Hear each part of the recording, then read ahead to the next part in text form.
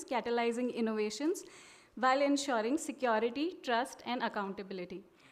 As we stand at the cusp of technological revolution, the extraordinary growth and deep integration of AI into society worldwide have made it clear that a robust and comprehensive governance structure is not just desirable, but essential.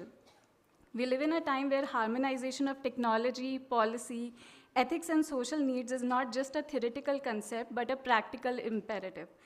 This panel discussion is set against a backdrop where a swift momentum of AI, spearheaded by GPI Nation, is going to reshape the world.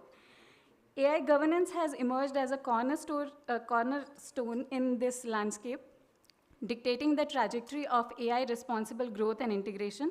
However, the path to effective governance is riddled with complexities and challenges. It demands international collaboration grounded in universal principles of responsibility and ethics to ensure that development and deployment of AI serves the greater good. Yet, the road ahead is not without hurdles. AI influence spans a myriad of global issues, from climate change to essential sectors such as health and education. The lack of clear progress metrics in AI governance poses a significant challenge in evaluating the effectiveness of various approaches. Moreover, geographical imbalances and differing priorities between global south and global north add layers of complexities in this endeavor. As we embark on today's discussion, let us remember that the essence of international collaboration in AI governance, it is the beacon that guides us towards the future where AI is developed and deployed in not just with the technological precision, but with a moral compass that aligns with our shared values of responsibility and ethics. With these thoughts in mind, I would now like to invite our esteemed panelists for today's session to join me on the stage. Mr. Abhishek Singh, Additional Secretary, MeitY.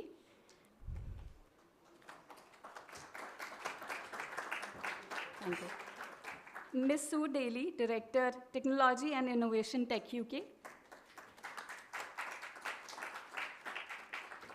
Ms. Baratang Mia, Founder and CEO, Girl Hype Women Who Code. Ms. Thomas Schneider, Chair of Council of Europe Committee on AI.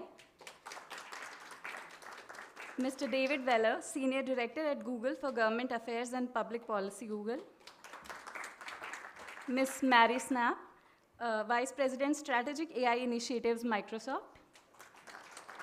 And Ms. Karine Perset, Head of AI Unit of OECD Division for Digital Economy Policy. Thank you so much. As we gather together to embark on this insightful journey, let's commemorate the occasion with a group photograph capturing the unity and commitment of our distinguished speakers towards shaping the future of AI governance.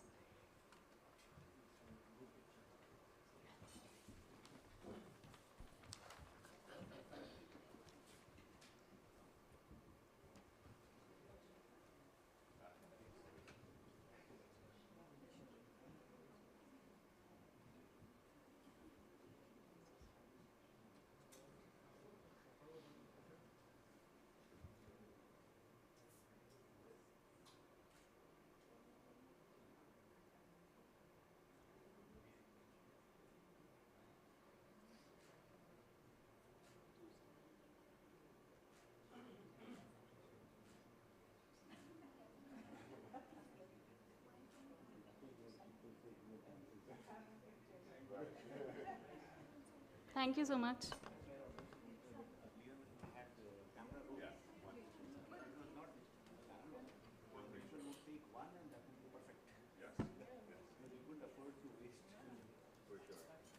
So before we dive into our panel discussion, it's my pleasure to introduce the moderator for today's session, Mr. Abhishek Singh, Additional Secretary, MeitY. Sir has a wealth of experience in governance and policy formulation and a deep understanding of the intricacies of AI and its global impact. He's exceptionally positioned to guide us through today's dialogue. Please join me in welcoming him. And with that, I hand it over to Sir to lead us into what promises to be a thought-provoking and enlightening session. Thank you so much. Thank you. Thank you, Sukanya, for this interesting introduction. And I am amazed at the panel of speakers that we have today. and the audience that we have on this Wednesday morning, after the deliberations that we had yesterday in the inaugural day of the GPA Summit 2023. Yesterday we had long sessions in which some of the issues related to were discussed. In fact, even in the official Executive Council, Ministerial Council, the agenda is something that we'll be discussing today. But given the diversity, given the experts that we have on the panel, we'll be able to get the perspective from various angles. Amandeep will be joining from who is the UN Tech Envoy, the UN Advisory Group. We have OECD, who has been leading the efforts on AI governance, AI regulation, how AI should be shaped up. The OECD principles have been long-standing guiding principles. We have the tech experts from none other than the Google and Microsoft, who very often determine what is to be done. We have Thomas Schneider, who has been like leading the efforts in Europe with regard to how AI should be regulated. We have Bartang, who has been like a pioneer when it comes to like how do we ensure balance, how do we ensure fairness, how do we ensure inclusion. So her insights will be very, very great. Sue Daly from UK. So we have a complete overview from the UN to the OECD to the European Union to the UK and to the big tech and from the civil society inclusion perspective. So we'll head straight into the topic, which reads like International AI Regulation Catalyzing Security, Trust and Accountability. So when we look at that, the various dimensions, the ecosystem in which we are living in. We had the G7 Hiroshima process, which laid down how GPA and G7 will work in shaping the governance mechanisms and how AI should evolve. We had the UK Bletchley AI Safety Summit, which came down like in what ways the world can come together to ensure that we are able to be safe, secure from the developments in frontier AI. And the declaration that came in and the follow-up that's going to happen in Korea and France sets the backdrop for this. And the G20 declaration also came up with similar declaration, like how the world needs to work together, how do we need to harmonize the regulations, how do we need to create an ecosystem in which we can have an ideal balance between innovation and regulation. So I would start the conversation today with Karin and Karin Perset from OECD. And OECD has been at the forefront and a very important stakeholder as part of GPA also, and they have been playing a key role in the development of overall AI governance framework, the OECD principles and all. And from that point of view, I would like to ask, what is the importance of having a harmonized and common understanding of the term artificial intelligence across borders? How can we work towards a technology-neutral definition of AI which can stand the test of time given the ever-evolving and unpredictable nature of AI? Thank you. That's a very good question. And definitions are always hard. But they're harder the longer you wait. So if you have different definitions being adopted in by different organizations or different jurisdictions, then it gets harder to. So we developed the first definition of an AI system in 2018-19 with an expert group composed of technical experts, researchers, policymakers, business representatives, and so on. And that definition was the only sort of internationally agreed definition of an AI system.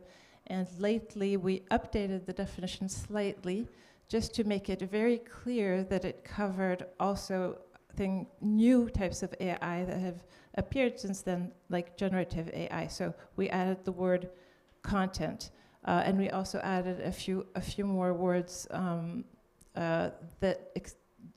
characterizing what an AI system, what it does, characterizing that it can adapt over time in some cases. And then it's very complicated, of course, to get a consensus on what an AI system is. And it took us a year for just a few words difference. But this is accompanied by an explanatory memorandum that gives a lot of detail of exactly why we picked which words and what these things mean in the context of the definition. Thank you. In fact, the right perspectives, and that's where we need to, like, as technology evolves, how do we ensure that when we look at definitions, how it keeps pace with the evolution of technology, and especially with generative AI, that's become very, very obvious. This brings me to Sue Daly, who has been leading the work on innovation, on technology deployment as part of Tech UK, and you've been working with the various entities in trying to ensure so.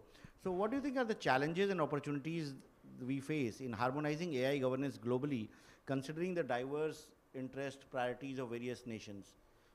Yeah, and a great question. It's a real pleasure to be here, and thank you for the opportunity to be part of GPay and this wonderful panel. I've got slight imposter syndrome, but here we go. Wonderful question. Opportunities and challenges in having a globalized and harmonized approach to AI regulation.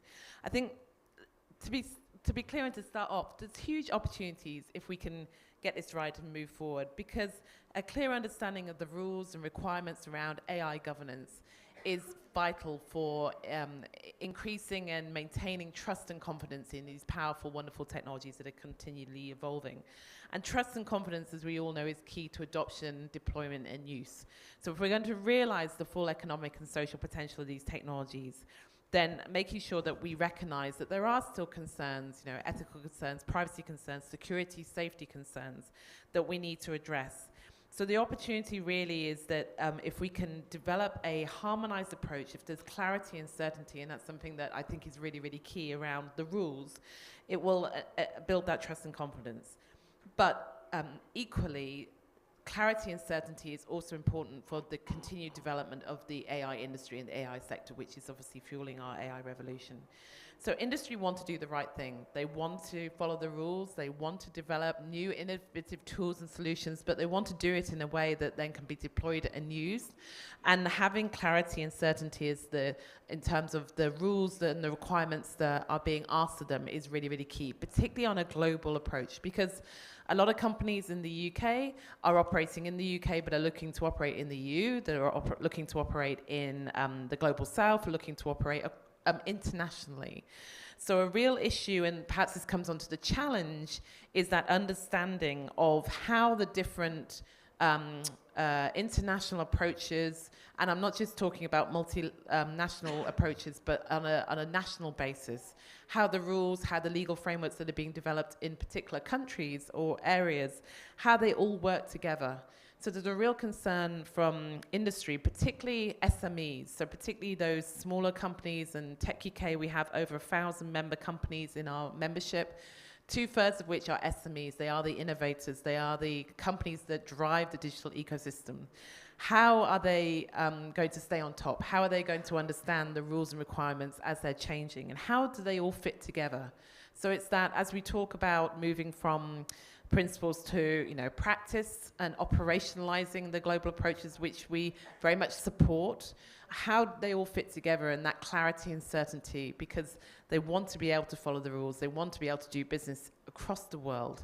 But I think that's a challenge that we will have to face together as we move from not just, of course, the discussions that we're having right now, but as we move into operationalizing these global approaches to governance of AI. Thank you.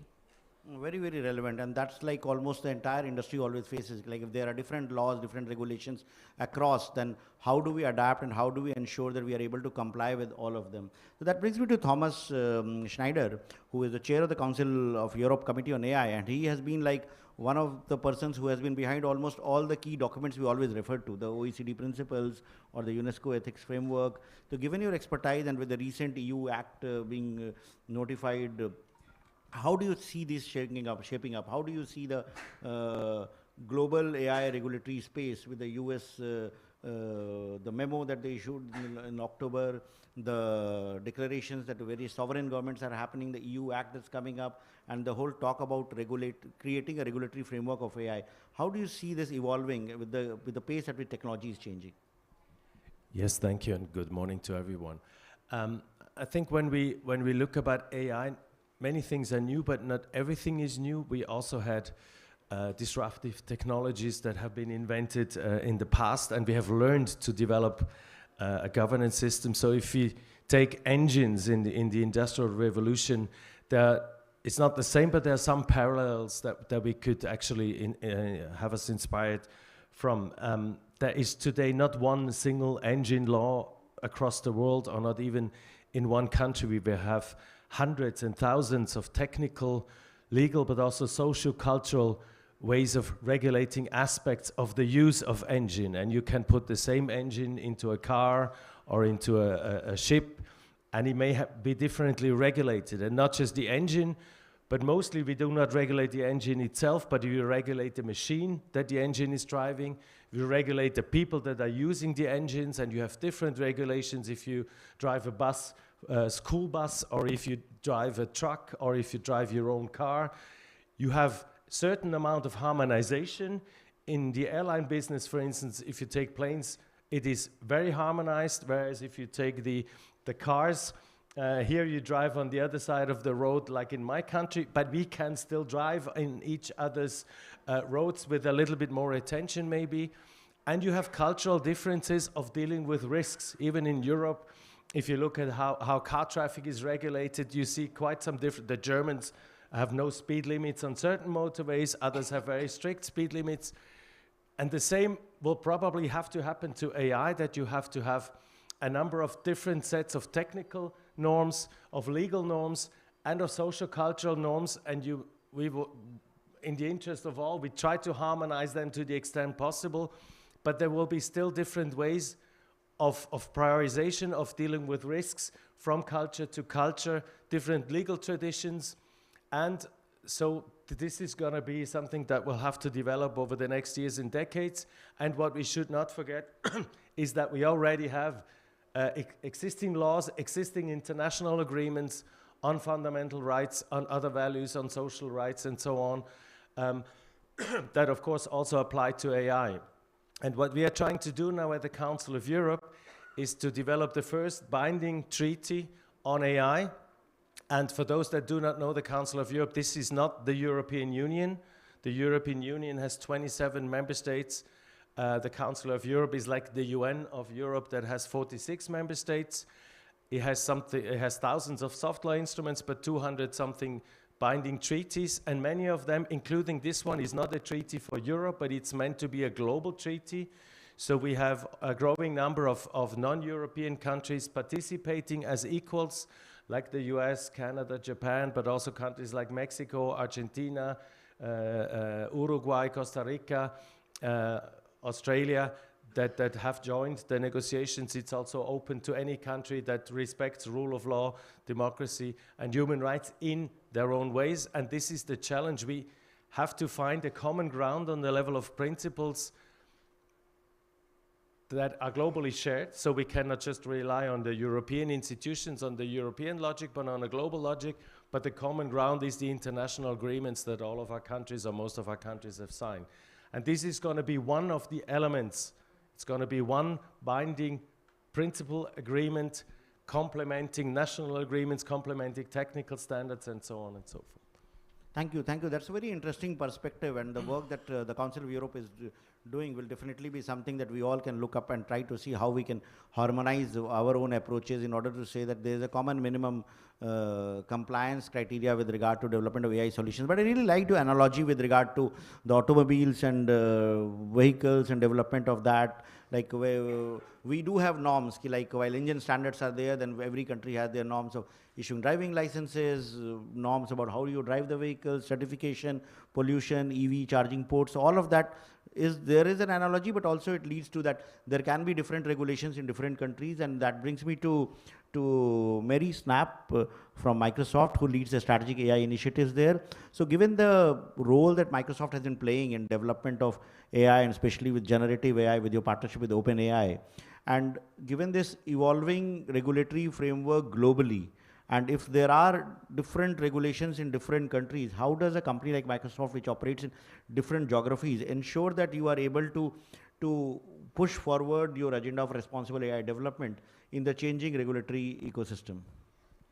Thank you very much. It's just an honor to be here today. I really appreciate the summit founders inviting me. Berateng, my co-panelist, told me that she has been to India 8 times in the last year, and this is my first. So I really appreciate the warm welcome. You ask a really great question.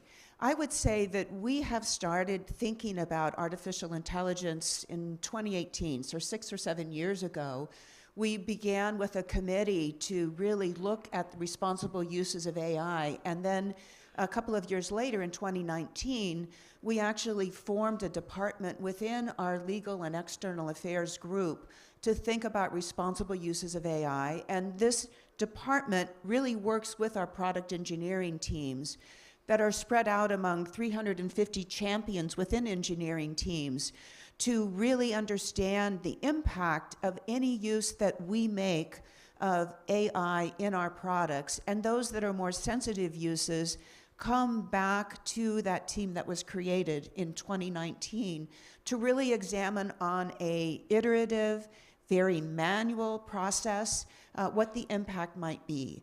The team is composed of not only lawyers, but sociologists, anthropologists, other policy people, as well as engineers. So it's a very, very diverse team. But as we think about how we deploy artificial intelligence and generative AI, we think about a framework of 4 or 5 different things. And a number of the panelists have identified some of them, but to go just a click down, I think first of all, we would say, let us look at the standards frameworks that today exist and see what we can adapt and borrow from. And that might be something we've learned from privacy or security or digital safety, or it might mean an international standards body that thinks about science and technology. So let's look to what we have, first of all, we would say. Second is, we really believe that we need to have a regulatory framework. And that framework really should be based on the technology stack. And so if you think about it, you start at the very highest level, the applications, so the kinds of uses that you all are making of AI every day in your products and services, and ensure that we apply the laws and regulations that already exist, that potentially adapt and that focus on things such as unconscious bias and fairness. At a little bit further down, you've got the large language models, which are actually the huge body of data that enables us to really acquire answers and get them formulated in such a way that they're actually useful. There will be an important need for a trustworthy development of those large language models and ensuring that some of those are also registered and in a standardized way. There are thousands and thousands and thousands of these large language models. So, again, this is this process of setting standards and goals and allowing individual innovation with the development of the technology. Further down in the stack, you actually have the data centers where the data, resides. They are all over the world. I understand that there are at least 2 data centers in India with maybe 1 more to come. It is important that those data centers are as secure as possible. And that means secure on the exterior perimeter, but also secure in terms of cybersecurity. So as we think about those kinds of things, you've got that framework. Apply the standards that we can apply today. It's also important that we understand that humans need to be in control, that there will need to be some safety breaks. There will need to be places where we have built safety in by design, but there will need to be a failover on a sensitive use or a particular use in a critical infrastructure when the human is always in control of the ultimate decision making. So the artificial intelligence acts as a co-pilot, as a legal intern, if you will, for those of you who have that sort of a background, but that a human stays in control. The fourth thing that we would say is that it is incredibly important that we share information, best resources, particularly with academic and research institutions around the world, because it is important to ensure that the information and the technology is democratized so that it can be used by all. Which leads to the fifth thing, and I know other panelists will focus on, which really, how can we use the technology for social good? I look at the examples in India, the digital social goods and digital public infrastructure, and see things like the payment system, and see things like pensions and those sorts of things, which are really made much more efficient by artificial intelligence and enables us to really address those social good issues through public and private partnerships with the government, with companies like Microsoft and Google, with nonprofits, with government agencies. So that is sort of the broad framework that we think about that can be adopted, we hope, on a worldwide basis. The goal is really to harmonize at those high framework levels, but to allow individual innovation, not only by companies, but by countries as well. So I look forward to the rest of the discussion. No, thank you, Mary, for your very insightful insights, ranging from a diverse range of subjects, and that also like kind of brings in like how even the big tech companies are actually thinking about responsible AI framework and complying to that. That brings me to you, David, because Google is again another company which is building large language models, will building AI products, which has a storehouse of data available to them, accessible to them. So given the way technology is evolving, how do you think companies like Google can work with international organizations and governments to strike a balance between innovation and responsible AI governance to ensure that the technology that is developed is compliant with the ethical standards that are being imposed?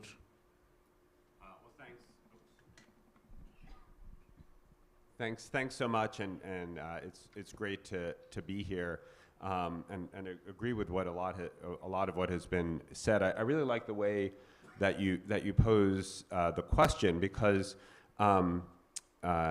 probably India is not a place where people snowboard, because there's probably maybe in the far north of India, but in snowboarding, like skateboarding, there's something called a half pipe, right? And you go up on one side or the other. And I feel like over the past couple of years, we have been in a half pipe regarding AI, of going from extreme discussion or sort of focused, exclusive discussion about risks and concerns and responsibility of all different types to AI is going to solve all problems and the incredible promise of AI. And we need to have, we need to be talking about both, and B, we need to be doing it in a way that that is factoring in how one relates to the other. So I think it's really important that as we think about incentives for companies and for the whole ecosystem, that we're focused on both things. And I think international governance has a really key role to play here. On the sort of one side of the half pipe, and again, I don't think we should go fully to the top. We should be somewhere in between on each side. But dealing with the risks issues, there obviously are real issues. We are never going to fulfill the promise of AI without building that trust. What does that mean at the international level? And I think of sort of three elements. The first is really alignment on standards. We see this in cybersecurity and privacy and other areas. Most every government, most people actually have pretty common values about what we see around AI. And you will see 50 different governments say they want to promote trust in AI, and they'll articulate some of the core values around that similarly. How do you actually measure that? Right? There's this old saying, I think Lord Kelvin, that like, you know, if you can't measure it, it's not meaningful, right? So how do you measure that? How do you actually set the standard and then show assurance to it? And there's very good work happening at the ISO and the subcommittee 42 on AI, on risk management framework. Just as I said, just as we've seen in cybersecurity and other areas, we need to really work on that issue so that 5 different companies from different countries can give some, we are incentivized to work towards some common standards, then we can show to the external world. So that's international standards. The second core piece is having some common regulatory approaches. Every government is going to regulate in different ways, but there should be some element of harmonization, and there are a couple of principles there. Things like taking a risk-based approach, not taking a one-size-fits-all approach for AI. And I think your engine examples, Thomas, were terrific. And then the third is really cooperation around research, right? Again, most governments in the world are thinking about some of the same issues around sort of some of the medium and longer term safety risks around AI systems, whether it be exfiltration or data poisoning, whatever it may be, which we don't have clear answers to, and let's work together on research on that. And then I just want to take 1 minute to talk about sort of the other side of the half pipe, which we tend to, in the governance space, spend less time on, right? And I think sometimes there's this assumption, governments just need to worry about the risk, the opportunity stuff will just happen. Hey, that's not the case, and I think looking at the last generation of new technology, where again, and my company was guilty of this a bit too, that we thought, the internet was going to solve all of the world's problems. It doesn't. It doesn't happen automatically, right? There are other things that we need to do in terms of broader political, economic, social policy to ensure that these technologies truly benefit everyone and that the private sector is working on the right issues. And so the three things that I would just highlight there are, one, innovation infrastructure, right? Our government's providing the right incentives for inclusive innovation, for using data, for instance, that is broadly representative in how they develop models. Two, AI-empowered workforce, right? Companies will work on this individually, but governments can really set the standards, set challenges for companies like Google and Microsoft and others to work together and make big commitments on education in schools and education in workers. And then finally, broad, inclusive deployment, right? We can develop, our brilliant AI engineers can develop the most incredible technologies.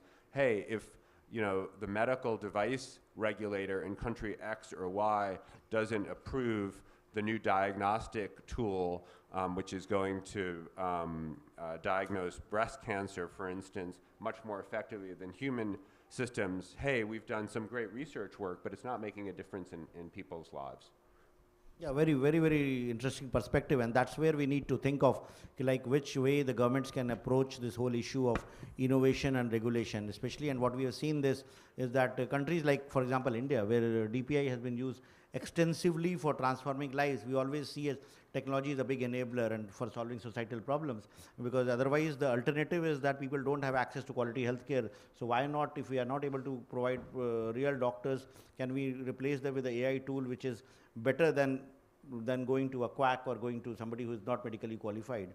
But that also brings in like this whole issue of balance between ethical considerations and the need for empowering people, need for inclusion, need for ensuring that all segments of society, all countries at a larger level are equally covered. And when we develop technology, it should not become that there are haves and there are have-nots. And it should not, the present state of technology, that there are a few corporations, a few countries who have larger access to technology and the larger world is not. And that brings me to Bartang Mia. She has been working at this inclusion issue, like how do we ensure that girls get an opportunity, women get an opportunity to play a big key role in the technology sector? How do we ensure equitable development, inclusive development of technology without any bias and fairness? And we are looking at similar issues with AI at the larger level. How do you think we can make AI more inclusive, more ethical, more responsive?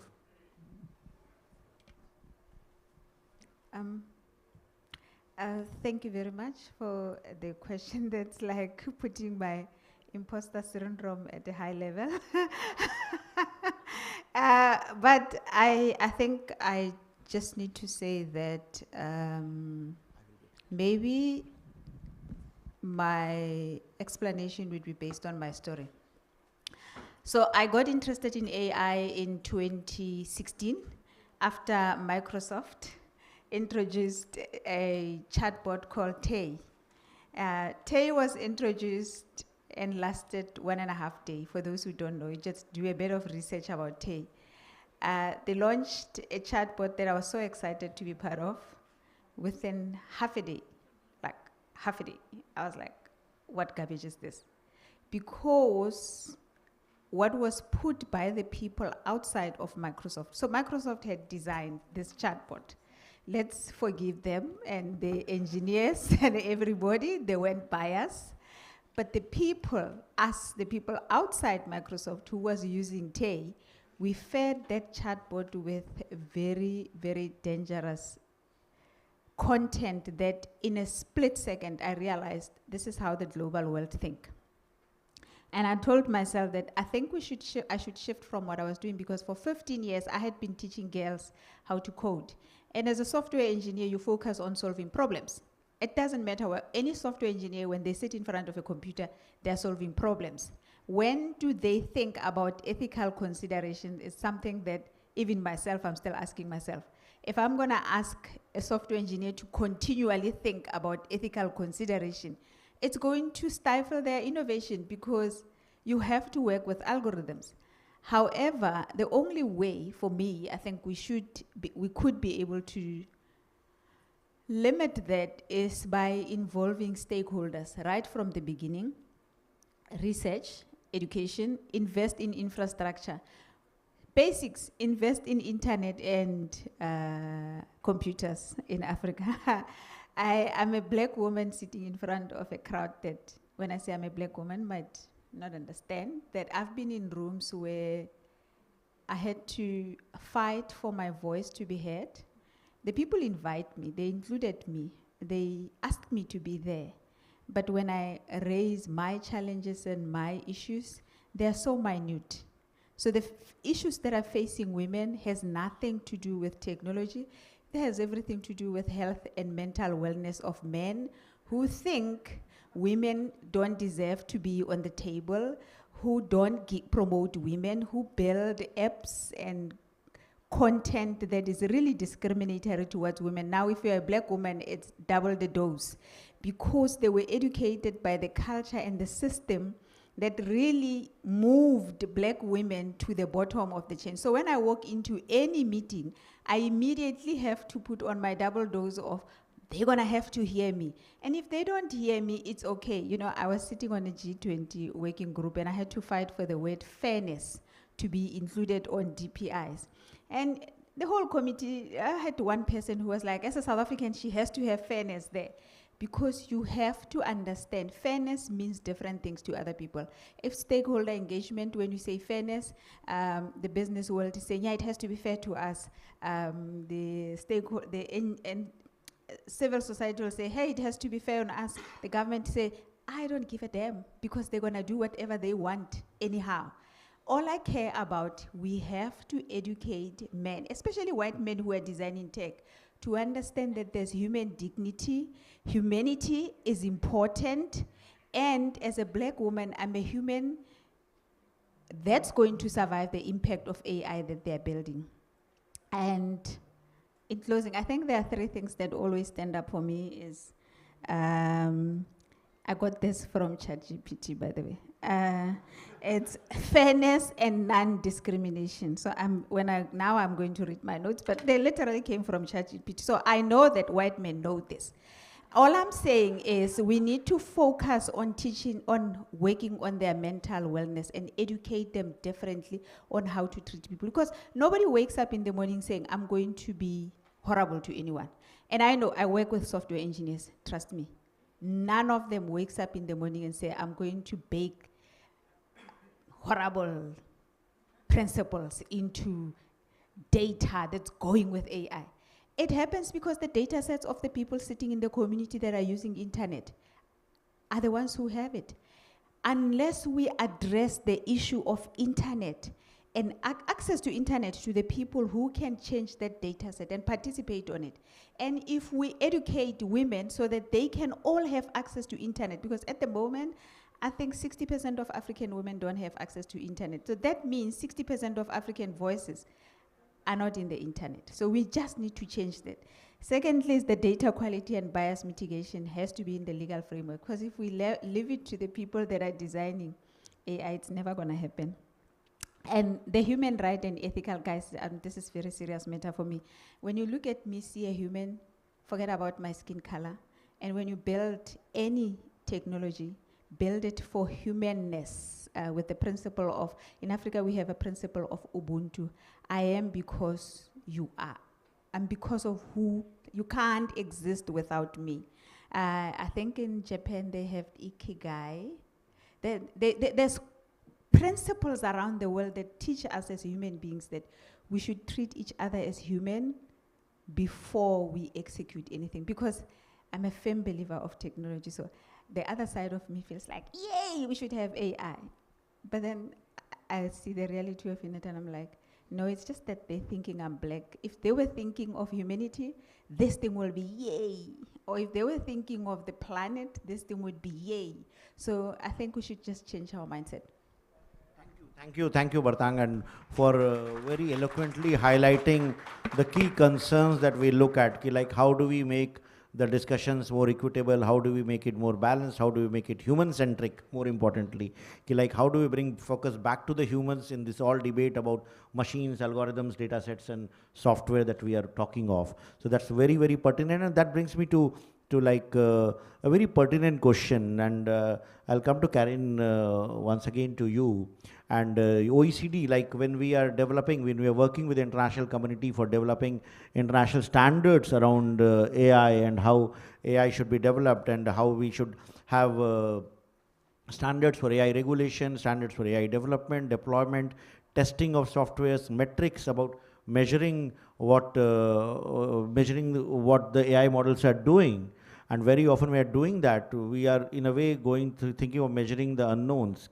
So when we do such development of AI standards, how do we balance what the voices that Bartang mentioned? How do we ensure that the voices of the low and medium income countries, how do we ensure the voices of global south are also represented when we are developing the standards which will ultimately apply to the whole world? So this is a really important question, and I think the reply is really dialogue between these different countries that are going to have different priorities and have different red lines, and that are going to have different needs. But the needs, they'll have different needs, for example, in terms of access to compute, in terms of access to skilled labor, in terms of access to data. And so how do they and importantly, they can very much learn from one another. And so that's really what the OECD is about countries learning from what works in other places that are similar, and what can countries do to improve. And I do want to agree with what was said before, that regulation and or standards are really very important to allow to provide a level playing field for companies, so they're not competing in a race to the bottom, and for countries as well. And it's incredibly important because the impacts on economies and societies really require some guardrails, so that we make sure that AI is human-centric. So we want to, at the same time, strike that balance in regulating AI to some extent, and also promoting its use for its incredible beneficial uses. And that's doable, but it's hard. So I think the thing that what we do at the OECD, which is we agree on some red lines. We have to agree on some red lines. Where do we not want to go with some of this technology? And then another thing that's very important is it's very important to regulate at the right time and not too early, because we're not sure where this is going exactly, but not too late, because then we've already got systems that are out in the wild and they're impossible to govern, and also we don't. Yeah, at the beginning, we really don't want to stifle innovation, and so what I agree again with what's been said before, that in the case of AI, because it's a general purpose technology that can be used for so many good and bad applications, but particularly good, it's very important to adapt any kind of intervention, a policy intervention, to the context and be proportionate to the level of risk. I think I'd like to continue on the measurement component, which is really, really, really important.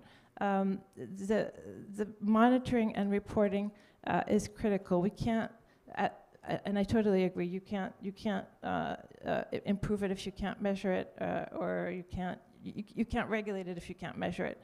But we do we do have measurements, we do have some evidence, and that's what we focus on a lot, is really on monitoring and reporting. For example, using live data on OECD.ai, where we're tracking things like trends and data at national level on venture capital investment in AI, on types of research conducted, on skills and jobs, on patents, on compute capacity per country, and cataloging national and sectoral policies on AI governance. And this is all to enable policymakers to research and analyze approaches. Usually they'll do that by comparing themselves to similar sized countries, similar profiles of countries, and see what works and what hasn't. Second,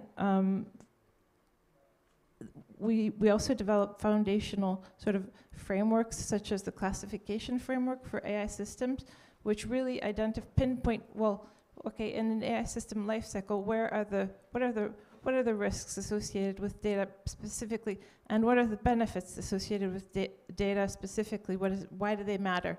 So we get into that kind of detail, so that to reach that common understanding of what is it we're talking about, and where are the strangle points, or the points where we have to be particularly careful. And then third, I think working on international interoperability, as, for example, in the definition of AI, the work on responsible business conduct, which we think is very important, and for example, incident reporting. So we think things are going to go wrong in specific sectors, and there's an annex in the EU AI Act which lists high-risk AI systems, but do we really know that those systems are going to be the ones that are going to be problematic? They might, and they might not, and we don't know what systems will arise next year or even later this year. So what we're doing is tracking incidents. What risks have materialized into actual harm?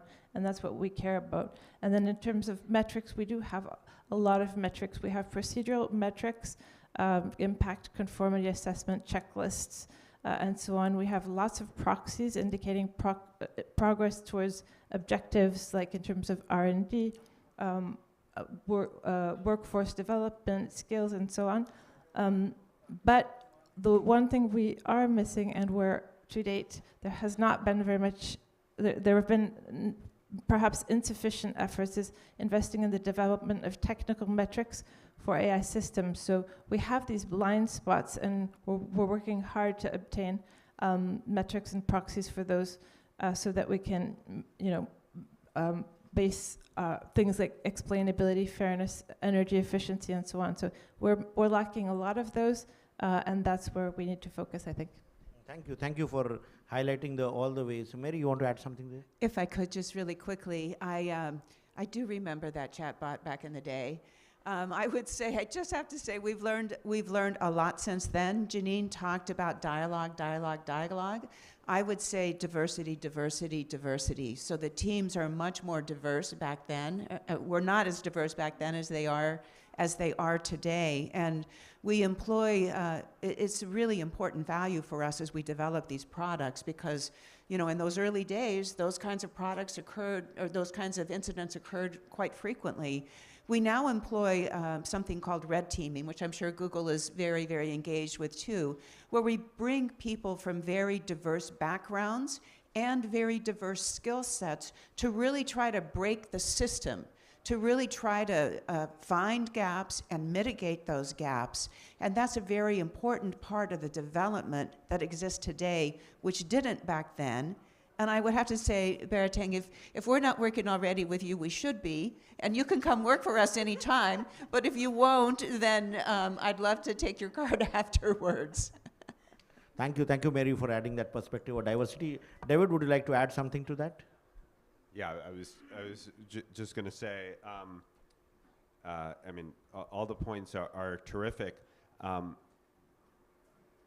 When I think about sort of data and product design, I think there are a couple of issues that you and others talked about, right? Which is what's available on the crawlable web, right? And this is a big problem, and we see it with an issue, for instance, around like image generation. In our early image generation tools, first of all, language inclusivity is not there, right? So, and this issue is very familiar in India, low resource languages. So what again, this goes back to government policy as well, but actions by multi-stakeholder groups to make sure how are we, of course, you ultimately address that issue by more people online, more inclusive internet, but even before that, there are steps that you can take to bring more languages in, more diverse image databases in. But what happened in earlier versions of these systems is, right, search for a doctor, you know, let's generate an image of a doctor, a professor, you know, and it is white men or men in suits or whatever it may be, right, or business meeting, right? So a lot of these things which, I don't know, you know, both looking at early internet as well as like Hollywood movies from 20 or 30 years ago, I mean, it's very cringy, right? So I think it's both building diverse teams, but then being very intentional on how we build products, both on the data input side, but then on the output side as well, that we have filters. So there are sort of, I think, social and team solutions to this. There are also technical solutions to this, and we need to build in those checks and balances across kind of the technology value chain. So that's the way, like very often what we hear is that when the governments and the regulatory authorities and those bodies developing standards, they say that these have to be done, then mostly the companies who are doing it, they respond by saying that yes, we have diverse teams and we have tried to keep in these filters in order to show that, in order to ensure that if the data input, the input data that is there has got biases, we still try to filter those things out and try to make things more balanced and more equitable and more fair. But I come to Sue Delhi here. Like when you hear all these conversations and when you see the way the big tech especially is complying with the standards or the regulation that is coming in, does it increase the cost of compliance, especially for smaller companies, smaller businesses, startups? How do they then compete with? On one hand, we have the requirement of ethical standards and requirement of compliance norms, ensuring diverse teams and all. And very often companies like Microsoft, Google, they will be able to do that. But how does the smaller companies, new companies, upcoming companies, startups who are also building similar solutions, they view it and how do they handle such challenges? Yeah, it's a good question. It's probably a question that we'll have to continue to ask going forward, particularly as all these developments and the regulatory framework continues to evolve and moves forward. It's an issue that we at Tech UK look at all the time in terms of how we advise on what governments are looking to do, to think about what this means for the innovators and the SMEs that are part of the AI ecosystem, the digital ecosystem. I think similar to some of the other panelists, we have to look at what we already have and perhaps also look at the approaches that we already have. So we had a similar challenge when GDPR, when the data protection, the EU's data protection framework was introduced, that's now obviously been replicated in other areas. So, you know, how can you make compliance, we always say easy, not hard. Standards come into that. There are other regulatory approaches, codes of conduct, certifications that can help people and organizations to comply with what they need to do. But again, it's that clarity and certainty of, okay, if I'm working in this particular sector or I'm working in this particular area, what do I need to do? So a risk-based approach is absolutely key. There'll be some high-risk areas where more compliance may be needed, but let's face it, there's lots of AI tools that are going to be used in very low-risk areas. So perhaps it's getting the compliance right in terms of making sure that the burden is not huge for a general-purpose AI that may be used in a very low-risk area compared to high-risk. And that's, you know, we very much support a risk-based approach that will help those innovators and help all companies to comply with what they need to do. But it's a challenge that we'll need to do and we'll need to work on together, and perhaps GPay can help with that through its research and through its work to identify and share examples of best practice from around the world of how can you do this and how can you do this well and how can you help people to comply going forward. I just wanted to say, though, just sitting here reflecting on, I'm sure you'll agree, a fascinating conversation. I'm a swimmer, so I'm trying to think of a half pipe analogy for swimming, but I haven't got there yet, David, but I'll let you know. But I was just thinking that there's a lot of work that's already being happened, of course, with the wonderful work of the OECD, with the UN, with the EU's AI Act, the UK's approach, the G7, the G20, the White House approach. There's lots of exciting approaches going forward. But I sense that now this is the hard work now. We have to really get into the devil of the detail about what these initiatives mean. But what I'm holding on to, to your point about how do we keep humans and human values at the core here, is that all the different approaches that we're seeing and have seen develop are really embedded in those ethical principles that we've been talking about since at Tech UK, since 2017. We held a digital ethics summit since 2017. We had our 7th one last week. Those ethical principles of explainability, of transparency, of safety, security, accessibility, those have been around for a long time, and they are embedded in the OECD principles, in the EU's approach, the UK's approach, the UN's approach, the G7, the G20. That's a good thing, right? So it's not the answer, it's not a silver bullet, but we're embedding those principles in from the start. Now the hard work is how do you operationalize them? How do you put them into practice? And obviously that's part of GPA's, at the heart of it, how do we turn theory into practice? So I think there's a real opportunity here for us to learn and share. But I'm sitting here thinking, the good news is we have those ethical principles and they are our starting point. It's just what we go forward from there to how we get it right. Thank you, Sue, for putting it. So Thomas, hearing all these conversations with regard to the need for regulation, the need for governance, the perspective from the big tech, the concerns from the civil society and Tech UK, how do you synthesize all of it when some Council of Europe thinks about laying down its principles, laying down its guidelines, which is more inclusive, which is applicable across the world?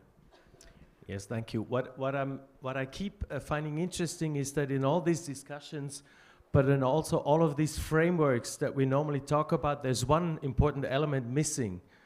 We're talking about like binding or non-binding guidance and rules, but there are things that are happening outside these rules. I'm talking about using AI like other technologies to kill people, to fight wars and so on.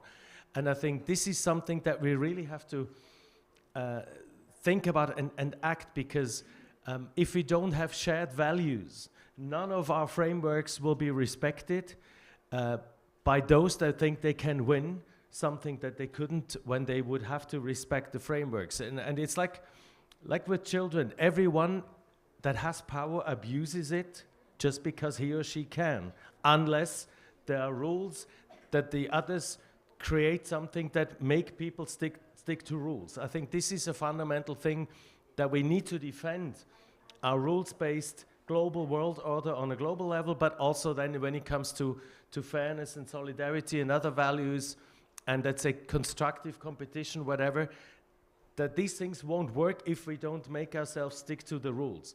And then the question is, how do you develop such mechanisms that where everybody is somehow represented? And in the internet governance world with institutions like ICANN and others, we do have some experience about how to try and do not just inclusive dialogue, but also how to have other stakeholders than governments participating in the decision making. And in many of the UN processes, like ITU has developed stakeholder participation. In the OECD, you have all stakeholders present.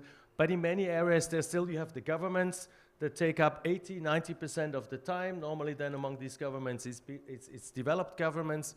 And then you have some time, we need to listen to non-governmental stakeholders, to business. Let's listen to what they say. But then the processes are not really made in a way that their voices, even if they can express their voices, that they make it into the decision-making. Also in the UN, there are some consultations. We have spoken to all stakeholders. But then in the end, governments tend to look at other governments' positions, and in the nice compilations of civil society and businesses that are somewhere on a website, you forget to actually go and have a look there. And this is something that we need to improve if we want to avoid that some people are the data, whatever is relevant, does not only reflect the minority of the people and their lives, but also the others. We really need to work on our governance mechanisms to create incentives that businesses and governments are forced to take into account those that have not been heard so far. And I think this will be one of the key challenges, in addition to strengthen a rules-based governance models, also to strengthen really inclusive governance models where all stakeholders are forced to listen to each other, knowing that the roles are different. For instance, at the negotiations at the Council of Europe, any civil society, any business, any academic institution can become an observer and sit in the room and make text proposals and criticize the proposals that come from government. Of course, and this is painful because it doubles the time that you need to discuss something, and sometimes they have illusionary proposals that they insist on, but in the end it raises the accountability of governments. Of course, governments are in the end the ones that will sign this treaty. And as if you work for a government, you know it's actually your parliament that will have to ratify it. So you can't just go for anything. You have to measure it down to something reasonable. But just the fact that they are sitting in the room and negotiating with you to some extent forces you to not ignore certain issues or get a certain balance right. So inclusivity, meaningful inclusivity is one thing, and defending a fair and rules-based order where you have principles that everybody can agree, but then leave it up to the culture to define the how to implement the principles is something that we are also trying to contribute to with this convention. Again, that is not a convention for Europe. It should be a global convention open to all countries and all cultures that respect human rights, democracy, and rule of law. Thank you. Thank you. In fact, that brings me to a very important aspect. Like, if it has to be a global convention, where do we house it? If it has to apply to all countries, where should it ideally be placed? And that brings me to Amandeep Garg, the tech envoy to the UN Secretary General, who has been the part of the UN. He's been a diplomat with more than 30 years. He was heading IDEAR, which is the health AI now, the CEO of that, and he has been at the cutting edge of this discussions, and very often has felt that what is the role that UN could play than that. So I would ask Amandeep to share his insights in what ways UN can help shape the discourse around universal AI regulation governance framework. Thank you, Abhishek. It's a pleasure to be here at GPAI, and congratulations to India for hosting this summit. There are a couple of special things about GPAI. One is the multi-stakeholder model, which previous speakers have referred to. The other is the attempt at inclusion. So you have countries not only from the global north, but some important players from the global south, and that's to be appreciated. And I think, going to your question, the ideal place where we can bring everyone together is, of course, the United Nations. We can have G1s, G7s, G20s, G29s, eventually G193 matters. And there are a few strengths that we can leverage when it comes to AI. First is, we don't have to reinvent principles. The principles are there. There is, as Thomas mentioned, there is rule of law, there's the Charter with its principles. There are the human rights conventions, which give you a pathway to accountability. There is the Sustainable Development Goals framework, which provides you with purpose for AI. So why are you doing AI? To develop cool products and services, make a lot of money, but also to solve societal problems. And Anandan is here, things that Vadhvani AI is doing in agriculture, in health, and in other areas. So that's an example. So the SDGs framework gives you the purpose also. So you have the principles, you have the purpose, the why of what we are doing. And then going back to this discussion on standards, on regulation, we need to bring things together. Standards is not only about, let's talk to each other so that our standards are understood better. It's also about developing standards together. And we can leverage the work that's been done for decades in the ITU, in the ISO, in other standards developments organizations, including multi-stakeholder ones, IEEE, and so on. So there is a set of practices out there that can be used to develop and harmonize standards. And then some of the standards being talked about today are, frankly, that's good engineering.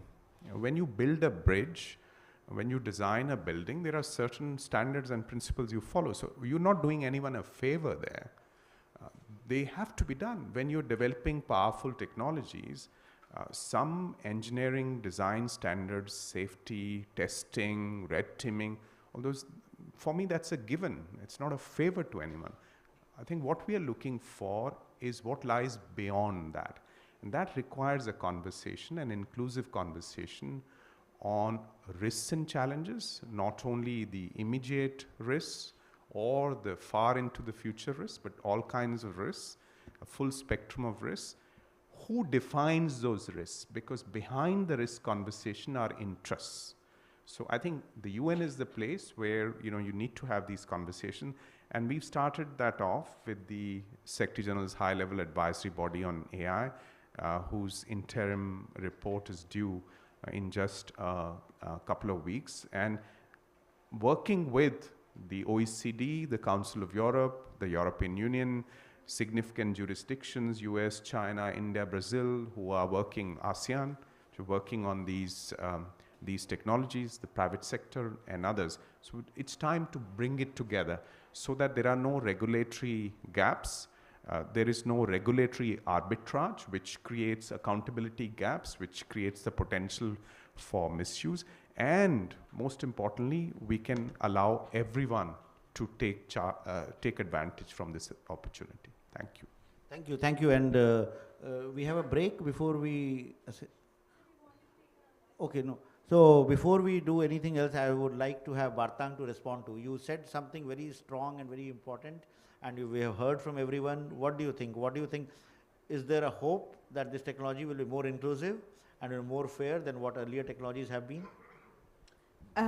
When I'm listening to them, I think there's hope. I believe that tech on its own, let's forget about human beings because we just screwed up. But tech on its own, if we go around building it the way we are, Mary said it, so like with stakeholder engagement and getting everybody to build it and make sure that we mitigate that bias is not included. Tech will be able to survive and change the world because it's meant to solve problems.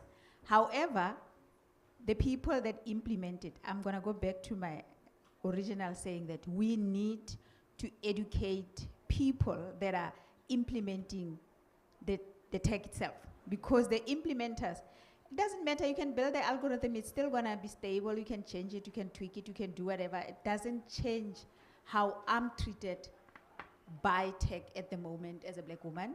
It doesn't change whether I'm going to be employed over a young white man sitting in the room, because the data in itself has such a lot of bias baked into it. So we change that, and then we have a better future. Tech will change, and it will make, it's like an equalizer that will be able to help us achieve what we want to achieve as human beings. And then we have to have mental health, wellness training for human beings to change their biases and implement tech properly. Thank you, thank you. So we have had 2 rounds of questions. Now we will open it up to the audience for their questions. Yes. We have a mic which can... Yes. Yeah, thanks for the wonderful discussion. I'm Anandan. The question I have is a little bit of a dilemma. See, in order for us to leverage the power of this technology, in particular LLMs and the generative AI, but all of it really, the more everybody can use it and build solutions to their problems, the better it is, which means some kind of an open sourced approach, however managed it is. But then the dilemma is, potential weaponization, potential misuse of exactly the same thing. And we have this in front of us, a very, very powerful technology. And to go back to what Bartang said, to some extent, it's not Tay itself, but it's the way in which it was used and attacked by the people that used it. How do we balance between the need to, to provide the opportunity to build great solutions with the risk inherent that anybody can use it with any kind of biased data that they have to weaponize it? How do we control that? David, you'd like to take it? Who? I don't have an answer for you, but I think you just laid your finger on a huge, huge, huge issue that we have to grapple with soon, very, very soon. The fact that AI has developed in an open source manner has been, just like the internet, has been in some way a happy accident of history. With this, academic ethos of openness and of sharing and of building upon one another, and now the many very of the experts, the top leading AI experts are saying, well, maybe this is now too powerful to let it loose because we don't have any way once an open source code is out there to then enforce any safeguards whatsoever. So just to say that I think you laid your finger on the problem. That's the problem. That's something we're working on right now. But we don't have. So we just have the pros and the cons. But in terms of what do we do, we don't know yet. I like India's DPI model. I think it's somehow try to address what you are asking. Everybody's data is there. We're working with the fair data. And then the other thing that I wanted to say is, at the same time, we need to educate people. If you have, especially women, if you have women that are uneducated, that are illiterate, that are not participating on the internet, you're literally leaving people powerless, and you expect them to play at a high level, which is like decision making so you have a situation where Baratang is always put in panels to speak about women instead of speaking about important issues. It is important to me, but that's the situation because now you have a few powerful women sitting and speaking whilst we could educate everyone on just basics. So invest in basics, infrastructure, give people computers and internet, guys. It's not a big machine. It's just a simple thing to do. I know Microsoft and Google and everybody can do that. Skills and access to knowledge.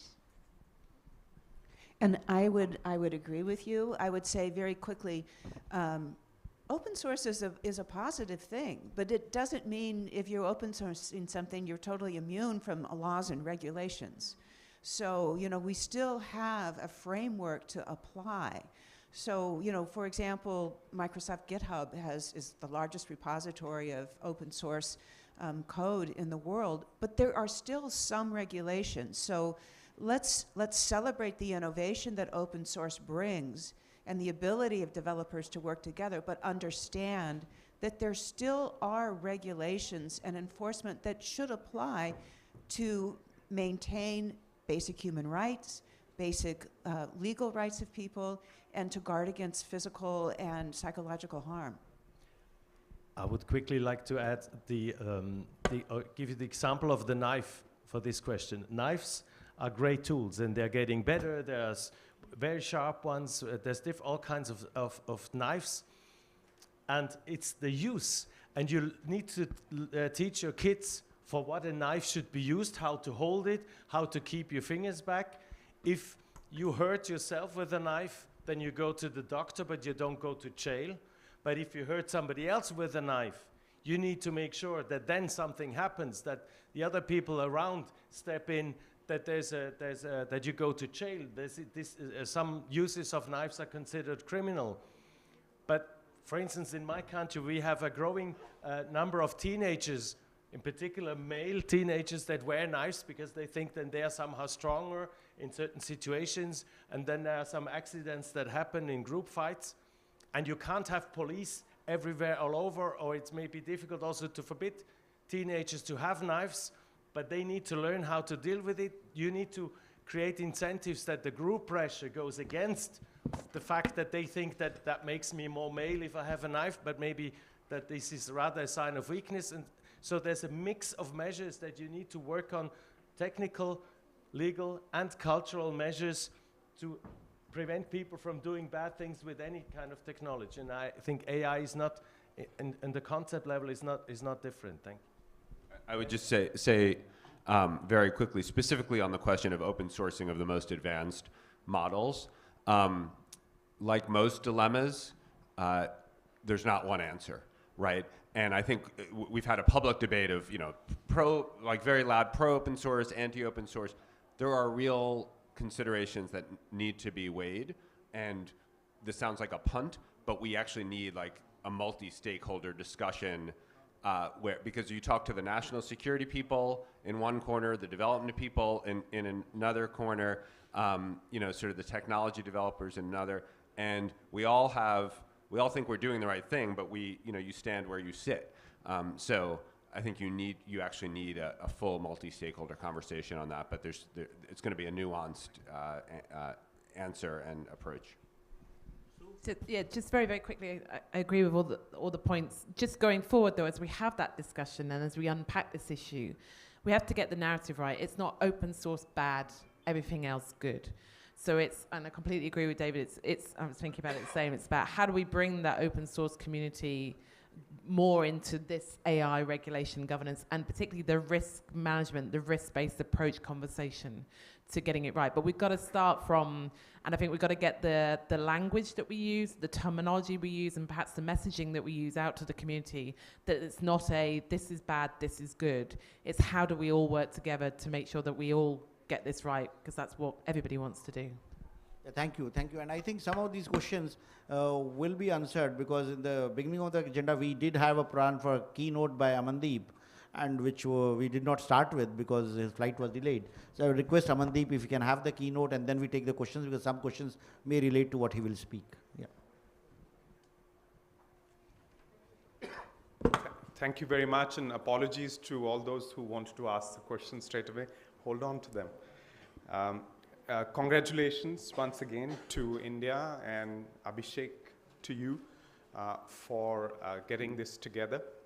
GPay has many strengths, and one which I neglected to mention while sitting down with the panel is this focus on multi-stakeholder analysis, research, and making knowledge available on what's the direction of technology, what are its applications, what could be problems, etc. So this is very, very valuable, almost like a global public good that GPay is helping produce.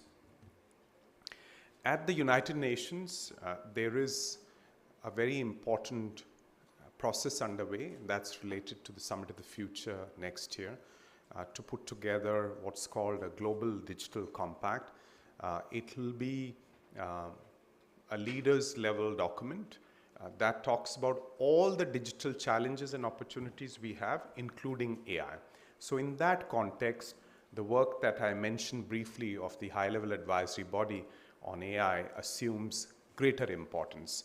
So the report of the advisory body will feed into that process and will allow the international community in that grouping of 193 to take certain decisions, if it so wishes, to put the international governance of AI on a solid institutional basis going forward. Now, what are the substantive areas that are under discussion, under consideration today? One, of course, is the area of opportunities. I think for many in the global south, in the developing world, these technologies are seen as an opportunity to leapfrog existing challenges, bottlenecks around infrastructure, government capacity, human resource, availability of capital, etc. So it's natural that the mood is more positive in certain parts of the world, and therefore we need to think about what are the areas where the opportunities are maximum, where there is low-hanging fruit. Is it agriculture and food security? Is it health, public health in particular, the last mile gap in health services delivery, education, the green transition, etc. And then more importantly, we have to ask ourselves what is needed to realize those opportunities. So today you have a problem with compute resource. So for the next 2-3 years, you're not going to be able to get the GPUs that you need if you're going to do this in a massive way. So there is compute resource, there is data. There are only a few places where you have that scale of data sets. The possibility of using almost internet scale data sets. Most other places you struggle, including in Europe, in India. So an effort is needed to bring public and private data sets together to create the right economy, right ecosystems around data, so that people can share data without fear of privacy being compromised, data being misused, or value being extracted unfairly. So there's a lot of hard work required. So this is the next paradigm, going from the identity layer, the payments layer, as in India they say the data empowerment and protection architecture. So I think that's key to realizing the opportunities. And then there is human resource, talent. So we need a special push, and the SG's high-level advisory body has been looking at this to nurture talent. Talent at the junction of agriculture and computer science and modeling, health and AI, and so on. Now, there are the aspects related to risks and challenges. So opportunities and enablers, risks and challenges. And there's a nuance, because challenges are important to consider for governments and all stakeholders. The speed of tech development, the opacity around some of these models, etc. And risks are obvious. The short-term risks around bias, discrimination, exclusion, misinformation, disinformation. I think the Prime Minister of India spoke about some of these risks yesterday. And then you have medium-term risks around displacement of jobs, the impact on the social contract, the impact in terms of our societal relationships, mental health, societal well-being, as more and more of human interactions are mediated by agents. And that's the coming wave in generative AI. You have longer-term risks around weaponization. That's mentioned in one of the questions. Loss of control. For example, if you use these technologies at a massive scale in the financial sector, and if you have loss of control, there could be implication not only for the capital market that's immediately implicated, but it could have global implications. It could even lead to dramatic situations in some parts of the global south. And we need to kind of have a common framework for assessing these risks and land them in the right context in different regions. Because if you are more of an open source champion, you are likely to handle short-term risks better. More eyes on the ball, on the challenges. But if you believe in the kind of longer-term existential risks, you like to restrict who holds these technologies. So we have to be able to disentangle this web of incentives, conflicts of interests, and where you assess, where you sit is where you stand, those type of issues through a science-based approach. And the UK AI Safety Summit made a start with that, and the AI advisory body is taking that forward. Finally, I want to speak about the third substantive area, which is international governance of AI. Today, you have a number of initiatives. In fact, last 1 year, there's been a further proliferation of initiatives on the governance of AI.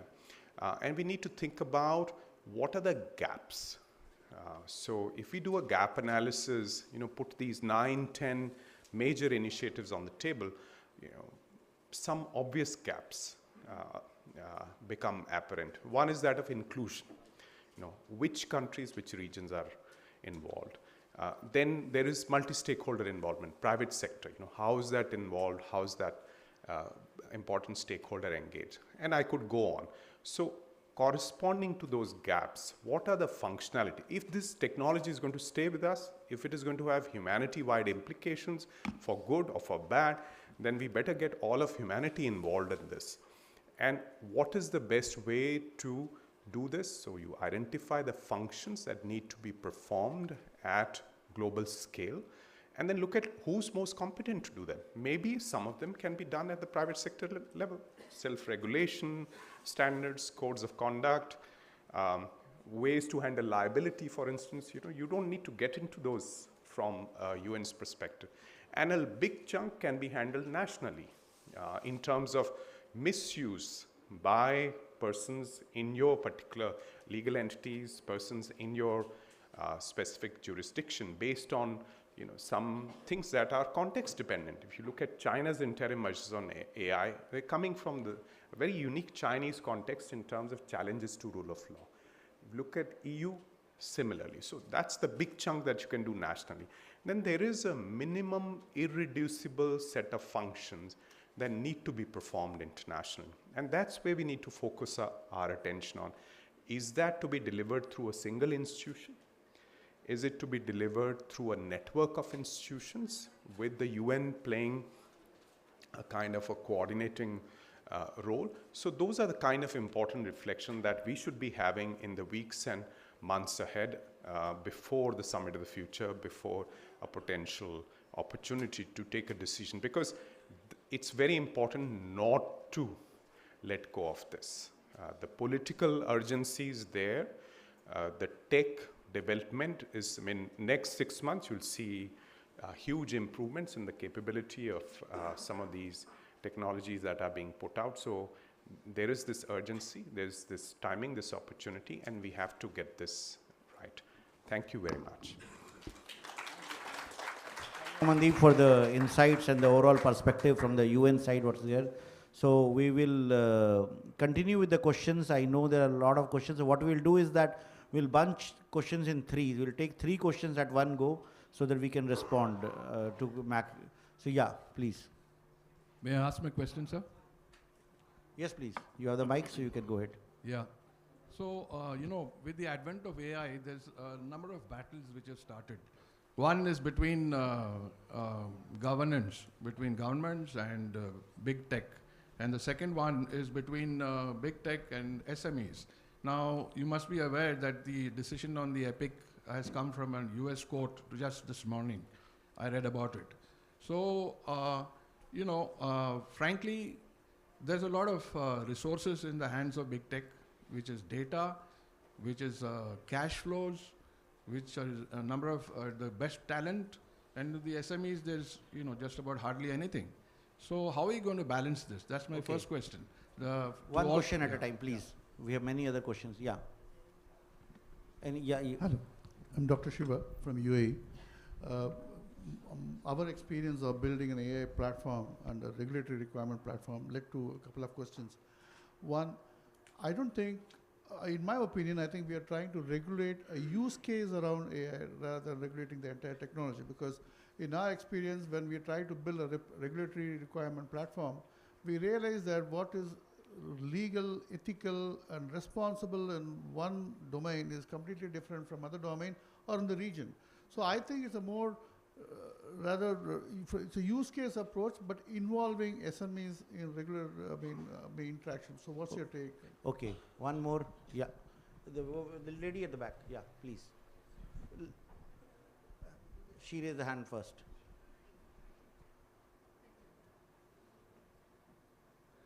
Quickly, yeah. Thank you very much. Shimona from ORF. We've spoken of harmonization and interoperability of regulatory systems, but the fact behind the fiction is that most countries don't have comprehensive regulatory perspectives around AI yet. So in that case, how are we looking at international regulation around AI, and what facets are we considering to be most important? Thank you. So big tech versus SMEs, what Sue was mentioning, the different definitions of ethics around the world, and international regulatory framework, which we are discussing as part of this. So, David, you want to go? Sure. Maybe quickly on big tech. All I will say is technology markets actually are quite dynamic, right? No one heard of OpenAI 5 years ago. 7 years ago, no one heard TikTok. That's where the majority of Americans under 25 are spending their time, most visited URL, et cetera, et cetera. And ultimately, like these sort of ecosystems, unless they're built in a way that everyone can prosper, and there's small businesses can build on broader platforms, those platforms are going to run into trouble. Regulatory scrutiny is an important part of that. We will be sued sometimes. If we've misstepped, we'll lose. That, I think you mentioned a particular case. We'll see. That's still in the courts. And there are ways that government policy can promote interoperability, right? Individual consumers should be able to move from one service to another and take their data. We should be promoting open systems. So, I know we will be held account. We should be held to account. There are fair rules around that. We'll probably disagree about some of the details, but I think ultimately we need policy and rules that promote that kind of openness and interoperability, and that will help small businesses. Anyone else want to take that?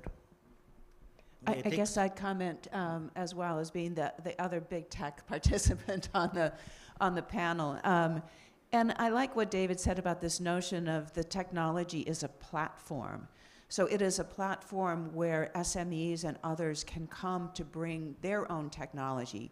Now, it is true, just to really state the obvious, that it is quite expensive to build and put a data center in place, and regulatory rules are very, very precise about that. But there are many, many more layers to the stack of the technology.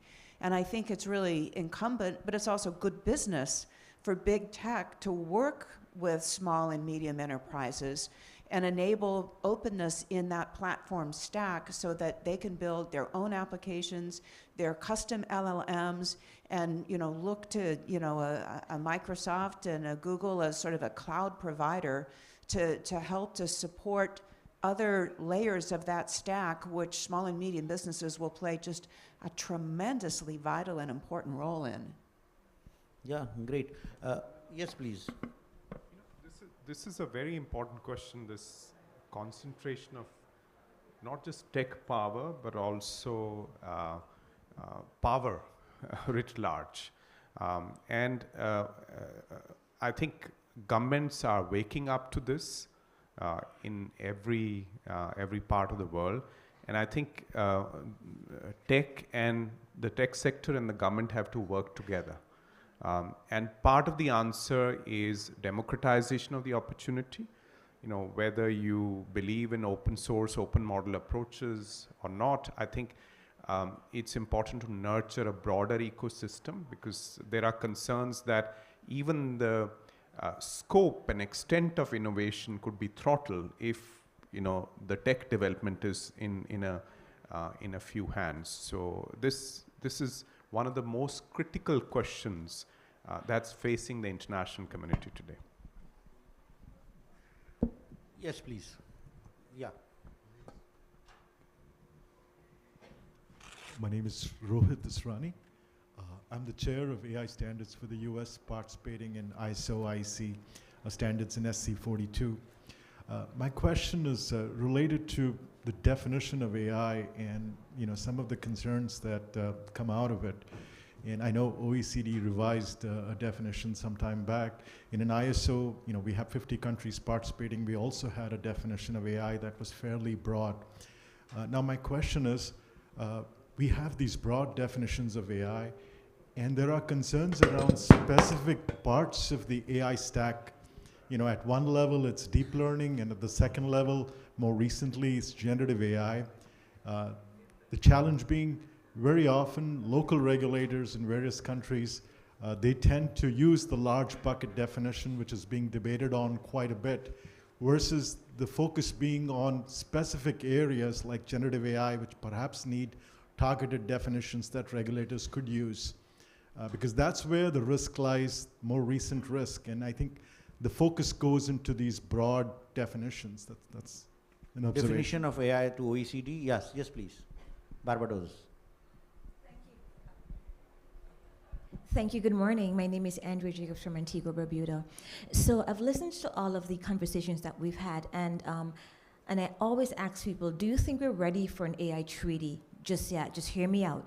So I have the privilege and the honor of negotiating the Paris Accord.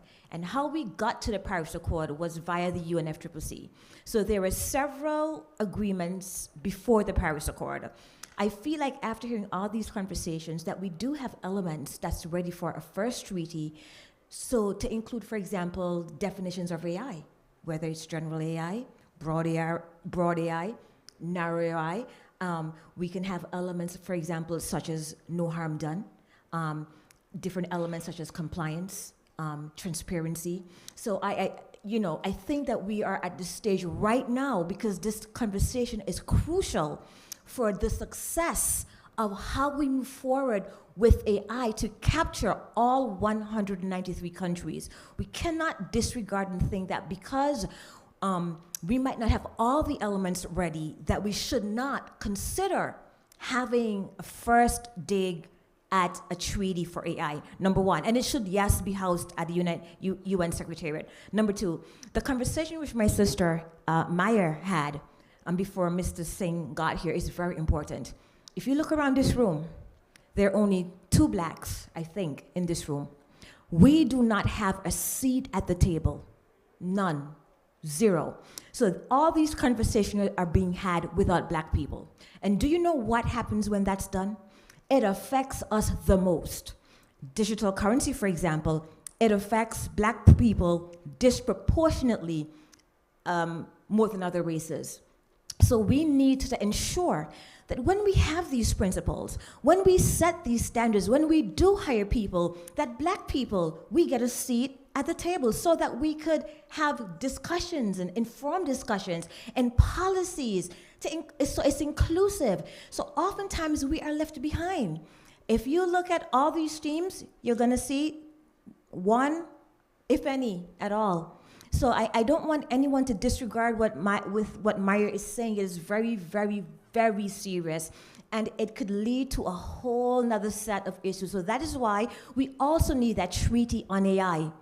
It will at least get us into the space to negotiate what the definition is, to negotiate all of the standards, to negotiate the elements, because a standard for you is different from a standard for me. It affects me differently from the Caribbean than someone from India, than someone from, let's say, the United States of America. It affects all of us differently and disproportionately. So I urge you to consider what I'm saying today, because we need to have these conversations going forward, and I thank you. Thank you, thank you. Definition of AI and AI which is more representative, more balanced. Yes, please. Thank you very much for a fascinating discussion. Thomas, I was really interested when you drew on this analogy of previous tech and how we thought about regulating it, because we are 20 years now, more than 20 years, coming up for 25 years, to the World Summit on Information Society, which tried to get us a principles-based approach and a development-focused approach for the internet, and to think about that going forward. And some of the lessons there, I think, could help us as we think about AI governance. And some of the fantastic advantages, but we also need to have an honest discussion of 2.6 billion people still not online. We need to think about the consolidation of the industry of digital platforms in concentrated power. And we need to think about the fact that we have significant harms online. And we have not been able to find neither national, regional or local resolution of how to treat that, or industry-led. So I do think in thinking about a discussion on AI governance, we should reflect also on that experience, the positive and the negative. I'd love to ask the panel's perspectives. You all talked about the value of a risk-based approach to any sort of AI governance. In that, where is the role of foresight? Horizon scanning or strategic foresight, and who should do that? Where should that be done? Is that a national function or is that a local function?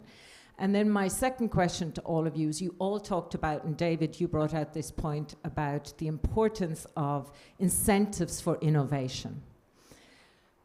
But if we think about AI governance for the public interest, how do we incentivize education and public institutions having the compute resources and the data access to be able to be participating and to educate public administration and officials for the next generation. I don't think I've heard anything. And what I fear is in many of the discussions about AI governance, we're not hearing about public institutions' role in this. Very good. Thank So very interesting perspective, very interesting questions, all three of them. The definition of AI, how it's changing, how it's evolving, then this whole issue about how to make it more representative, how do we ensure fairness, and that's the discussion that we had till late last night when we were discussing the ministerial declaration. How do we make it more inclusive? How do we ensure the global south, low and medium income countries get represented? And this whole issue about how do we empower the public institutions? How do we make them part of the overall AI discourse that is there? So panelists, Mary, you want to go? Oh, I was just going to quickly respond to the very last piece. As I described the regulatory framework in my early comments, one of the fourth framework should be partnership with public research and academic institutions. We absolutely agree. Probably the most important thing right now is sharing compute resources, which are scarce and are expensive, quite honestly.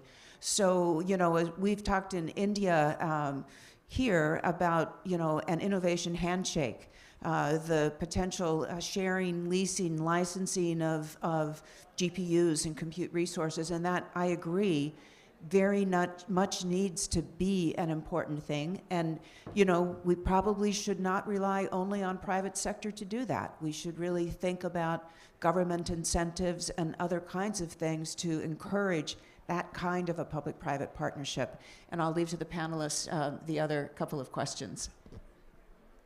If I may hook on the question about what we have achieved in the last 25 years or 20 since the World Summit on the Information Society.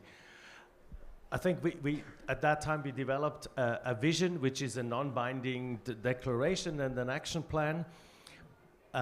Switzerland, my country, has been the host of the first WSIS phase, and we've invested lots of energy and some resources in not just having nice declarations and nice texts, but also to help develop the global architecture of digital governance, which is something that is very hard because if there's no trust among governments, if there's no trust among stakeholders, and this is a question that was raised, who do you trust then, which institution to have a role, have a say? And so far, it looks actually worse than ever before in the geopolitical situation on agreeing on giving power to an institution to do anything that may have an impact. But I think the biggest achievement of WSIS is actually the creation of something called the UN Internet Governance Forum, which is a dialogue forum, which is a unique one where any person can just register. You don't have to pass through a threshold. You can just register. Everybody's has access to the debates at equal level. The sessions are not developed by two countries behind enclosed doors, but it's a community, open up, inclusive process under the auspices of the UN. And we've seen it at the last IGF in Kyoto, where we had, after the pandemic now, over 6,000 people from all over the world, from all stakeholder groups, coming together, discuss AI, but discuss a lot of different things, bringing a lot of different things together. Actually, when Amandeep says we have to bring it together, I think the IGF is a key venue to give voice to people that normally have no voices in other structures, and to bring this together and try to turn this into a holistic understanding.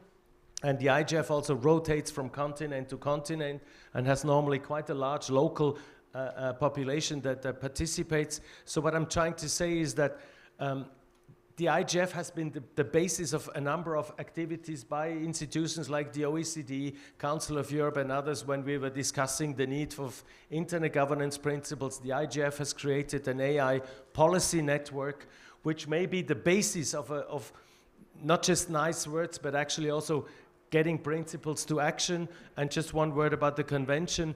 The convention that we are trying to develop at the Council of Europe is also the venue. The Council of Europe is the venue. If there's no global consensus on an institution, on a UN institution, fortunately the Council of Europe has the potential to include, other than its member states, other stakeholders into the making of a convention, and also in the implementation. So every country that the only threshold is you need to respect rule of law, democracy, and human rights, at least to some extent. That's the entry threshold. But then you can actually develop a global convention, and the Cybercrime Convention or the Convention on 108 on data protection are now global instruments that have between 50 and 100 signatories and have influenced national laws in more or less all countries in the world. So this is one of the instruments that can be used until there's a global consensus in the UN. That may take some time. For the time being, the Council of Europe is one of the treaties that can be hopefully developed into a global instrument. Thank you. Amandeep, the whole thing is about treaty and bringing everyone together. Is the UN think of something? I think that's an article of faith for us. I mean, there's an African proverb that, alone you can walk fast, but together you can walk far. And in the AI domain, there is already, in the context of the use of AI in military systems, weapon systems, there's a discussion underway. It's in a treaty framework, and it could end in a legally binding instrument. And I think the important issue between the UN context and other areas is that from the word get-go, you have everyone there. So everyone has a chance to participate in shaping governance. It's not that something is created and it's given to you or it's made open to you. So I think that's very, very important, to respect agency, respect diversity, respect different experiences with technology, and shape that into norms that are for everyone. So who knows, where we might end up with, but I think at least we need to start with some soft laws and find the right combination of soft laws and hard laws in the longer run. Agility is an issue. I mean, in the context of international governance, you hear examples like, IEA-like, IPCC-like, ICAO or IMO-like, but we have to rethink these models, or CERN-like, rethink these models in the current context. You can't wait for 6 to 7 years for this kind of horizon scanning that Renata mentioned. You have to have it more like, every 6 or 7 months. Yes. We take one question before we, and the last round of responses. He has been raising his hand for a long time.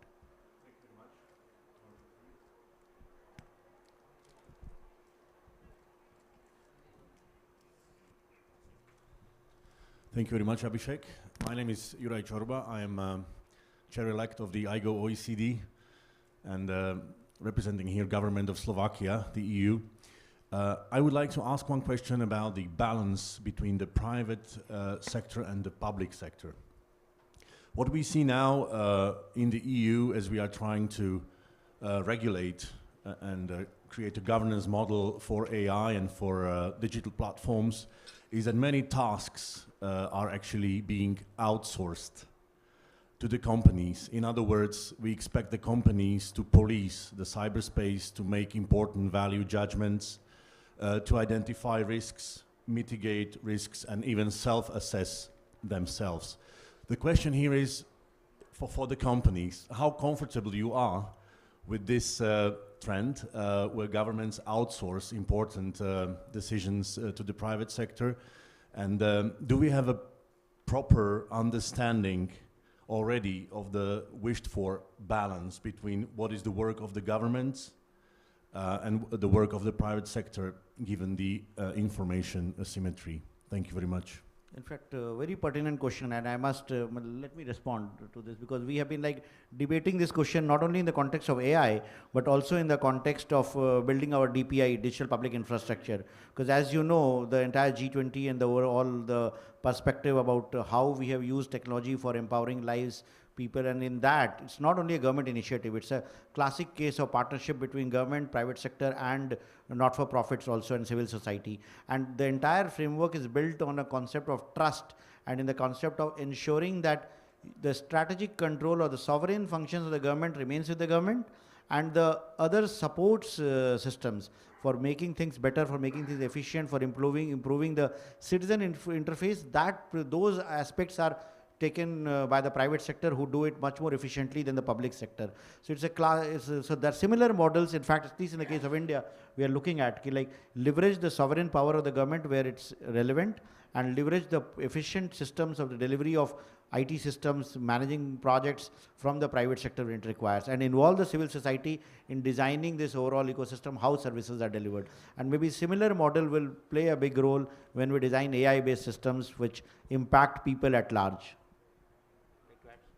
Yeah, I was just going to say, I actually, I guess, disagree with the premise of the question a little bit, because I feel like that was the situation a few years ago. I would say the conversation over the past year has been very much these conversations that my colleague from Microsoft was talking about. It's true, right? We both have had internal AI responsibility governance mechanisms and charters internally for actually many years. And we've worked with outside experts, but really governments have not been so involved in that conversation. That has changed over the past year. And so I think we are seeing, the answer to your question is I am not comfortable with the just outsourcing of that. For instance, the national security issues. Governments are very concerned about the most advanced models and what are potential national security concerns. You know, are we in the best position to evaluate that? No, and that's why like the commitments that we made through the G7 process on external red teaming are for national security kind of risks are very important. We don't have those capabilities, and it needs to be done in a group setting. And my one-word answer to which maybe my OECD colleague was going to say on foresight is, the OECD is the one who keeps us honest on foresight, I think.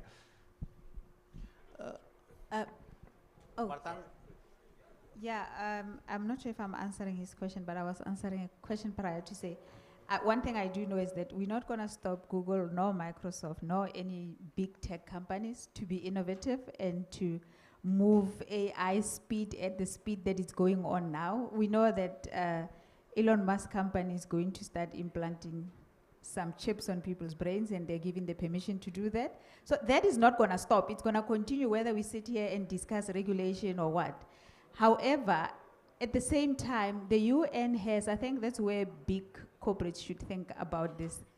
We've got the Global Compact that says, do your innovation as long as you follow these principles, which are SDG, Global Compact. Invest in making sure that the people who won't have access are not going to be left behind. So if we all respect each other, I think AI won't be as harmful, and we won't have to risk as much. Then I'm going to support my sister there. Even though we think we don't need it, we need some treaty. That's the only time I feel safe and protected. Any other platform doesn't give a damn shit about a black woman. Thank you. Want to add something on the foresight thing? Sure. Thanks. So just wanted to mention that we've been moving from sort of this reactive approach to technological developments to trying to be more proactive and anticipate what's coming, because in many cases actually the research labs do know what's coming or have a strong and the researchers do know what is in the pipelines. And so we've created a group that's focusing on the we have a very large network of experts, of over 400 experts from all stakeholder groups, that supports actually the work of the governments, because the governments, as I think Thomas was saying, governments, talking to governments is good, but it's not going to, you really need a much broader discussion. And so all of this work is supported by experts who, including technical experts. And this group is focusing on medium to long-term risks of AI, and has, a majority of membership of academic and industry researchers, and many of those concerns concerning the medium and long-term developments of AI were actually raised at the Safety Summit in the UK. So that was quite aligned, and I think that was very important to raise the awareness of those potential risks in a timely enough manner to be able to address them before they materialize, and bring those issues, because you always tend to address issues that are more in the short term, or that, to fix things once something has gone wrong. But here there might not be that possibility, so it's important to address them first proactively. And the second question that I was just going to broach was the question about the definition of AI. And I think you're right that the definition of AI was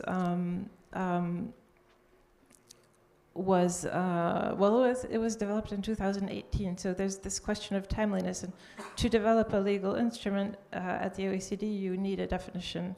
You need to know what you're talking about. So that was done in 2018. It is a technical definition. It is not meant to be more than that. It is meant to be what is it and what is it not. And as to generative AI, I think you're right. We need definitions that are broadly agreed on what is generative AI. I mean, we all think we know what it is, but could we have one single definition on what exactly it is? And then, so the AI itself, AI system definition has to be future-proof. Otherwise, you're going to be changing the definition every year. But then the specific types of AI, yes, you can definitely define in broader groups. So thank you. Thank you. I think we have come to the end of this session. It's been so engaging speaking to these panelists and the questions that were there, that I'm sure if we had a couple of more hours, we would have continued.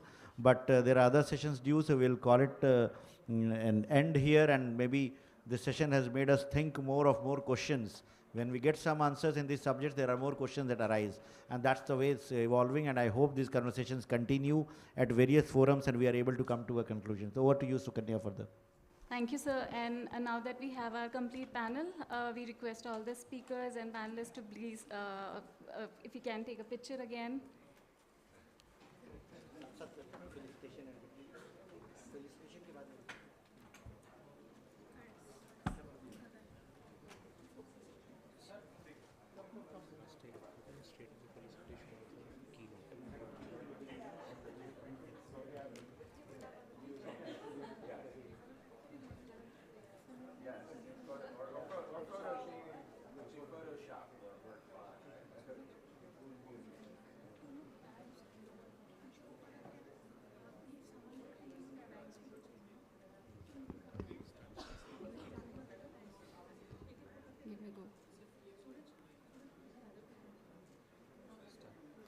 And we'll also request sir to kindly facilitate our keynote speaker and our panelists.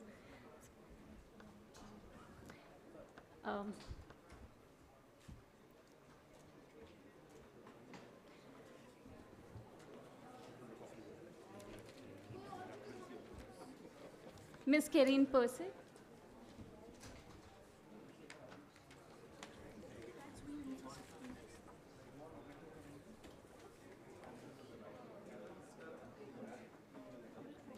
Mr. David Weller.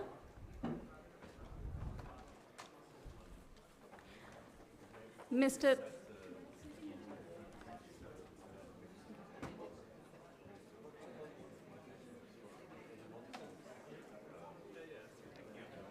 Mr. Thomas Schneider.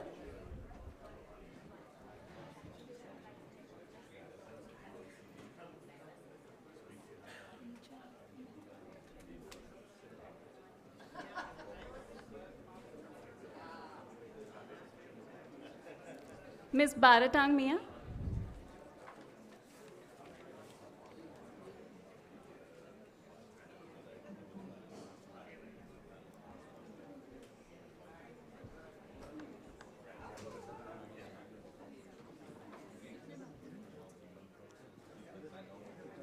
Ms. Mary Snap.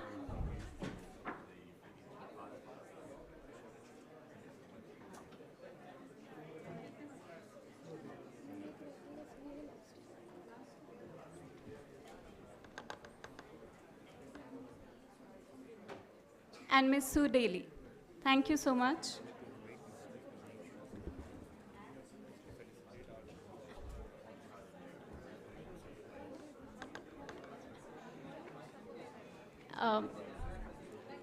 I would also like to invite Mr. Rajneesh Kumar, COO NEGD, to facilitate our moderator, Abhishek sir.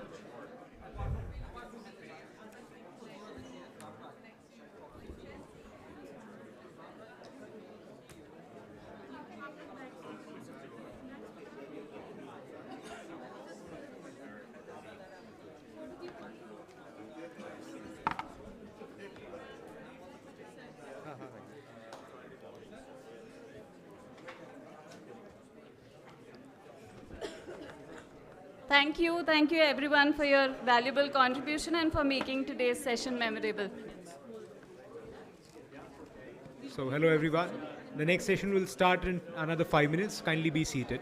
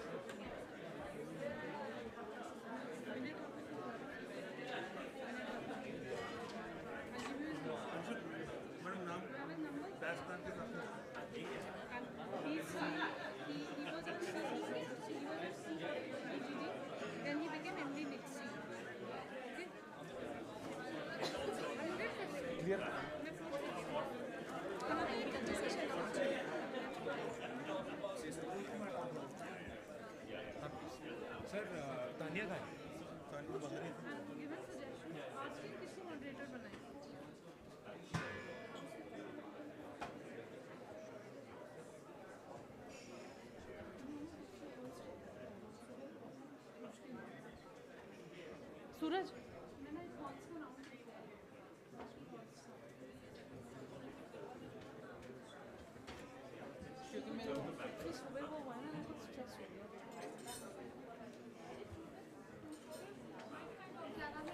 Notepad रखा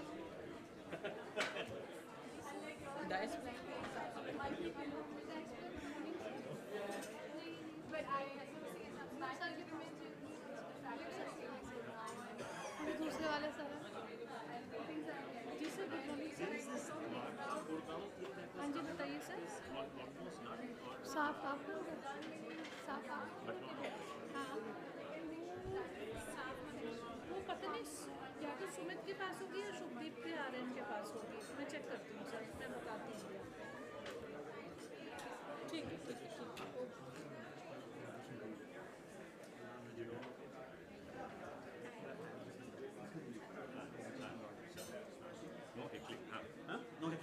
That's what I was saying, no heckling. Except for...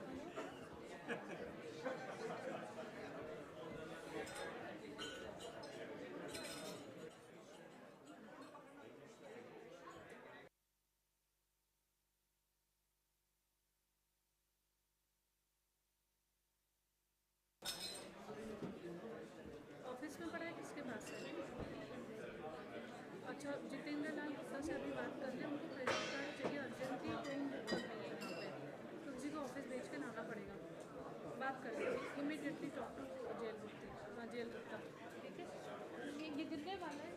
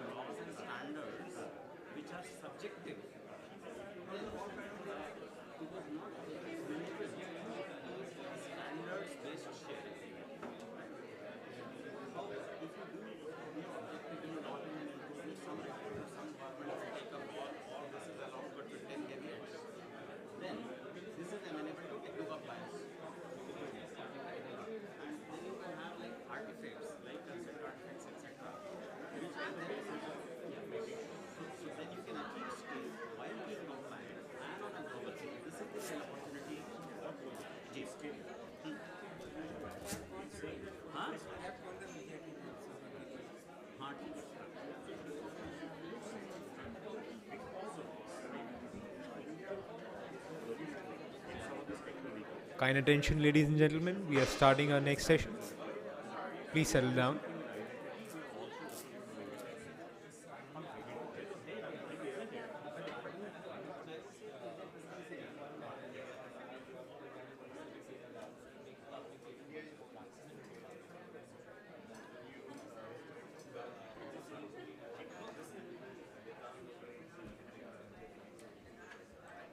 Requesting the audience to kindly settle down. We're about to begin our session, please.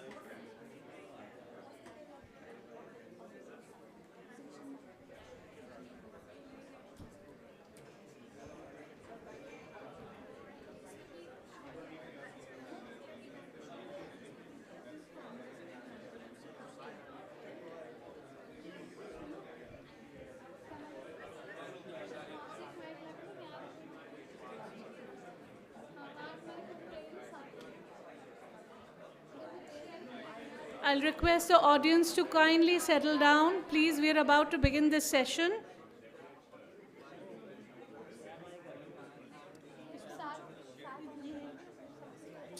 Tanya?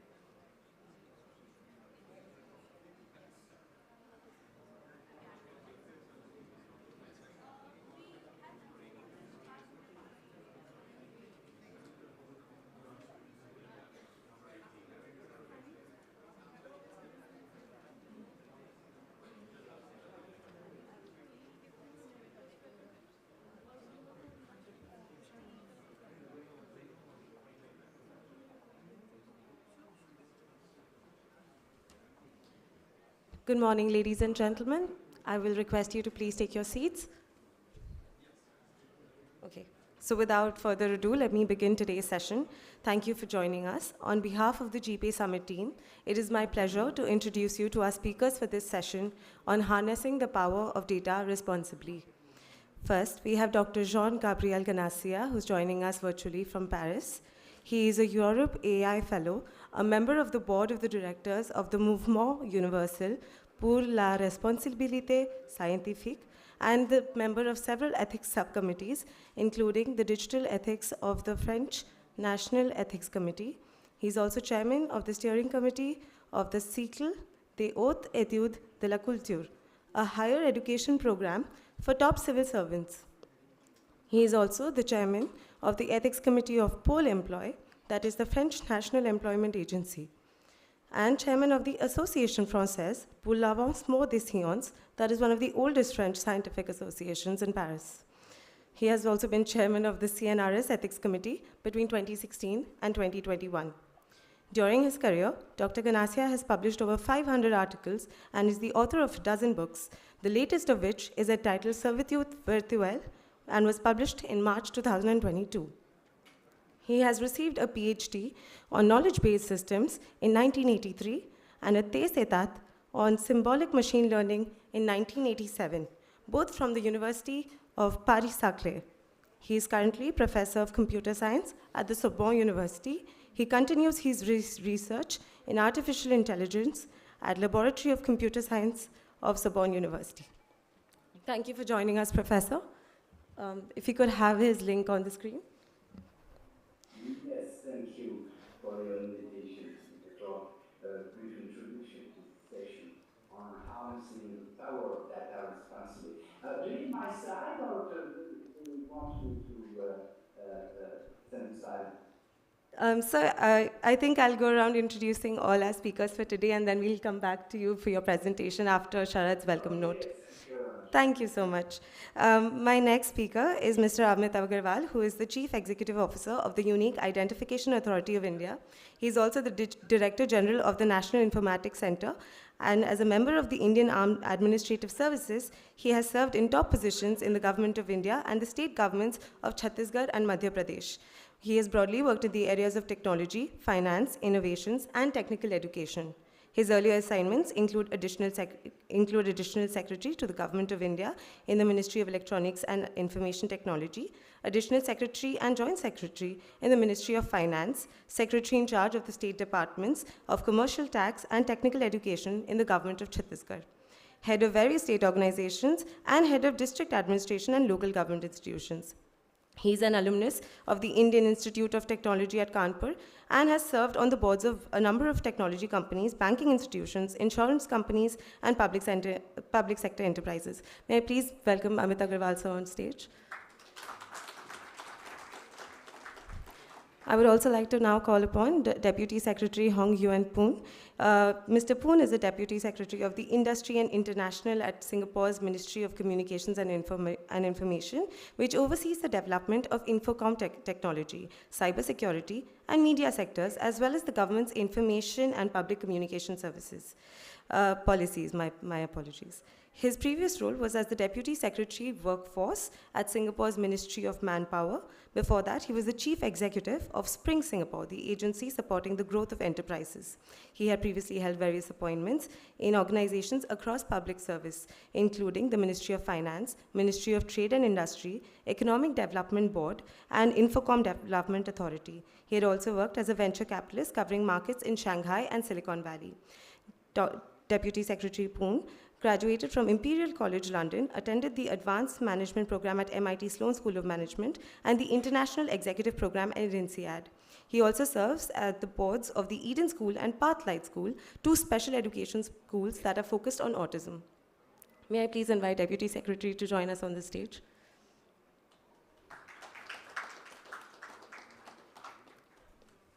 I would also now like to call upon Dr. John Ashley, who leads the solution architecture function for NVIDIA's global mission focused on public sector organization. He is part of the leadership team for the worldwide NVIDIA technology centers. He is specially focused on helping governments improve the security, safety, health, and climate resilience and economic well-being of the people they serve. Previously, Dr. Ashley was the general manager of the global financial services and technology team at NVIDIA. Focused on global trends and directions in accelerated compute and AI for the entire sector, he worked at hedge funds, fintech, and banking to insurance. He has started and led several practice areas at NVIDIA. Prior to joining NVIDIA, his experience can be best described as varied. He has been a data scientist, a project manager, systems architect, a DBA and developer, and worked in vendor consulting and end-user firms in utilities, governments, and finance. He holds a US patent in predictive analytics. He also holds a doctorate in computational sciences and informatics, and both a BS and MS in degrees in electrical engineering. May I please request Dr. Ashley to come here?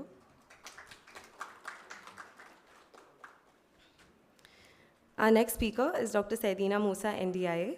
Dr. Ndiaye is a senior lecturer at the Sheikh Hamidou Kane Digital University of Senegal. He also supports the Ministry of Higher Education, Research and Innovation, steering the digital transformation of Senegal's higher education system. Dr. Ndiaye coordinated the acquisition of Senegal's supercomputer Huawei at the national level. He's also a member of several bodies, including the National Digital Council, the National Cryptology Committee, Steering Committee of the Digital Technology Park Project, Board of Directors of the SENIMSA, and President of the Senegalese Association for AI. Dr. Ndiaye is an expert to the African Union for the drafting of the Pan-African Strategy on AI and to the Global Partnership on Artificial Intelligence. He's also a member of the high-level AI Advisory Board of UN. Dr. Saidina holds a PhD in computer science, specializing in artificial intelligence from the Paul Sabatier University and an MBA from the IAE Paris-Sorbonne. Dr. Ndiaye, could you please join us on stage?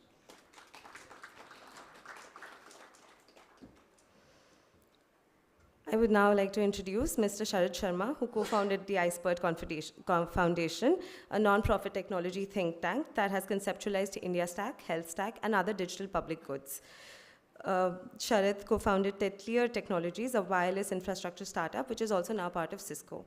As an active angel investor with over 24 investments, he has also been instrumental in the success of India's first IP-focused fund, the India Innovation Fund. Mr. Sharma is a National Startup Advisory Council member and SEBI's Financial and Regulatory Technology Committee member. Mr. Sharma is a member of the National Startup Advisory Council, as well as, he also chairs the IFSCA's Expert Committee on Asset Tokenization and is a part of UN's AI advisory body. He chaired the task force on DPI in Think Tank 20 during the G20 of India's presidency. Mr. Sharma's interest in kernel software development while doing his electrical engineering at the Delhi College of Engineering is what led him to his now path on AI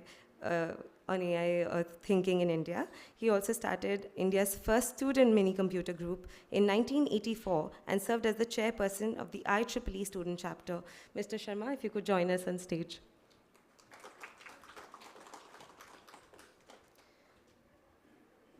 Representing some gender equality is Ms. Jhalak M. Kakkar, who is the Executive Director at the Center for Communication Governance at the National Law University, Delhi. She is also the visiting professor at NLU, Delhi. She leads the academic and policy research at CCG across pressing information and policy issues such as data governance and privacy, platform regulation, governance of emerging technologies such as artificial intelligence and blockchain and cybersecurity. Ms. Kakkar works extensively on AI regulation and data governance, providing policy comments to the Indian government and international organizations like the OHCHR and GPay. She is an expert member of the GPay and multi-stakeholder experts group plenary, member of the working group on data governance. She is also an expert member of the United Nations Broadband Commission's working group on AI capacity building and expert on the Asian Dialogue on AI governance. She engages in discussions around principle and regulatory design around AI in countries like India, Singapore, South Korea, Japan, China, and Australia. Ms. Kakkar, if you could please join us on the dais. Finally, we have our moderator for this panel, Mr. Gaurav Kodwani, who is a co-founder and executive director at Civic Data Lab, a research lab that harnesses data, technology, design, and social science to strengthen access to information and enhance civic engagements in India and other countries. He works to leverage the open source movement to enable citizens in engaging better in public reforms. He has been instrumental in sharing data for public good initiatives in India like DataKind Bangalore, Open Budgets India, Justice Hub, and Open Contracting India. Currently, he's focused to growing open data-led innovations in sectors like climate resilience, public finance, public procurement, law and justice, and urban planning, among others. Thank you so much, speakers, for joining us today. To start things off, I would like to invite Mr. Sharma, co-founder iSpert, to share his opening remarks.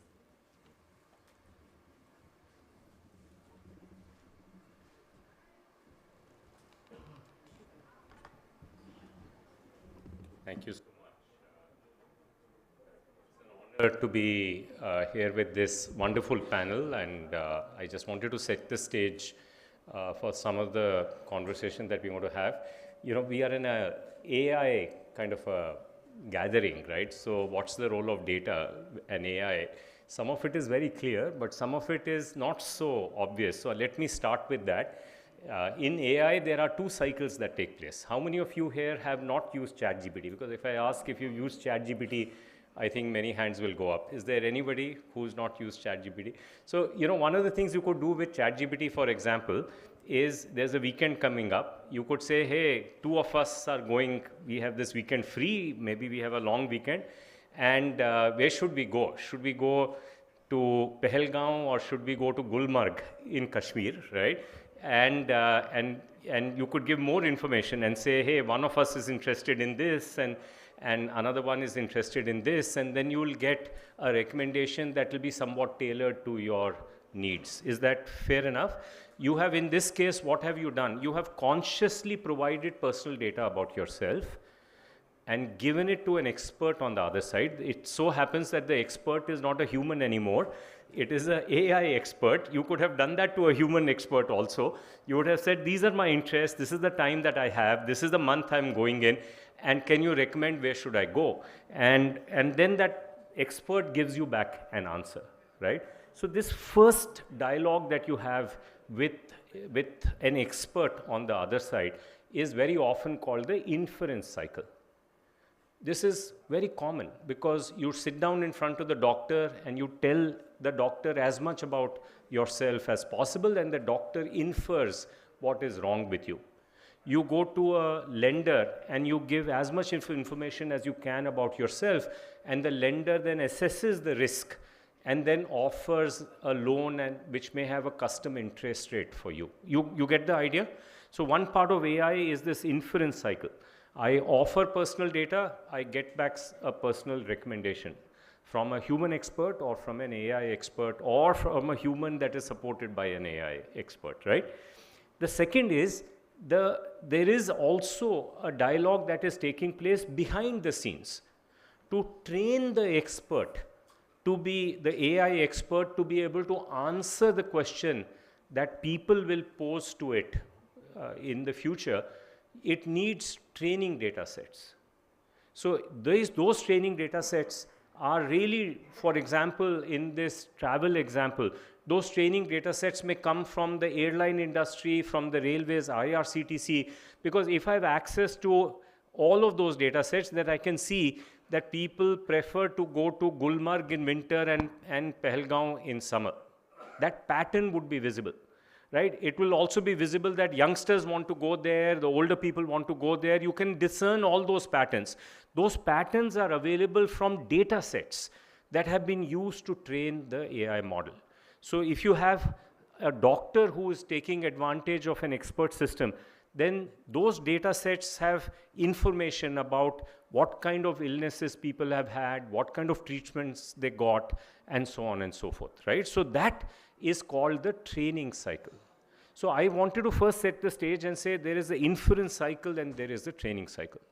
Now the question that came up here in India is that how, for a country of India's size, how do we bring these 2 cycles to life in a way that would be safe for our citizens? In that first cycle, how do we make sure privacy is preserved, right? In the second cycle also, when there are training data sets involved, how do we ensure privacy is preserved? How do we ensure safety of the AI models is ensured? AI model, if it's giving me the wrong information about Pahalgaon and Gulmarg, it doesn't matter.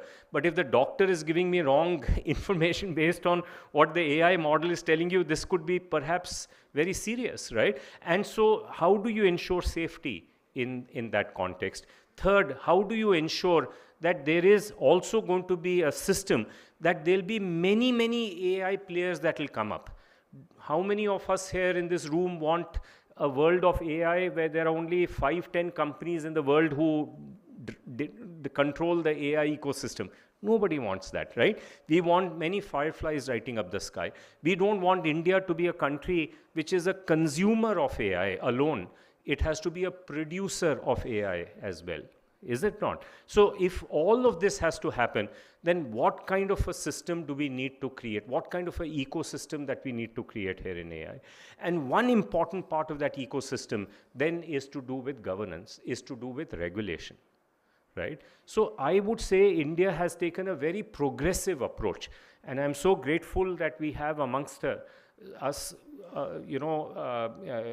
Amit Agarwal, because UIDAI in some sense pioneered the basic principle behind this approach, that we are better served in regulating market behavior when we take a techno-legal approach rather than just a legal approach, right? Which is that if you want to shape the behavior of market participants, then it is better that we use public policy and public technology both acting in concert with each other. That generates better outcomes than if you have only public policy acting on its own. This is true for KYC, for example. It's true in many areas. And India has taken an approach of applying that for both the inference cycle as well as for the training cycle. So, as we go forward, we'll discuss this hopefully in more detail. So the first big idea in the Indian story is the techno-legal regulation story that is there. The second part that is equally important here is that how do we make this accessible?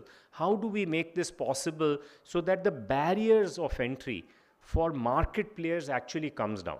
So they are able to become an AI player even though they may be only a small company. Why is it difficult to be an AI company if you are a small company? Because an AI company needs lots of training data. So let's say I'm in the medical field and I need to produce AI to test for blindness. I can use the phone camera, take an image, and figure out whether this could lead to blindness. It's a very important goal to serve. It is not only relevant to India, it's relevant to many other parts of the world. But I need large data sets to be able to train my model. How do I, as a small startup, go to these big hospitals and convince them to give me their training data sets and give them the confidence that they can give those training data sets in a way that will remain safe? It will be privacy preserving. They usually say, you're a chota company, even if you make a mistake, you'll shut down the company and run away. How can I trust you as a small company? Is that not true? So how do you create a system that will allow a small company to be able to create the trust necessary to be able to access large training data sets from big companies? And why should then big companies be able to trust small companies that their customers, their patients' data will be well preserved? So you have to think of a system that will make that happen. Of course, it has to be techno-legal. But for small companies to be able to do that, they need more than regulation. They need something that will help them with innovation. Is it not? So that innovation engine is also needed. So India has been focusing on creating what are called as digital public infrastructure. That has two roles to meet. It, on one side, allows the government to regulate better. On the other side, it allows the innovators to innovate better. Do you want to see an example of this? You all use it. Anybody here who does not use UPI? UPI has a system, is a DPI. It allows RBI to regulate the payment system better, but it allows PhonePe, Google Pay, Bharat Pay, many other companies to also innovate better at the same time. This approach, if we are able to bring this to AI, which we can, because India has been working on this for many, many years, if this approach we can bring to data and therefore to AI, that opens the door for India to bring a new type of an ecosystem to life in the world, which is different from the ecosystem that currently exists in the US or currently exists in China. And by having the ability and the gumption to take this different approach, that is our pathway to becoming an AI nation in the future. So I will end with this, and I'm hoping that will come up in our discussion today, especially Mr. Amit Agarwal, if you can bring this up, is that how do we then make this possible in two other ways? How does somebody sitting in a relatively small country, let's say Singapore, right, get access to India data sets at scale? How does somebody sitting in Dubai get access to India data sets at scale?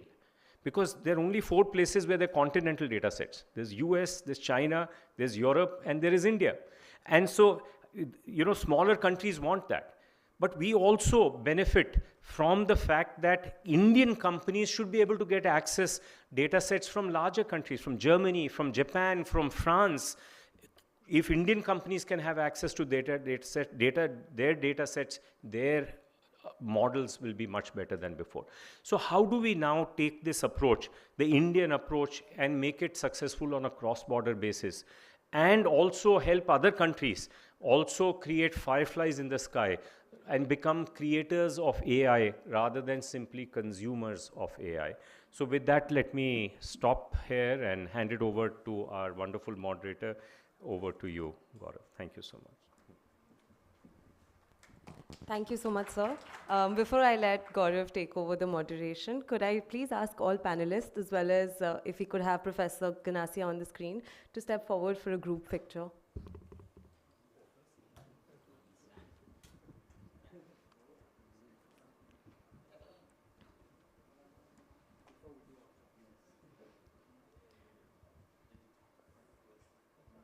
We'll just wait for Professor Ganassia to be on the screen as well.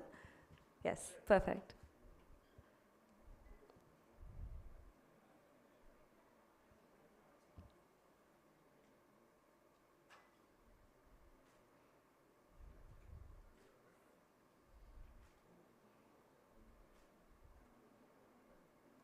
Thank you so much.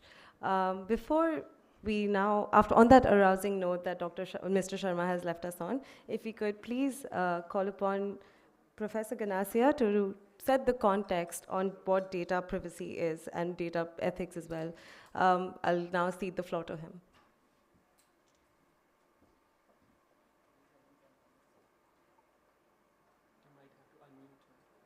Do you hear me? Yeah. Yes, okay? Yeah, we can hear you.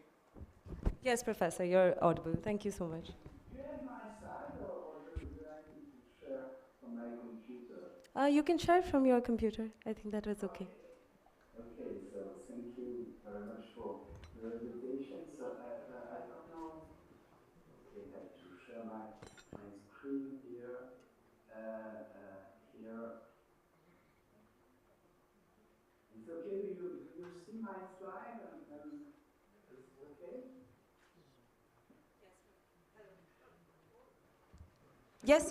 Yes, you're audible, and we can see the slides well. You can proceed, sir.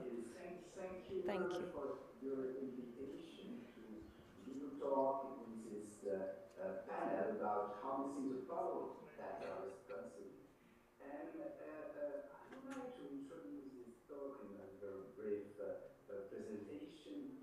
It starts with an allegory, which is a little bit surprising. This is a traditional allegory of Prudence. It's a woman who is looking in the future because she needs to foresee what will happen in order to behave in a wise manner.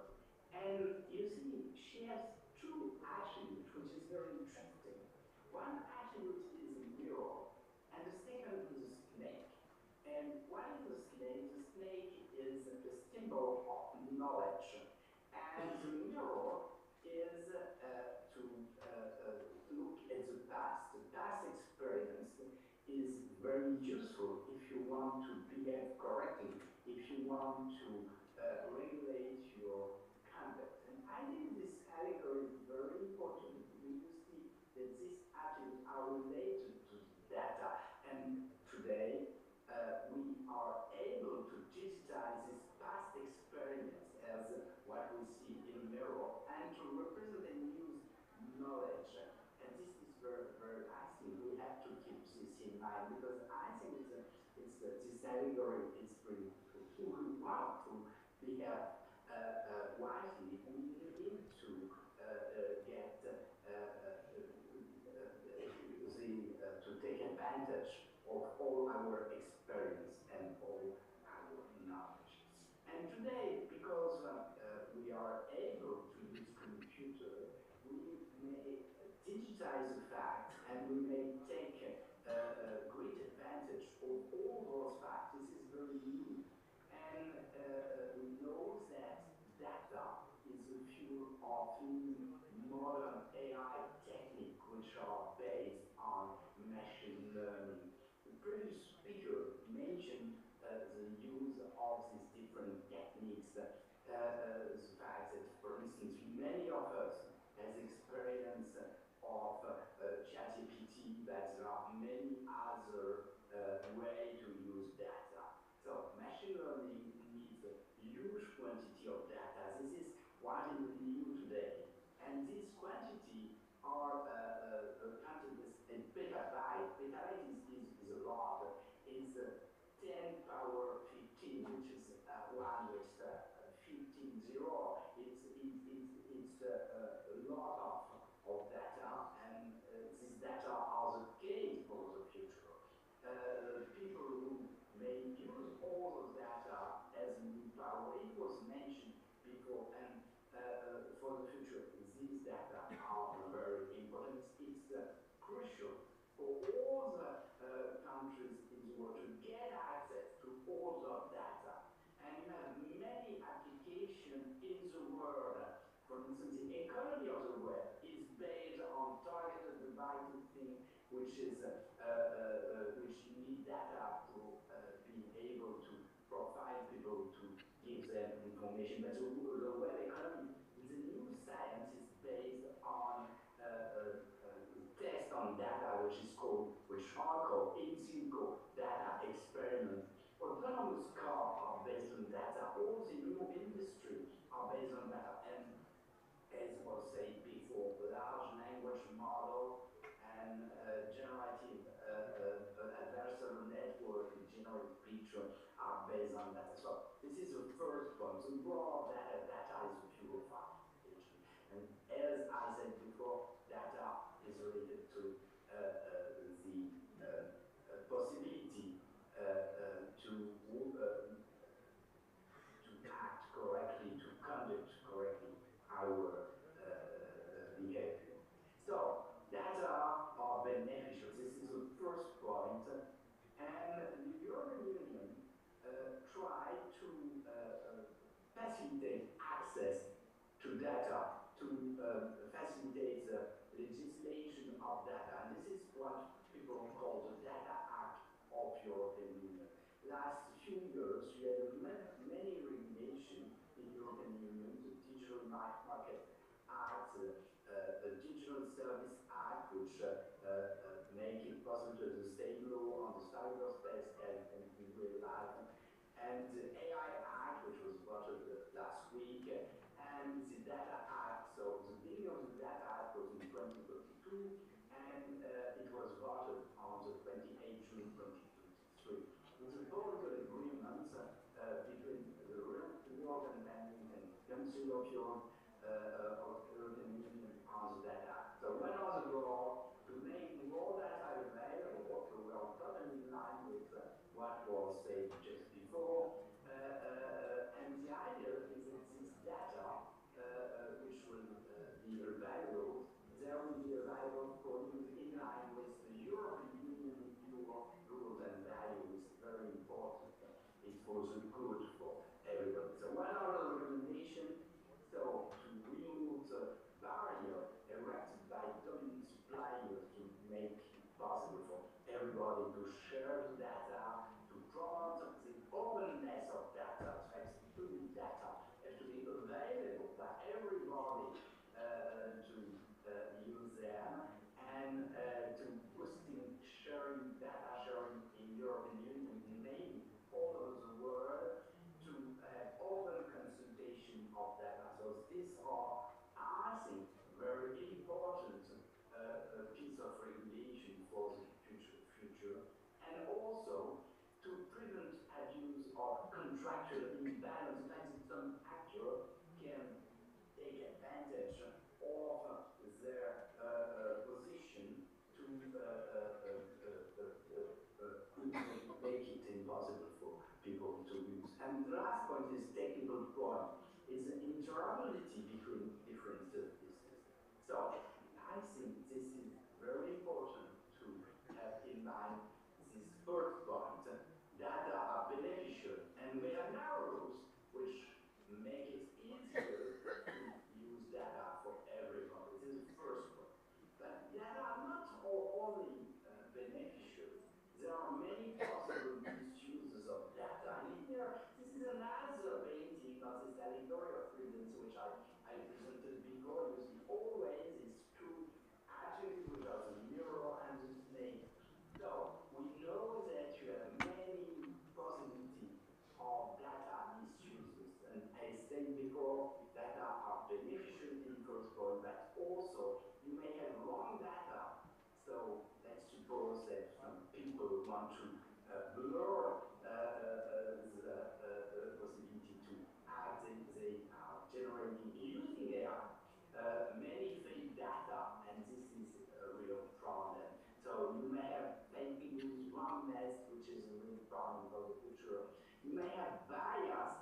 So this bias is are due to like that some data may be wrong, but also the data repetition may be confusing, and you may have some discrimination which are induced by this bias, unfairness, and also wrongness of the communication of the AI system which are extracting knowledge from these data. And you may have also intrusion in our private space, indiscretion, and this could be used against our human rights. The fact that some people can use personal data to constrain people, and this is really problematic.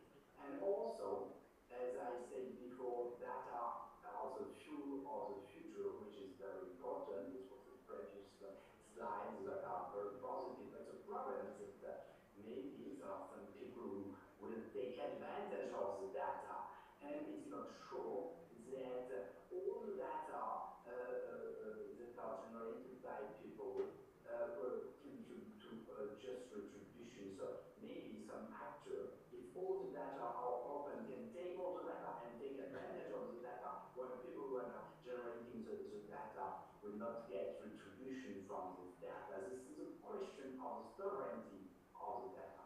So what is important, and this was the topic of this panel, is to take advantage of all the data, and as I said before, they are very productive, and to fight against all the data misuse.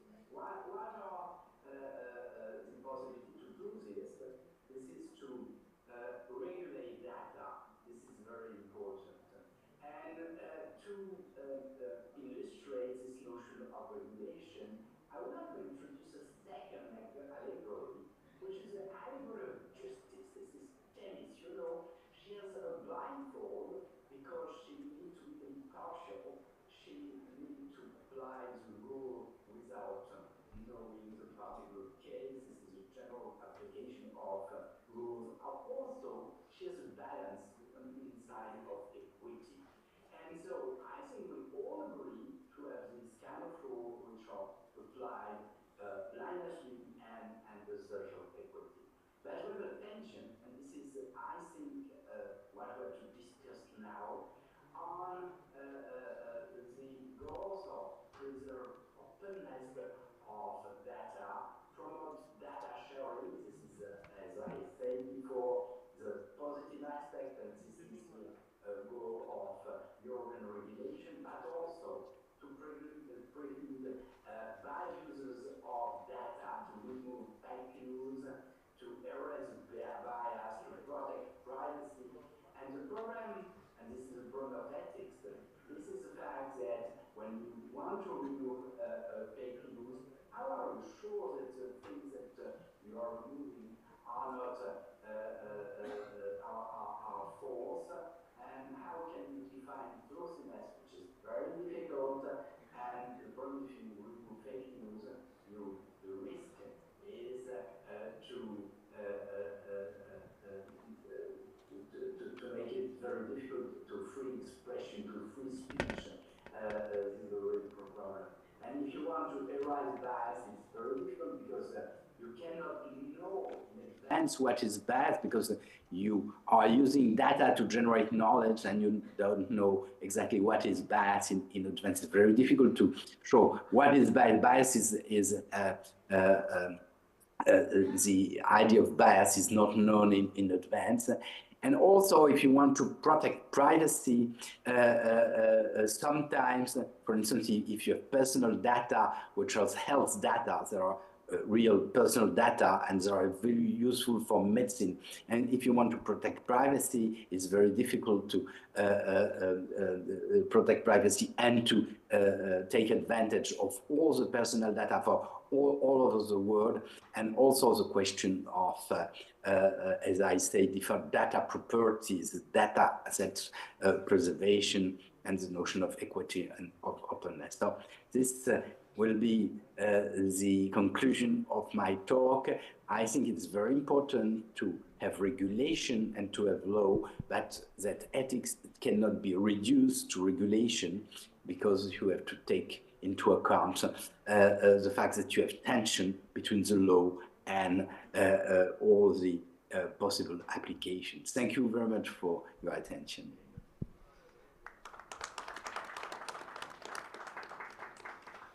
Thanks a lot, Professor Ganassia, for those opening remarks on especially sharing with us some beautiful paintings and how we can interpret them from the perspective of responsive data management and more responsive way of regulating AI.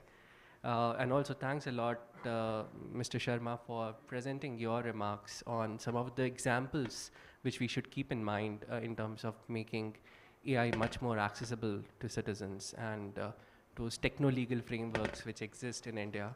What are the lessons we can learn from them, and understand similar experiments which are happening outside India, and see commonalities. So we would jump into the topic today on understanding data governance and using data responsibility to harness AI. But before we do that, let's make it slightly more participatory. We would do quick polls here just to understand how are you people feeling about some of these topics. So number one, how many of you feel that your personal data currently is being safeguarded well from abuse in AI? Raise of hands if you feel that your data is being safeguarded quite well from the abuse of AI. Okay, raise of hands if you feel if we need a very comprehensive framework for data privacy, security, and ethics so that we can have more responsible AI. Great. Raise your hands if you feel that there is a need for more access to non-personal data, if you have to use AI for some of the pressing problems we face as a country, we face as a community. Access to non-personal data. Thank you. So with those inputs, we would dive into our session today, and we would keep this interactive. We would try to engage you once in a while so that you don't doze off in between. But at the same time, you keep giving inputs to our panelist here, eminent panelist here, and shape the conversation. So we would move towards Mr. Poon. Mr. Poon is Deputy Secretary, Industry and International at Singapore's Ministry of Communication and Information. And understand from him, from his perspective at Singapore, Singapore is a thriving up for AI startups and innovations. At the same time, you have a very robust Personal Data Protection Act. So how are you balancing the risks and opportunities with AI in Singapore, and what are the lessons we can all learn from that? Thank you. I didn't expect to be the first, because either by proximity or by alphabetical order, I shouldn't be the first. But we anyway, would take you by surprise during this panel. By surprise. But maybe I'd like to clarify what Dr. Sharma said about Singapore being a relatively small country. It's not relatively small, it's absolutely small. We have a population of about 5 million, out of which 1-point-something million are actually foreigners. And the land area is 700 square kilometers, not 700,000, 700 square kilometers. I'm not sure whether it's measured during high tide or low tide, because there's a difference, probably.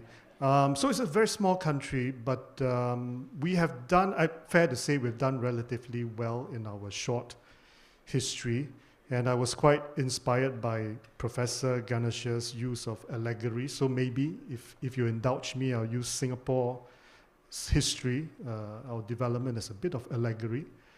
Like I say, we're very small, but we've always survived based on doing stuff, being pragmatic, and just trying stuff. Because when you're small and you're underdeveloped, you've got nothing to lose, and you just have to do it. But we've done it in a way that, engendered trust. Because one of Singapore's, I suppose, very valuable brand, part of its brand, is that we are trustworthy. I mean, not a very modest way to say it, but I think in general we're known as being trustworthy. Sometimes boringly so. Okay, maybe that's a more modest way to put it. We're not known to be, maybe very creative, but people can trust us. And how have we done it? In a way, if you look at I'm not talking about data now, but in terms of trying stuff, Singapore Airlines is good, one of the top airlines in the world, not because it provides good services, which it does, but it's innovative in its own way, not in a tech sort of way, but few people know, for example, it was the first airline in the world that offered free drinks. Now it's commonplace, but it was the first airline in the world that offered free drinks at a time when all other airlines charged. When you want a Coke, they charge you for it. I mean, now you can't imagine that, except in the budget airlines. But that was it was also the first airline to offer free champagne. I don't know whether they still do now, even for economy class, and a few airlines copied that. And then if you look at the more tech or Infocom example, the PSA, the Port of Singapore Authority, is known as one of the top ports, not biggest, but in terms of innovation, one of the most innovative and efficient ports in the world. Because of our limitations, like I say, we have very little space, and yet Singapore is a very busy transshipment hub. So they had to stack the containers 7 high and so on, 6, 7 high. And that's a problem, right? Because you have to know if I have to get the container at the bottom out of that stack, is a lot less efficient than if I take it from the top. So there was an algorithm, and there was a lot of data put into it, and how they stacked up the containers was a complex algorithm and ICT operation, Infocom operation. And that was done many, many years ago, in fact, written as a Harvard Business School case study. So why I'm saying that is I think when it comes to data, the approach in my mind is probably the same for us, and this is our stance in terms of not being too careful as to stifle innovation or to curtail the benefits that you can derive from using data properly and AI properly. Because, well, the title of this session is Harnessing Data, right? So the harnessing part is important. Obviously, when I attend many AI conferences in the world, the latest one being Bletchley, the focus invariably is based on safety.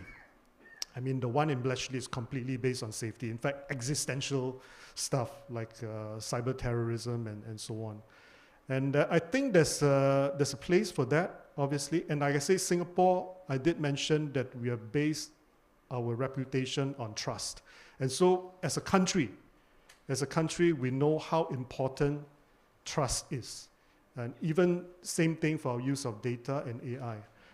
It's something that we even teach our children, that trust, once you lost it, you cannot easily get it back. So it's ingrained in the national psyche. But at the same time, we cannot let that fear of losing trust hold us back from doing good with data and with AI. And so there's a balance we need to take. And how do we balance it? Maybe I can talk a little bit later when we've heard what the others have to say. But I think in general for us, and I think for whether it's the global south or developed countries, we cannot afford to hold back too much if we want to use the full power of data and AI to solve the very pressing problems today facing the world, facing mankind, like climate change, inequality, and so on. Thank you. Thanks a lot, Mr. Poon, for those remarks, and very valid point on balancing between not holding too tight, at the same time enabling innovation, and trust-based frameworks could be the way forward. With that remark, I think we would move now to Mr. Agrawal, who is the CEO of UITI and also Director General of National Informatics Center. So your journey has been very instrumental in shaping Digital Personal Data Protection Act in India. So if you can walk us through some of the key takeaways from that journey, what are the challenges you faced while thinking about protection of data in terms of AI and the more challenges? Every day we are seeing new developments with AI. So how this act came into place and what are the opportunities with this act? Audible? Yeah. So thank you, Gaurav, and my association with the data protection law of India started with when I was additional secretary in the Ministry of Electronics and IT, not in my present role, but has somehow continued. And it's been a long journey for India. It started in the year, not many people in the audience may even remember, it started in the year 2011, 12 years ago. We had the first data privacy bill, which never saw the light of the day. We had a protracted litigation regarding Aadhaar as the digital identity of India for residents, started in the year 2013. And the entire premise of the Aadhaar exercise, the journey started in 2009, was challenged in 2013. In 2013, an act came into being, the Aadhaar Act, whose sole purpose was to essentially regulate the authority in Aadhaar. It was not to regulate usage as much as to regulate the authority itself, because there were big brother concerns around Aadhaar as an enterprise, which I understand have largely vanished from India. And those concerns are valid because we took them on board and we built them into design and into law and in every which way. And that in that same decision and judgment, there was groundbreaking law established in 2017, reversing an apex court, Supreme Court judgment of several decades ago, which held that right to privacy was not a fundamental right in India guaranteed by the Constitution. And it was said, no, it has to be read as part and parcel of the right to life, and it is a fundamental right. So suddenly what was not recognized as a fundamental right got recognized as a fundamental right, with all the protections that come along with it, which is to say that a fundamental right can have reasonable restrictions by Parliament, by law, but those restrictions have to be reasonable. That means they have to have a legitimate aim of policy purpose under cover of law. They have to be proportionate. They need to have a rational nexus with that legitimate policy purpose, and so on and so forth. And in light of that, several things which were there in the Aadhaar Act were read down.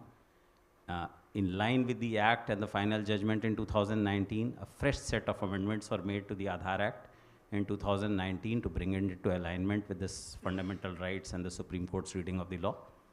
And that became the first fully fledged personal data protection law in India, but on a particular use case, digital identity for residents.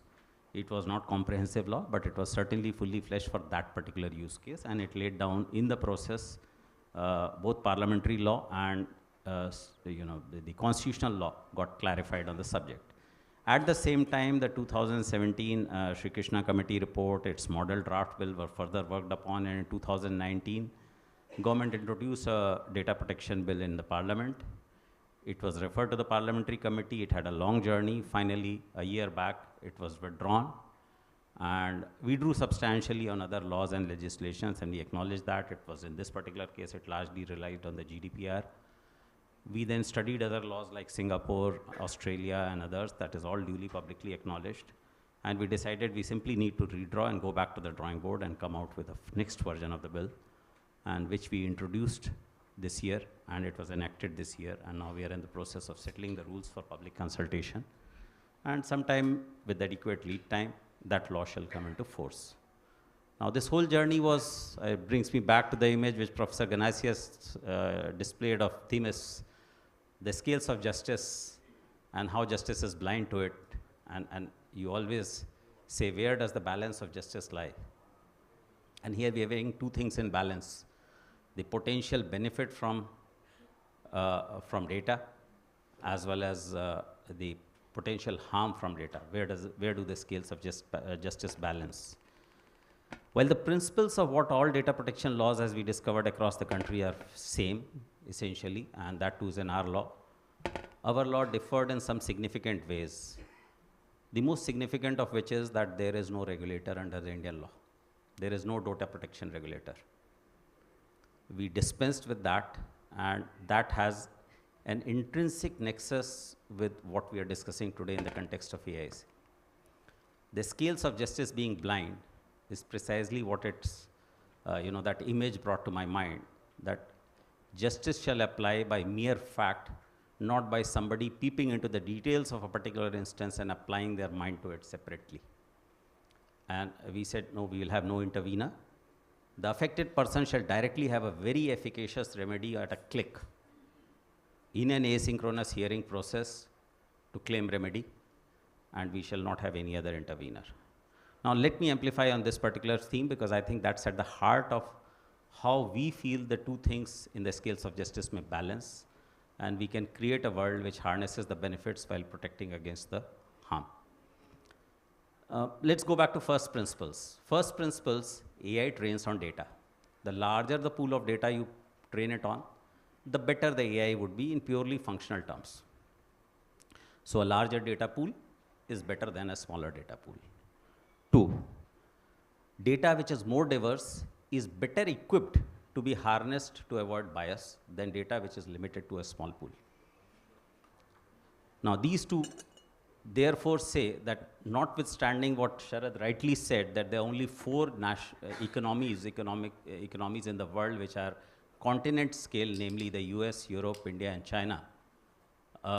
None of them alone can also harness their fullest potential unless they create a nucleus which is larger than themselves to achieve maximal benefit. So there is, even for India, there is every reason for us to try to look beyond our borders and look at data sets beyond our borders and build partnerships. And forums like this, like the GPay, are an opportunity for India as well, notwithstanding its size. Which brings me to the next point, that usability of data and shareability of data. It is something which is, enabled by a non-subjective law. Because once it is non-subjective, then it is amenable to techno-legal implementation. If we step back for a moment, what is all law about? All law is about rights, duties, liabilities, privileges, punishments, and so on and so forth. And it always presupposes, all law historically has been written assuming human agency. That if you say that a human being may or may not behave in a certain manner, they shall do so and they can be held to account for that. But as technology has come into being, decisions are getting automated. You may hold a human being accountable, but unless technology supports that accountability, this law remains a piece of paper. So the laws have now therefore to be for compliance and for actually safeguarding. Law divorced of technology is of little practical use. You may punish a person, but that will not ensure compliance. That's not the objective. The compliance with the law has to be embedded in technology, and that is techno-legal measures. That is techno-regulation, techno-compliance. You can call it what you will, but law has to be embedded in technology. And if law is written and for enforced in a manner which will require individual subjective human judgment on a case-to-case basis, then that is not amenable to techno-legal implementation. So we have to eschew the temptation and the way we have written law in the past, and to be very clear and simple in the laws that we write, and that is what we were attempted to do with the Digital Personal Data Protection Act, and in the rules that we are attempting to write, keep it very simple, keep it without a regulator, and make the rules of the game very simple and amenable to techno-legal implementation. What then next happens is, once you've got this kind of a law in place, is that if you have standards and if you have artifacts, then they shall enable techno-legal protection and protection compliant data use. So back in 2016, the Ministry of Electronics and IT in India came out with a consent artifact. And that consent artifact was bigger than Aadhaar. It was amenable to any identifier you may use. And that is how it's been used. Creating an artifact made sure that you had the necessary minimal information needed to be commonly used across the digital ecosystem, digital space, to make identity easily establishable. Similar things happened in the economic space. And now we have, the RBI has come out with a consent management framework called the account aggregator framework, where again things are very well defined and it's very easy for people to exchange data, and that is rapidly growing in usage and it will become a standard. The National Health Authority of India is setting up a similar consent management. They have set up 2 frameworks, the third one, which is the ultimate one. They are in the process of setting up similarly for the health space. So creating such artifacts, creating such standards, and creating such consent management frameworks enables and offers the advantages that Sharad spoke eloquently about, which is that once you create a platform, and that is an open platform, you simultaneously achieve many things. You eliminate entry barriers, you ensure compliance built into the platform, and you harness the advantages of scale and ease. And we do so not through law, but by law permitting it to be done. Because once something becomes a standard, if UPI becomes a standard, I don't need to say you need to some other form of payment or not. It is the default win-win for everybody, whether it is the person paying or the person receiving the payment. And therefore, everybody wants to bid on it and in the process become compliant. So I don't have to do it by legislative fiat. I do it by enablement and creating a new win-win. So this population scale DPI approach of India is something which is fundamental to everything we've tried to do in the digital space. And I think this is also holds the answer for what we need to do to unlock the power of data for AI, which is, do that simultaneously. And given this, if we create the right standards for this, the right artifacts for this, and create a DPI platforms for sharing, and this thought has already been articulated by our ministry. The ministry has already done a public consultation on a data governance policy, a national data governance policy. That document is in the public domain. We have talked about publicly about the India Datasets platform, which will enable government as well as willing private parties to exchange AI-ready data sets. Now that kind of a data exchange platform coupled with standards, coupled with legal compliance will pave the way for scaling, which will be compliant and which will simultaneously balance the scales of justice in the data space. So, and there are other useful ideas beyond artifacts to things like the DAPA, the data empowerment and protection architecture that's been talked about. Sharad can speak more about it perhaps, and I'm sure people in this audience are aware. So that to our mind is the way to go. That's where the future lies. I'm finally reminded of, when I first became a father, somebody said we are never ready for parenthood, right? Children arrive and that makes us grow to be parents. So the future in the form of AI is the present. It's no longer the future. Humanity has AI with it. There is no point being scared about it. We have to embrace that change, and we have to start figuring out how we are going to make the most of it. Thank you.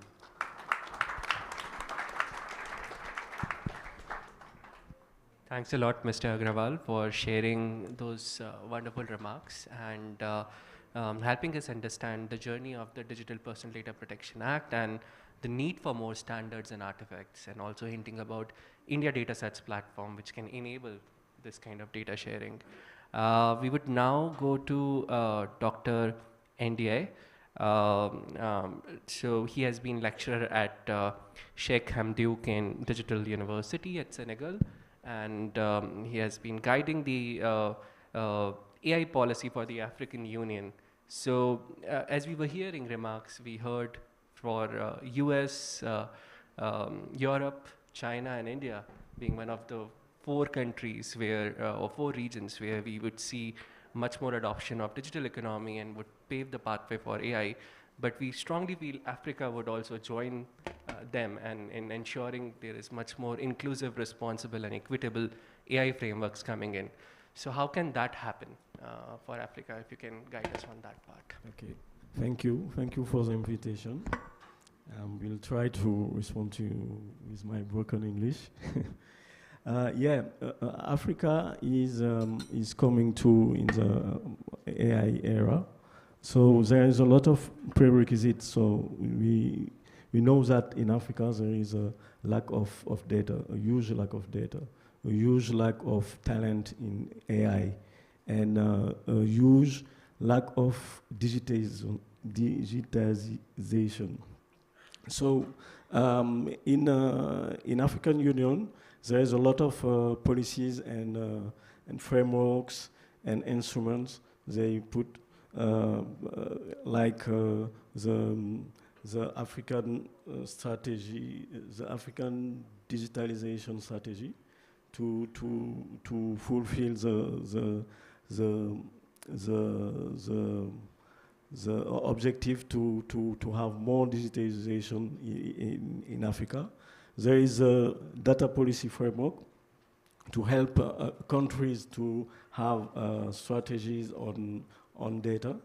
And there is the Malabo Convention for data protection and cybersecurity. So now we are working on a Pan-African AI strategy, and they will launch it on January perhaps next year. And the main problem besides talent, infrastructure, and so on, is the digitalization and the access to data. So AI demand a lot of data. So we know that in Africa there is a lack of data. Usually it's not only for AI. There is a lack of data, of digitalization of data. Usually when we want to access some data, we go on a structure like UN, like OECD, or something like that, to have data on Africa. And there is no data well managed in Africa, within Africa. So there is some initiatives. There is some initiative in Senegal. We have our data strategy and our AI strategy. So one of the flagship project on the data strategy is to build data spaces on a sector like agriculture or tourism. But it's very interesting because it enables us to have a multi-stakeholder approach to talk about the importance of data and to share some data on some sector. But I think that it's not sustainable, because each time you do it, you have to have the money for that, you have to have all the people, gathering people, and to make them to make them share their data. And I think that having another perspective, like having a DPI, could be a more interesting way to do that, and to have all sector more digitalized, so we can have the data produced and stored automatically and share within a good framework, and not to do some project time to time to try to have this kind of data. There is also some initiative from private sector, but it's mostly global private sector. I can give an example of Lacunophone. Is doing a great job to finance data collection and data sharing. But this kind of initiative bring African to not have the propriety of their data. They can give, it's between $100,000 to $2,500, $200,500 to build data on NLP, agriculture, or health. And the data are collected by Lacunophone and shared by Lacunophone. So the producer will not have the proprietary of the data. So it could be a real problem, I think. And but in the other hand, it's a way to provide Africa the opportunity to share data and to produce some data that can be used to build a model. So to have unbiased models. So it's good, but it's bad too. So we have to have the right trade-off to build and share our own data, but to have the proprietary of the data. So I think that it's a landscape of what's going on in Africa, and I think I can go more ahead.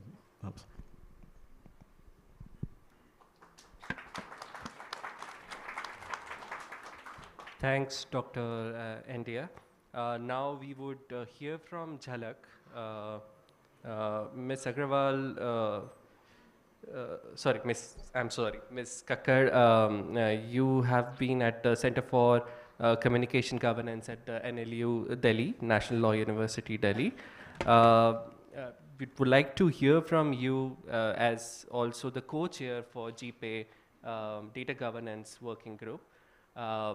What has been the new developments you are seeing from several countries in terms of data governance, and what are the learnings which we can adopt from them? Thank you, Gaurav.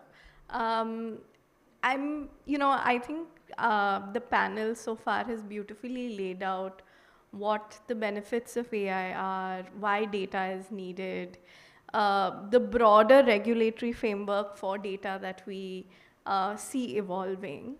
One of the specific sort of use cases that is getting discussed a lot these days is how do we unlock the potential of data, huge troves of data that the government is collecting, whether it is in the health sector or it is in the education sector or for delivery of benefits. I'm the co-lead for the government as a provider of data project that is currently ongoing at GPay, along with Chingy, who's sitting in the audience. And one of the things we really wanted to explore and try to understand is how is government currently sharing data, and what is the value of government sharing data? And try to provide some guidance for governments on how they can share this data in a safe, privacy-respecting, effective manner. Because increasing the availability of publicly held data through safe ways can create immense benefits for our society, while ensuring that it continues to be grounded in principles of human rights, privacy, non-discrimination, many of the ideas that have already been discussed on this panel today. And what we started off doing was trying to map out how are governments around the world currently sharing data. And it was actually quite difficult to do that because a lot of the governments who are sharing data seem to be doing it currently behind closed doors. These aren't through publicly declared mechanisms, and we were only able to find a handful of case studies globally where there was really documented information around how this data sharing has happened. For example, in the UK, the National Health Services has shared, has a contractual partnership which they established with Google's AI firm DeepMind to share data for digital solution development. Similarly, in Taiwan, there's the example of the health passbook, where consented health data transfer to third-party apps is enabled via government-run health passbook. We have examples from Nigeria, such as the Rapid Response Register for cash transfers, where data was made available for this purpose. And in Colombia, we have the example of Acclimate Agricultural Data Platform, which is a data commons initiative, which was built to provide farmers with actionable information. And the fact that we are struggling so heavily to find such case studies which openly can lay out what are these data sharing mechanisms points to the fact that perhaps we need to develop some kind of foundational guidance for governments on how these contractual arrangements need to look like, what these data stewardship models that governments need to lead should be designed as, to ensure the safe and privacy respecting manner of sharing such data.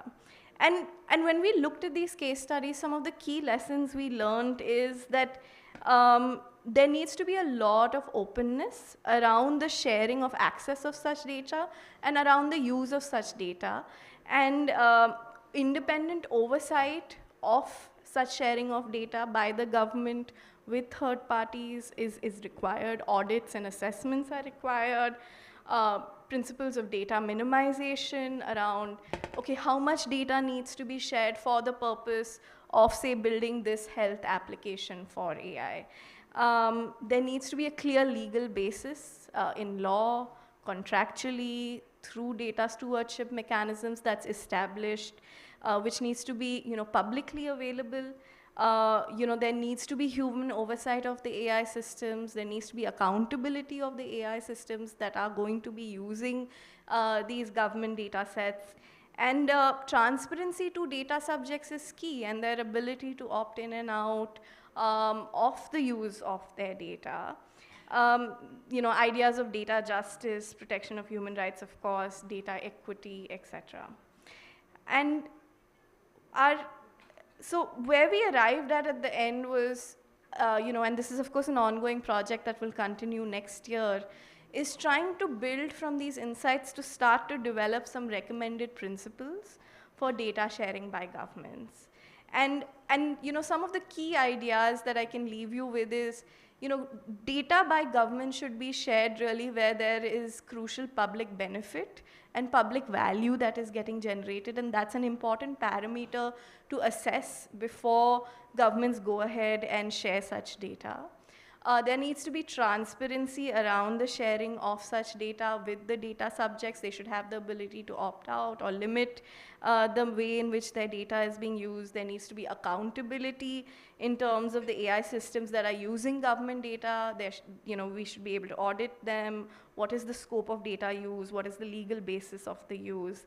And there should be safety and security. There should be assessments of these systems to ensure that they're robust, technically safe, that there is human oversight, there's accuracy, reliability. There should be data minimization and proportionality and privacy-enhancing technologies and privacy by design embedded into these systems. However, these are all high-level principles, and to operationalize them, I think in the year ahead, we hope to find ways to collaborate with certain governments that are undertaking such data sharing to really see how we can dig deeper and build more nuance, because currently, where we've reached in this stage of the project is more high level, but as we've seen in laws and principles, what really matters is the way you operationalize and implement them. And it's really through real life experience and working with governments that are going to be sharing such data that we will be able to come up with more nuanced frameworks which will serve as guidance for governments around the world who are seeking to unlock the potential and value of the data troves that they are sitting on.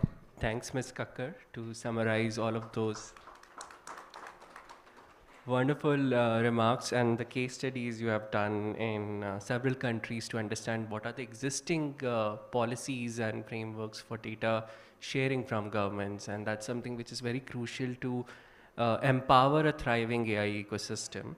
Now we would move to Dr. Ashley, who is Chief Architect, Global Public Sector and Director, NVIDIA AI Technology Center. And Dr. Ashley, we would love to learn from you about what you see is the journey for data curation. As Ms. Kakkar also mentioned that there is a need for more proactive data sharing, but how do we go about curating data for building responsible AI solutions? Thank you, everyone. So I guess, right, data curation is a subset of data science, and I'm going to maybe talk at a less regulatory level here and at a much more practical level, just because that's where my expertise sits. If we go back to the opening comments by Sharad, right? We discover, through training time, we have an interaction with the data, and another one at inference time, when we go build the system, and then when we go use the system. And data curation, starts at when we build the system, but it ideally takes feedback from when we use the system to help us make changes to our data that we use to build the next version of the system. And so, as I think Professor Ganasha said, we discover bias in that inference stage. That's where we learn about the actual bias in our outcomes. But that bias came from the data that we had at training time.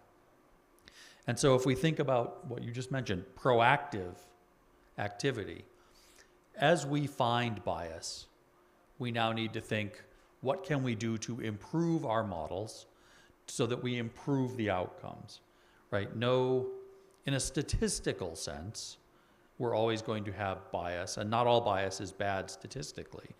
But when we talk about bias in the sort of public discourse, the way we use the word there, we want to eliminate those biases.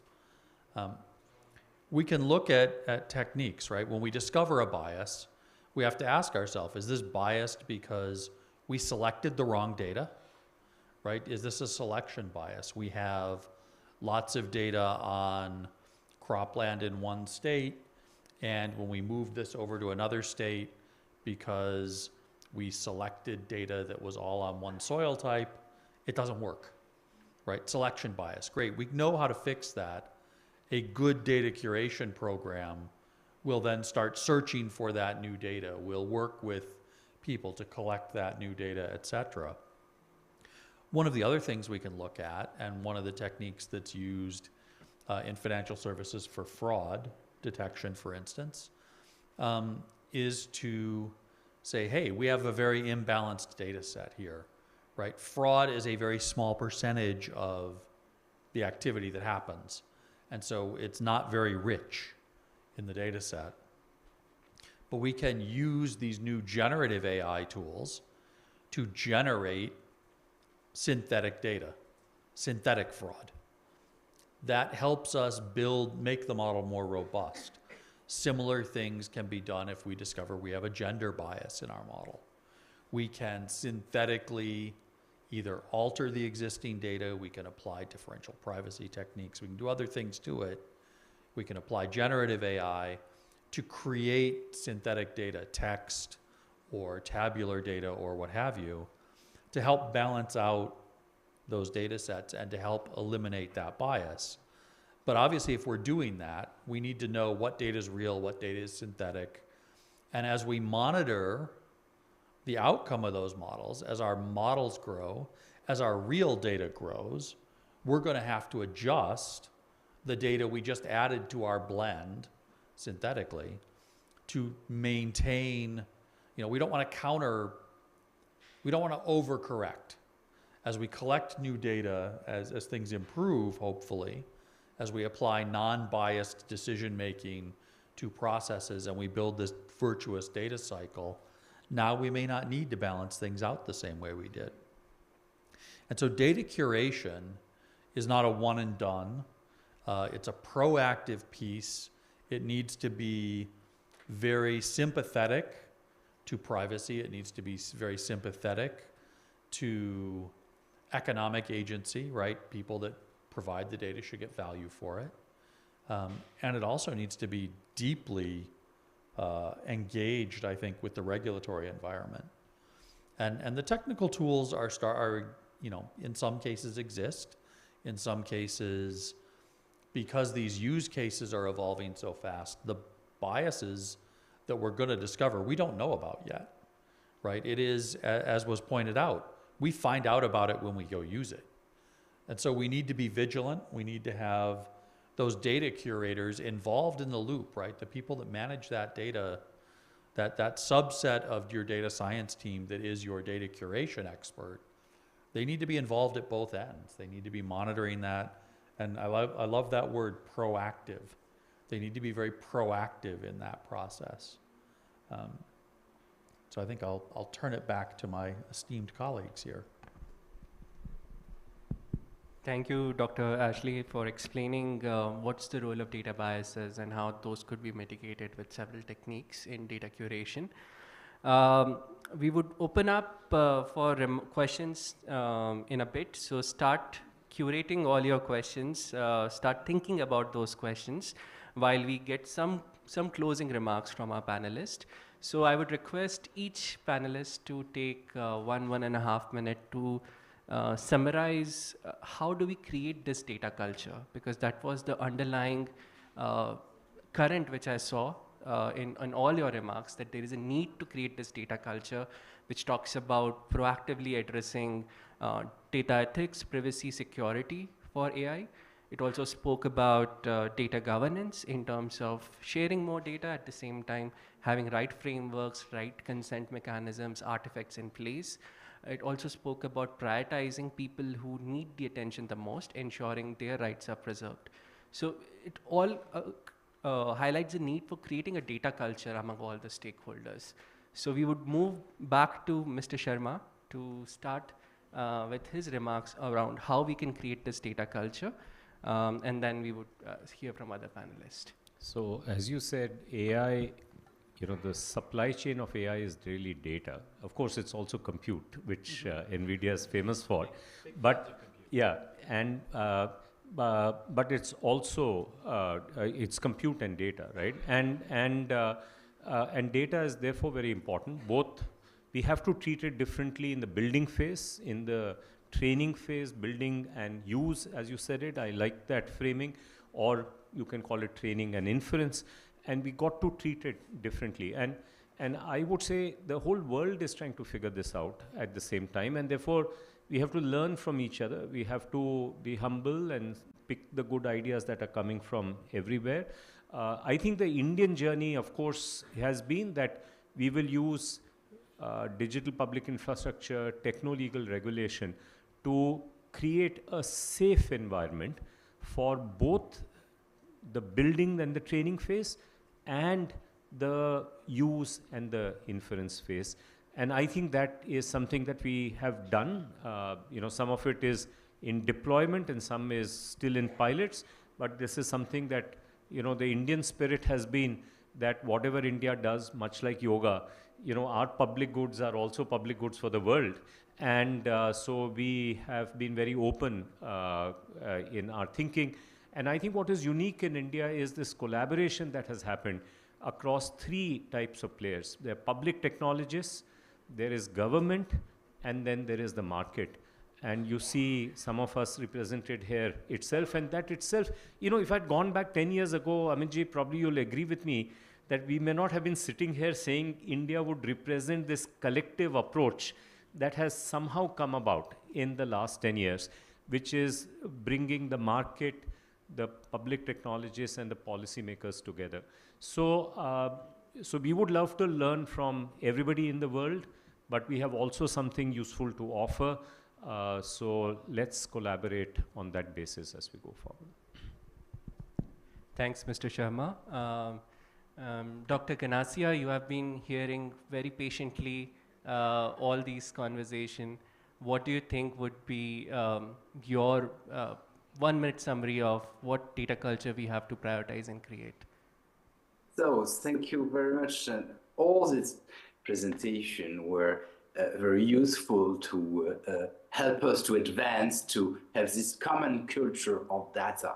There are 3 points, I think, which could be useful. And the first that many of you mentioned, the need for regulation, because it is very important to preclude the bad uses of data and to protect data privacy and to be sure that there is no bias, etc. And I think what is one important point, and you know, I'm originally a specialist of artificial intelligence, and we're working on systems that are able to automatically to test the compliance of data to rules. I think this is a very important point for the future, to embed in AI system, in computer system, the possibility to automatically to validate the compliance of the way data are used, the path of data. This is the first point. The second point, I was thinking of what said our friend from Africa, and I mentioned it before. On the one hand, it's very important to share data because data are very useful for everybody. And on the other hand, it is very important to be sure that the people who generate the data take advantage of this data and to make it possible to be owner of this data and to take the benefits of the use of this data. Is very important for the future because the risk is to have some type of colonization by big tech company. I think it's very important. And the third point concerns the notion of bias, as was mentioned later on data curation. This is the difficulty with data, is that it's very difficult in advance to know that data are not biased, and you have a cycle, the virtuous cycle of use of data, tests of data, etc. And this is what we have to put in place for the future. Thank you very much. Thank you, Dr. Ganassia. Mr. Poon, quickly, what do we need to do about creating a data culture which thrives for more ethical AI?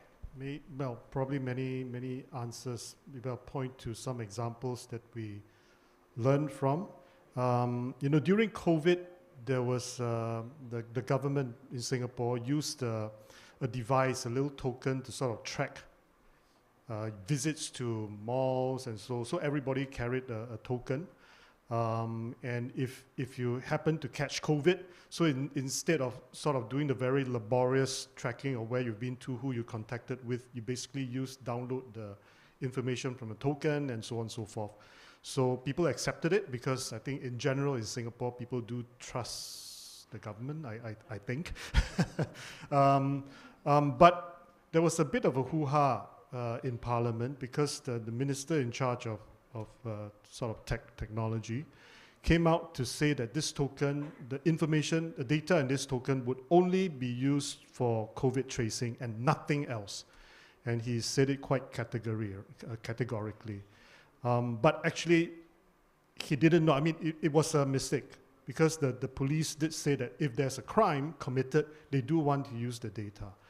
And quite quickly, as soon as possible, the same minister came out to Parliament and said and clarified actually it would be used for criminal investigation. And people were very angry. Well, I don't know whether they were very angry. There was a backlash. But the backlash was because of the communication or the miscommunication. People said that you cannot say one thing and do another, right?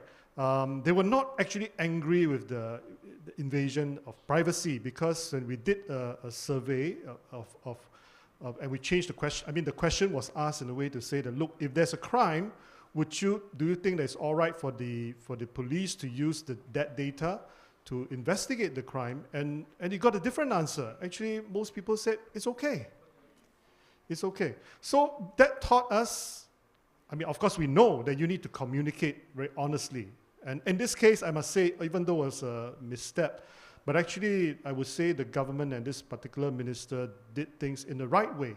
Because once you have something to clarify, you have something to communicate, you do it honestly, right? Even though you sort of made a mistake. And that's very important.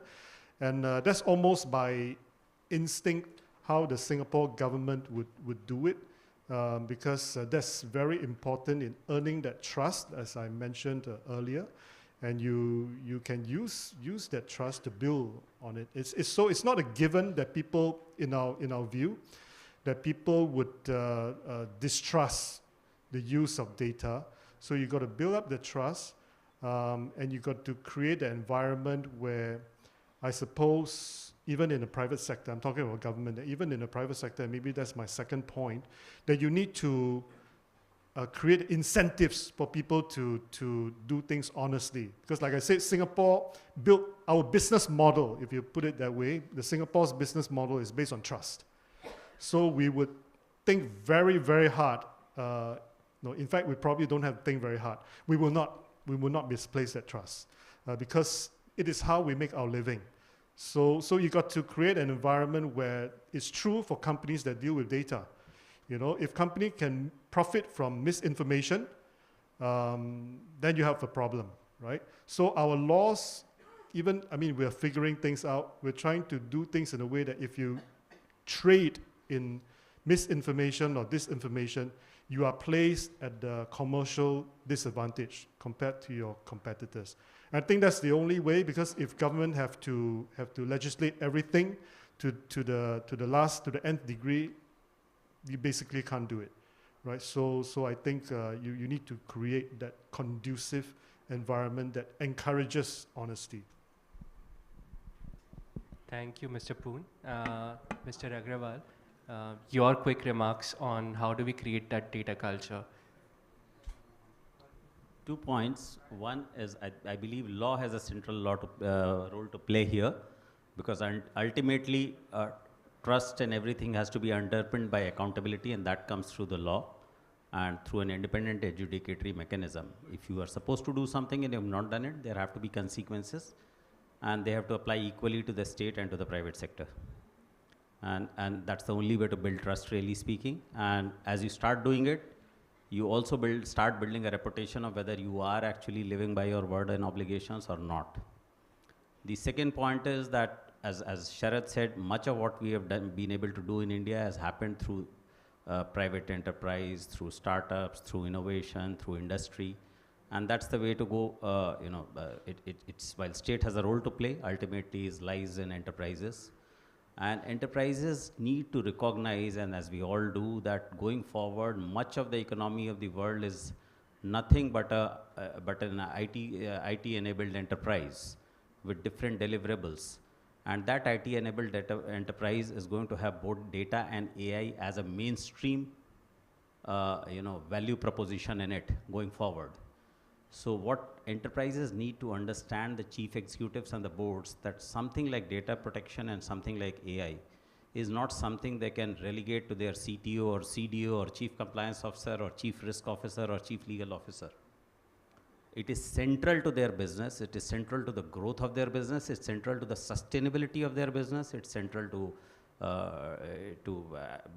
they can completely suffer competitive advantage, so on and so forth. So whether it is public institutions or it is private enterprises, boards, leaderships have to really recognize that this is the new world.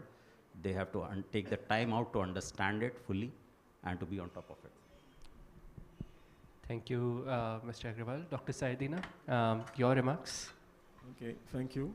I think that, as they say, I think about 2 points. The first is incentive from the government to their own ministry direction, so they can share their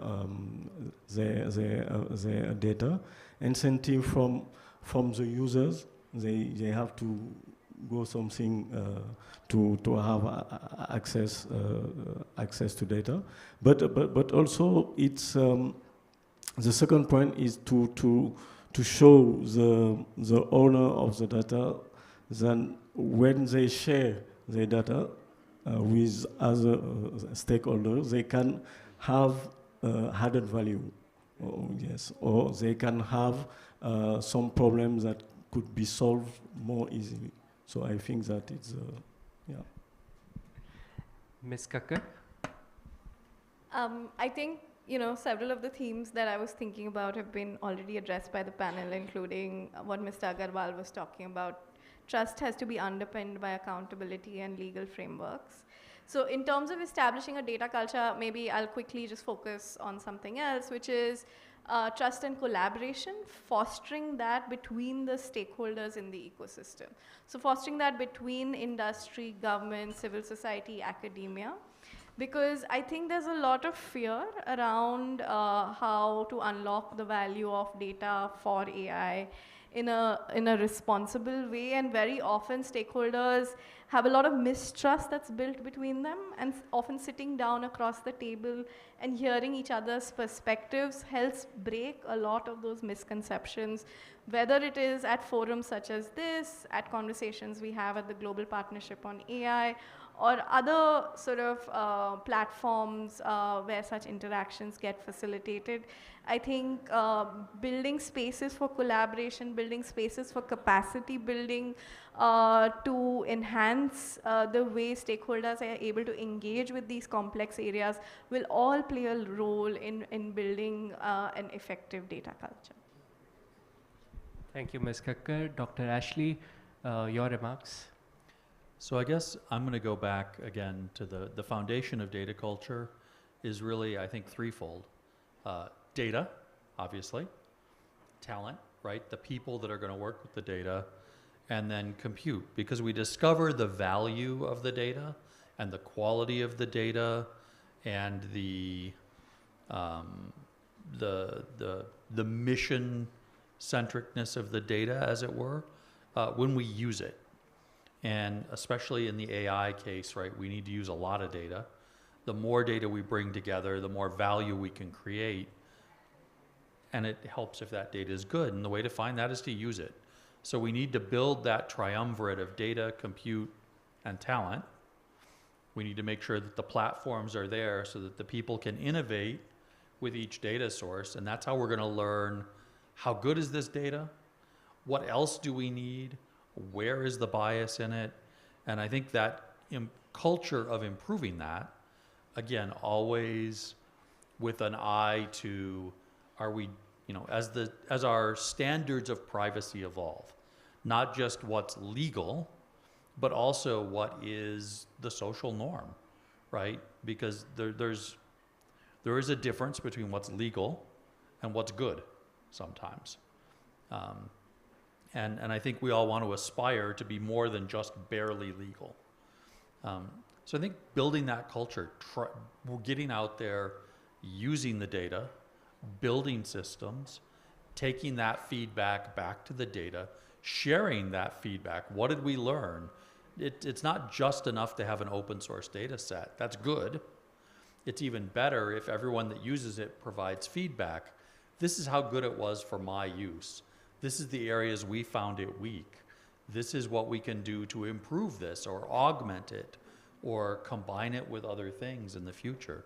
I think that's, when we start doing that, we're going to start building a data culture that can feed a responsible AI-powered culture. Thank you, Dr. Ashley. We would now open up to you folks in audience to ask us question. Yes, ma'am.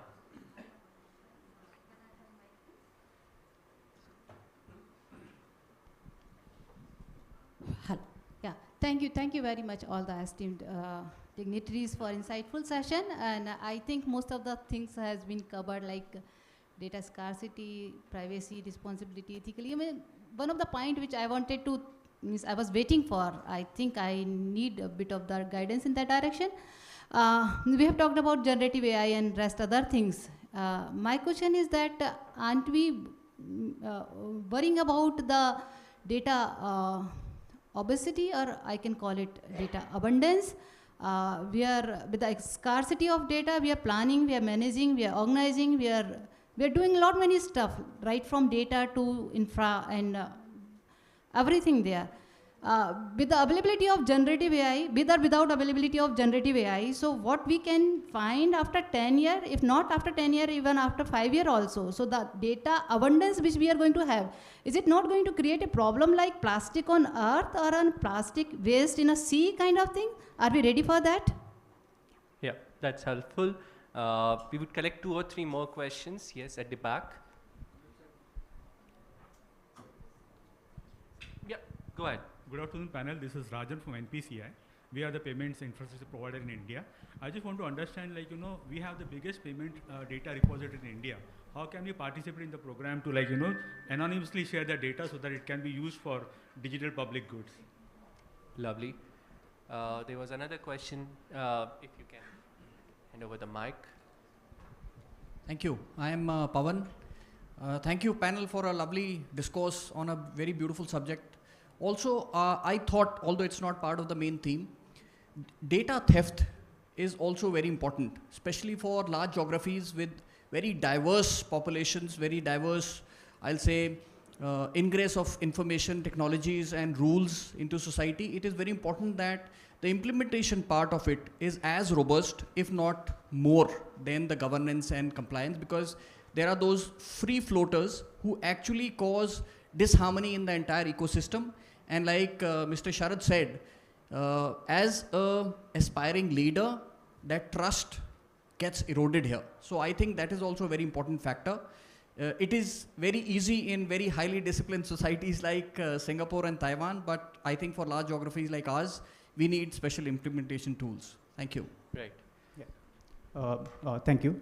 My question is on the role of software patents as a market entry barrier for AI developers and companies in India, because there is an increasing trend of software patents being given in India, and previously I think less software was more under copyright legislations, but patents, I believe, would hinder market entry for a lot of developers who would start out in developing new AI products. So comment on that.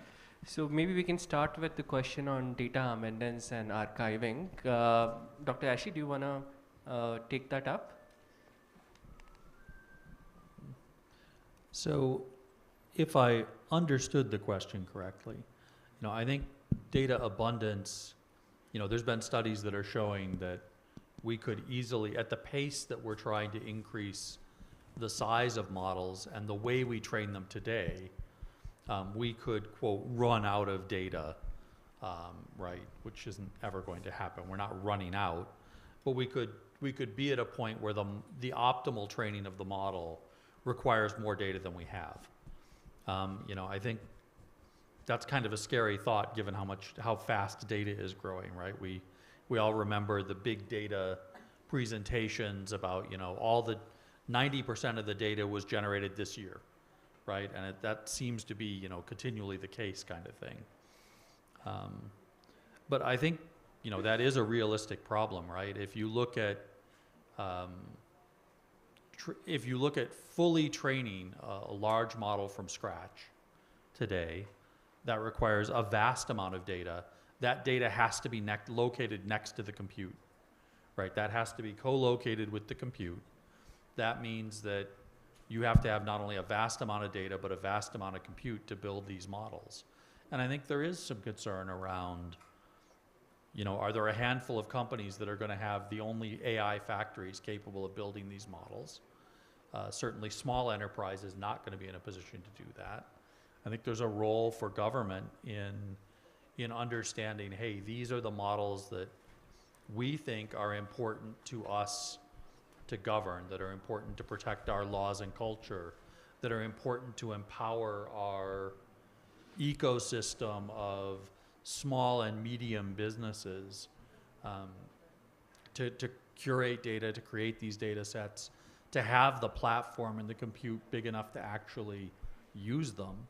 I think there's an imperative there, and I think it is tied to this data size. The value of data over time is an important part of the curation process. That goes into this whole archiving and curation. I hope I understood the question right. Yeah, that's super helpful, Dr. Ashley. Mr. Sharma, do you want to take up the payments one? Yeah, I'll take the payments and the patents. The payments one is a very good idea. I think many of us believe that the payment anomaly models will also come from India, because there are only 5 big payment systems in the world. One is, of course, UPI that NPCI runs, which is a remarkable system. And in addition, there's Visa, MasterCard, Alipay, WeChat Pay. And so if any, and I would finally say SWIFT. And so out of the 6, if any 2 get together, as he said, if those data sets can be there, then you can create a wonderful payment anomaly system. And I know there is a discussion taking place.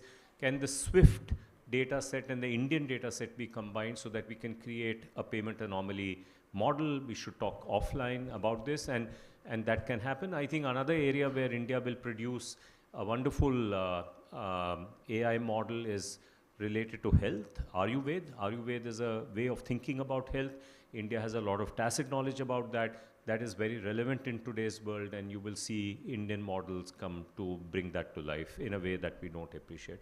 Now, when they're doing that, they end up wrestling with copyright and patents. The gentleman who brought that up, and copyright is it's an open issue. India hasn't taken a position on it.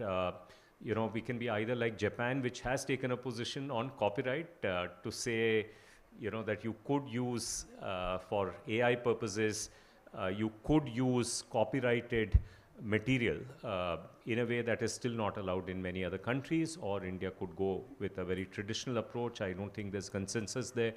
But on patents, India was one of the first countries to not allow software patents. And I don't know how many of you know that. India was the first country in the world that actually legally passed a law in the parliament to not allow software patents. And the reason for this is very clear. Just the way you don't patent music. Music is a collection of notes. Software is a collection of tokens. And the thinking was that it doesn't make sense.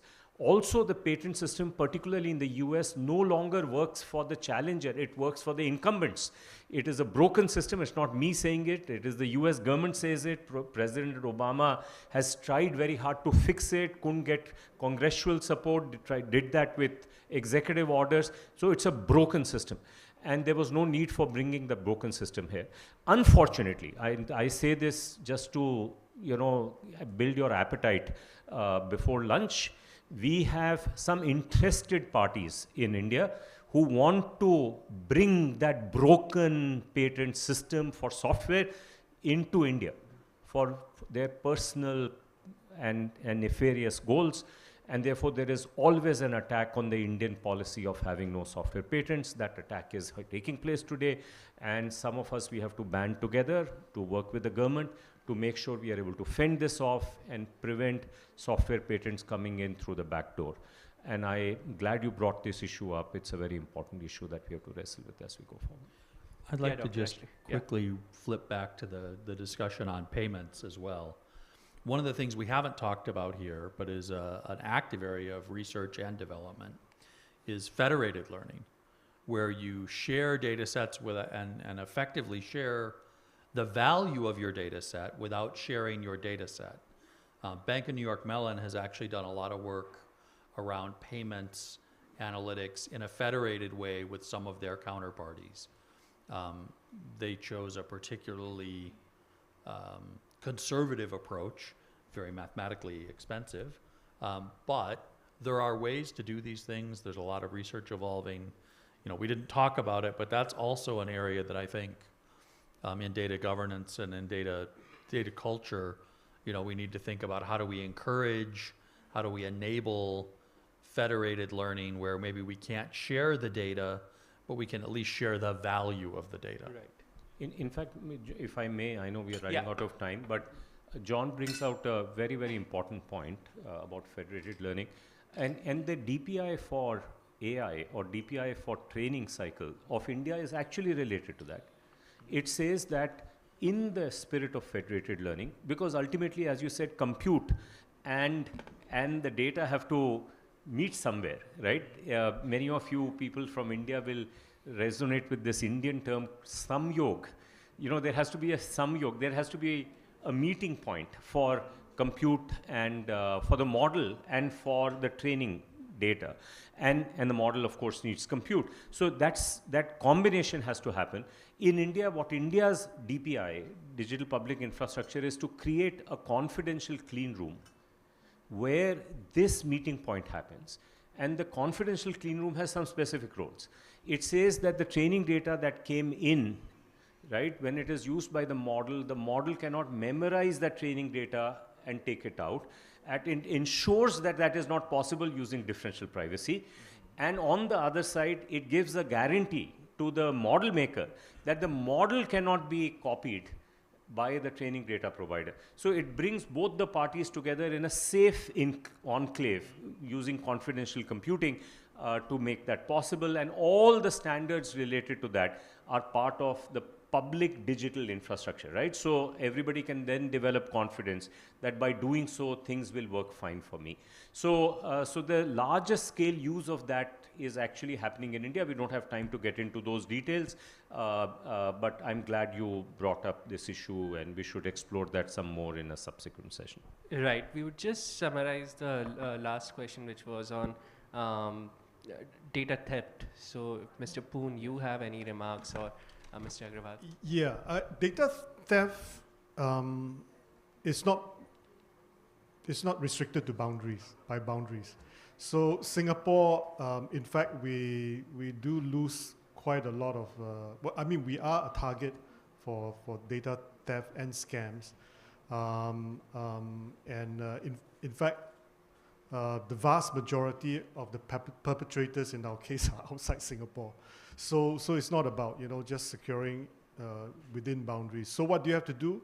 Well, we do have to take cybersecurity very seriously, and we have to keep educating the public.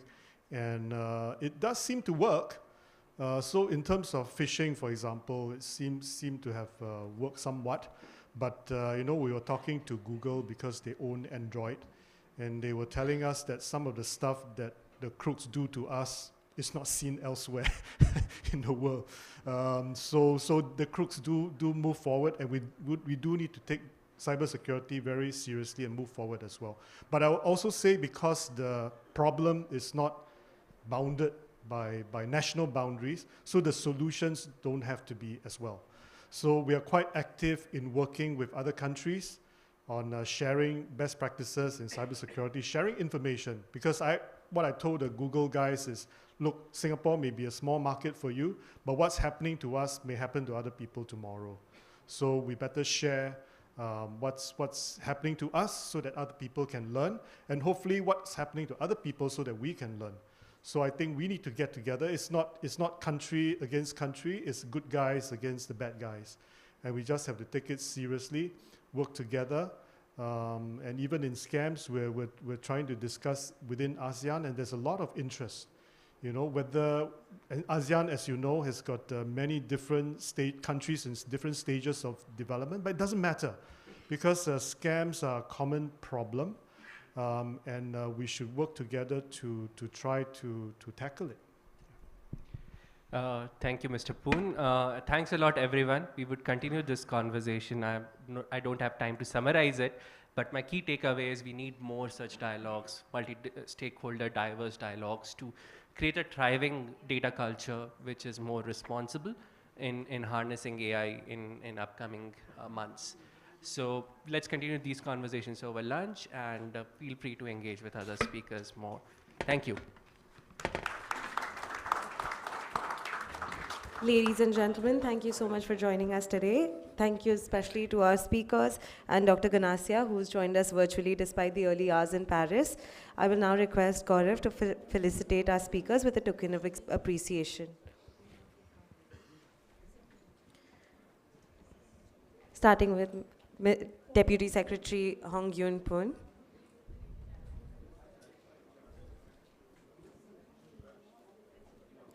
Mr. Amit Agrawal, CEO, UIIDA.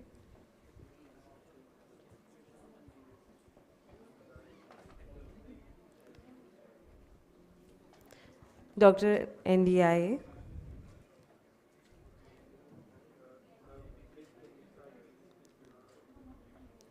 Ms. Jhalak Kakkar.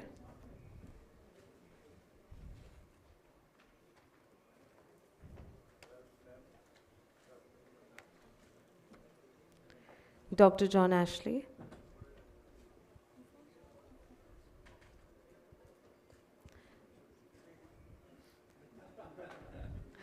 Mr. Sharad Sharma.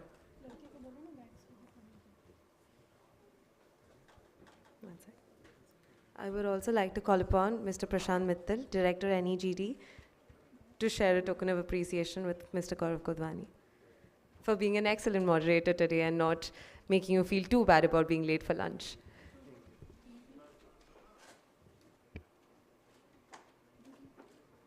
Thank you so much, everyone.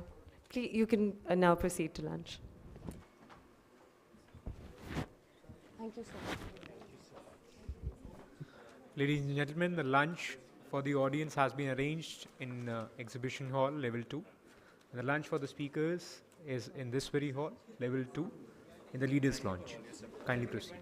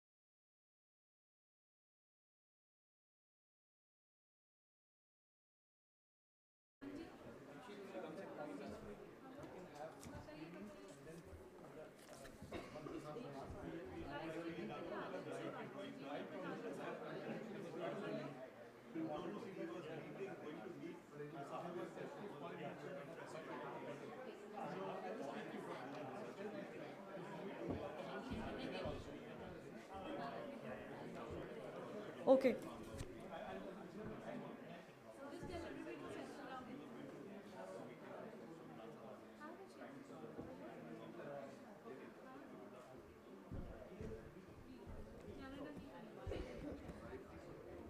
Ladies and gentlemen, I request everybody to be kindly seated.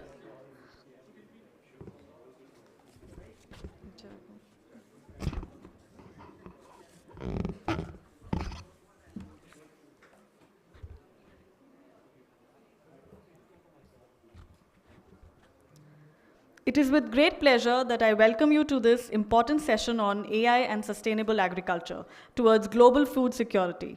As we gather here today, we are acutely aware of this critical juncture at which our global agricultural systems stand.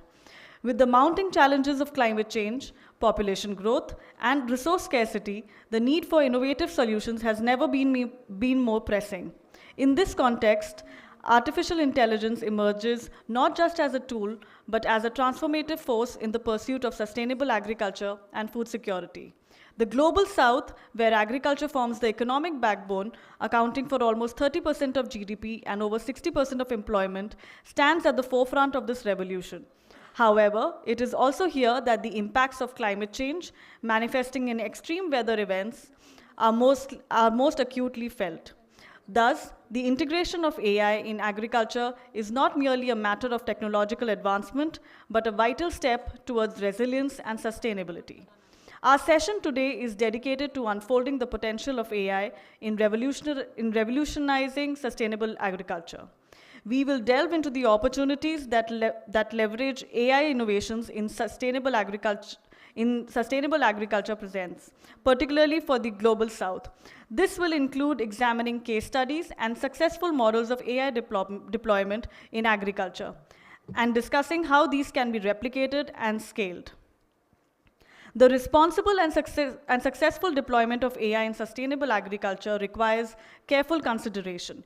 Our discussions will also focus on the potential frameworks for public-private partnerships and policy development, which are crucial for catalyzing AI innovations in this field. Agricultural innovation requires a cooperative and network-based approach underpinned by such partnerships and policies that not only foster innovation, but also safeguard the rights and interests of diverse communities. Through this discussion, we hope to set in motion a collective journey towards a future where sustainable agriculture, powered by AI, plays a pivotal role in achieving global food security. With these thoughts in mind, I would like to call upon our esteemed keynote speaker, Dr. Yossi Matthias, Vice President of Engineering and Research at Google, onto the dais. So please. I would also request our distinguished panelists to join us on the dais for a commemorative photograph.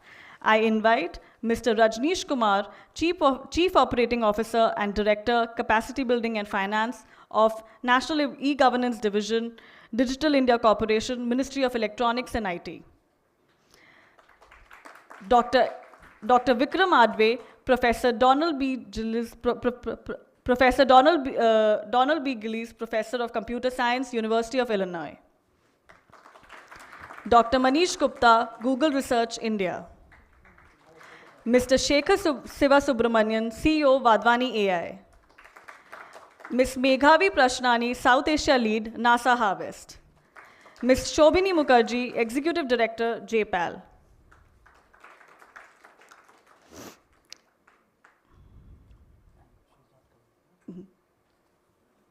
No, she's not. So please come for the photo. So if you can, so we can also go in the front? Yes.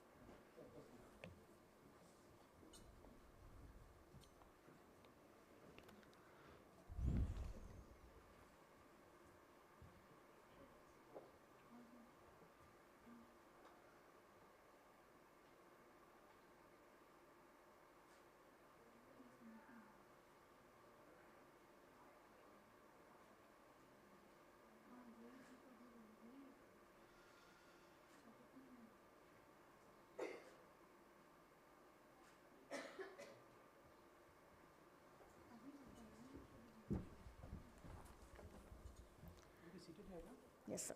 Yes, sir. You can sit there.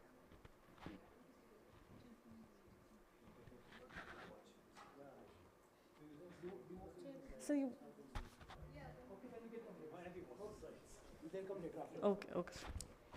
It is now my distinct honor to introduce and invite our keynote speaker, Dr. Yossi Matthias. As the Vice President of Engineering and Research at Google, Dr. Matthias is a luminary in the field of technology and innovation. He leads global teams that are at the cutting edge of research and development, focusing on impact-driven initiatives that harness the power of AI to address some of the most pressing challenges of our time.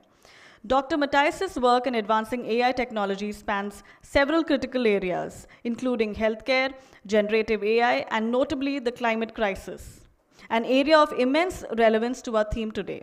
It is with great enthusiasm and a sense of anticipation that I invite Dr. Yossi Matthias to the stage.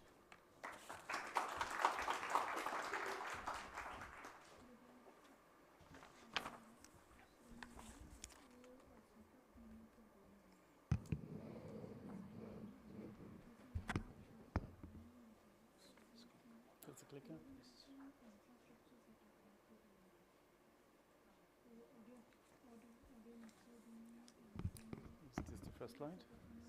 No. Okay. Well, thank you very much for the kind introduction. Great honor to be here today.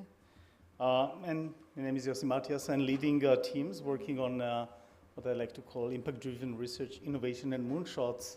And one of the areas that I'm particularly excited about is the opportunity with AI addressing the climate crisis and sustainability at large. So great honor and pleasure to be here. Now, from experiencing the hottest summer on record to dealing with frequent and devastating floods and wildfires, we already see the impact of global warming. And this is touching our global communities in any aspect. Bigger storm, more frequent and intensified wildfires, more floods. And I guess India, of course, is one area that we see a lot of that. And we know that this impacts especially vulnerable communities. Now, we do believe in the power of AI to help and in these matters. And this is what many of us at Google Research are working on, to look into what we can do with AI to help with that. And of course, there are many others around the world. So I'd like to touch on a few of these areas and the opportunities that we see with that, of doing that. So I'd like to share a few examples of where we're leveraging AI, climate, and sustainability through some of the climate resilience, adaptations, and mitigations, and both in terms of how to try and slow down the global warming, how to address the adaptation, and then touch on how we're dealing with agriculture-related stuff, which is a topic for today. Now, according to our new report with the Boston Consulting Group that we just recently released, AI has the potential to mitigate 5 to 10% of global greenhouse gas emissions. Now, this is based essentially on extrapolation of what we do today. But importantly, we should remember that with AI, as it is with technologies in general, we can be surprised quite often for the better, I would say, in terms of the impact of what can be done. So hopefully I can convince you on that. But before I do that, I'd like to mention that we have been looking into AI now for several years. You know, we've been an AI-first company now for several years, and but we take AI very seriously. So one of the things that we set up early on is what we call the AI principles, and realizing that AI is an important technology, but it's extremely powerful, and we want to really be respectful to implications of AI. So we set up these principles by which we are looking into how to use AI responsibly and take into consideration areas such as security, privacy, bias, fairness, equitability, and of course, meeting to very high standards and all of that, not only in terms of our operation, but also in terms of how to develop some of the know-how and to develop some tools. So we'd like to think about how we're thinking about AI in terms of being both bold and responsible. Now, let me start with the opportunities of AI, and one of my examples, which is very much also relevant here, is flood forecasting. And this is something we actually piloted for the first time in India back in 2018. And importantly, when we started looking into flood forecasting, which is perhaps the most frequent and one of the most devastating natural disasters, impacting thousands of lives, actually causing the loss of thousands of lives per year, impacting many millions of people and billions in economic damages. And at the time when we started looking into that, the situation was that the general consensus among the experts was that this is too difficult problem to do something useful with in terms of prediction, which is really the main way to actually be helpful with floods, is actually to be able to give some predictions. So with that in mind, we started looking into what can we do about it. And what we learned is that actually we can make some progress on that. So now, a few years ago, I was here actually in India, and I saw actually the impact of floods, seeing a village that was covered overnight. At middle of the night, actually, flood came unexpected. And the fellow standing next to me, Rakesh, is a real hero. He actually, and two of his friends actually saved quite a few lives that night on that village. Not everybody, unfortunately. But the main question that was on our mind is, can we actually give predictions so that we don't need to rely on such heroes such as Rakesh? And the way in which the solution actually turns out to do a pretty good job at that is by a technology called flood forecasting, that is a result of actually advancing science and technology, working very closely with academics, publishing papers, and a combination of machine learning and physics simulation, in which we build what we call essentially two types of models. One is the so-called hydrologic model, which tells you how much water you should expect to get down in any particular location. And this is a pretty complex problem because you need to take into account the wear of the land, take some measurements, make some predictions, account for different soils, and many other kind of considerations. And the other one is the so-called inundation model, assuming you know how much water arrives in a particular case. In order to be helpful, you need to actually give prediction of what's going to be the water level there. So these kind of combined can give you a pretty good sense, which today we can actually give it as what we call this and dissemination through our tools. And in India alone, we sent out many millions of notifications to people at risk. Now, the problem appeared to be at first too difficult to solve because there are so many variables. But as it turns out, with enough computation power and simulations and physics and data that was gathered and in partnerships, we could actually do something about it. And fast forward, later we could actually build up what we call the breakthrough global hydrologic model that actually learns, using machine learning, all those patterns of hydrology, and in a way that you can actually make predictions even in places that don't have as much historical data as other places. So for example, currently this is launched in what we call Flood Hub in over 80 countries, including 23 countries in Africa where the data is scarce. In India, actually, there's a very good system collecting data, measuring it, measuring the water level, the water velocity, reporting all of that, etc., which was extremely helpful and gives a very highly accurate result. Turns out that with this global hydrologic model, we can actually make predictions even in places that we don't have as much data. So essentially, this is an example, and what we see here is what we call a flood hub, where every dot is a gauge where you can actually see some predictions. The red dots are places actually there's a prediction there's going to be a danger level, and people can then prepare and take action, and this could be life savings. So that's an example for a problem that that really is impacting people's life using AI, and something that was thought to be unsolvable. This year alone, during the monsoon season in India, we sent 46 million notifications to people at risk. So it's pretty impactful. Let me give another example. Floods represents this class of problems which we call adaptation. Namely, they existed for years, of course, but now with climate change and global warming, we have many more of them and more intensified. And by the way, globally, right, we've seen in Europe, in other places, floods that we haven't seen in ever. And also here, I believe in Delhi and other places, we've seen floods in increased capacity. The other direction we're looking into is how can we use AI in order to help mitigate the climate change.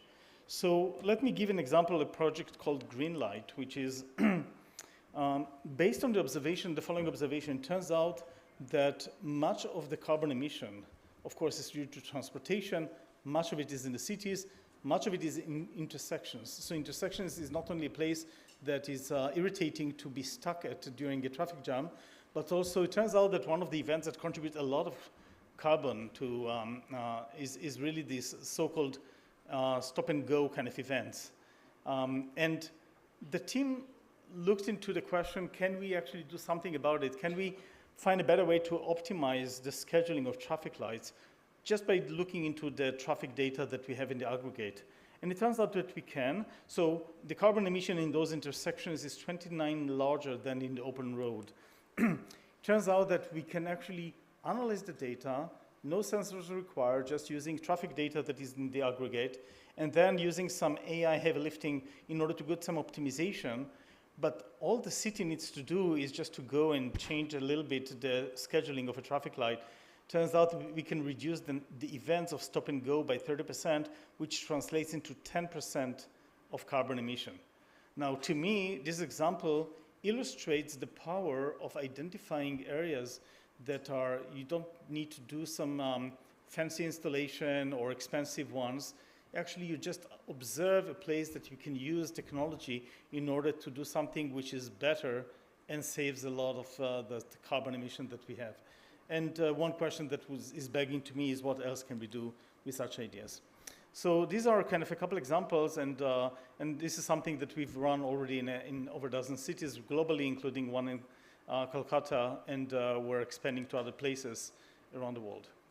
With that, let me switch to sustainable agriculture, which is actually the kind of the main topic for today here. And we believe that AI can improve agricultural sustainability, beginning with the global south. So as all of you here know, for India, agriculture is critical. About half of this country's population depends on agriculture. And as a lead producer of basic products, such as rice, wheat, cotton, sugar, and dairy, India's agriculture is essential for the entire world. Situation is similar in other countries in the global south, as many African countries, which have the greatest burden of food insecurity. 70% of Africans rely on agriculture and farming for part of their income. Now, within that context, farmers are some of the most important stakeholders. Yet there are daunting challenges every day, ranging from getting access to subsidies, capital, insurance, achieving better yields, market linkage due to a variety of reasons. So changing climate, monsoon, and variability, and declining soil fertility are compounding existing challenges. And even though there's rapid adoption of smartphones and great penetration of internet in India, the usage of technologies in agriculture is fairly limited. So the opportunity is really big here. Now, without change, food and environmental systems across the world are at risk. That's why we're advancing research and working with partners, governments, NGOs, and startups to apply our AI research and help address these challenges. Now, Google teams in India are applying AI to organize the agricultural information in the individual farm yield level to enable field-level targeted interventions, data-driven decision-making, and delivery of services at a farmer level, not only in India, but in other regions as well. We're doing this in a few ways. So let me highlight a few of those. First, we are using AI-powered technologies to organize India's agricultural data and develop a unified landscape understanding. We're building for agriculture via assets such as Earth Engine and AI models such as agricultural landscape understanding. This technology is helping us understand the fundamental elements of agricultural landscape through a multi-class model that segments field and tree crops, trees, woodland, water bodies like dug wells and farm ponds. Furthermore, we're launching a new space where developers, agri-tech enterprises, and governments can learn more about the work and start using the output of our models through APIs. And this will be available on a new website, which is going to be up there called agri.withgoogle.com, so pretty straightforward. Now we're starting our agricultural landscape understanding API in India with more capabilities to be added in the coming months, including more regions in the Global South, beginning with Africa. Now second, we're applying AI for agricultural monitoring and event detection. This enables the exploration of details of an individual field and the review of agricultural practicals throughout different periods to better understand its needs. Details include current crop types, field size, distance to water, and other important venues. Allows us to explore specific activities like sowing, harvest, or tillage for a specific field. In these technologies, future landscape monitoring models would be able to determine data like crop type, field size, distance to water, and crops last sow or harvest date. And you can see some of them in some of the booths here in the expo. All of our research is made possible through meaningful partnerships with governments, academic institutions, local communities. Today, our model outputs are being used across the spectrum of partners, including central and state government institutions, agri-tech enterprises, and academic institutions. Third, we're supporting farmers with Google Cloud through pioneering work to provide advanced AI language capabilities that can solve for last-mile barriers to adoption by farmers. Our partners such as Protean, eGov Technologies, and Amnex are building innovative solutions, leveraging our technology to provide precision advisory, access to formal credit via field digitization, get inputs on best practices, etc. They're also working with FPOs and ONDC to help solve for market linkage for farmers. Generative AI can play a big role in such scenarios. Now, taking this further, today I'm happy to announce our partnership with Protean.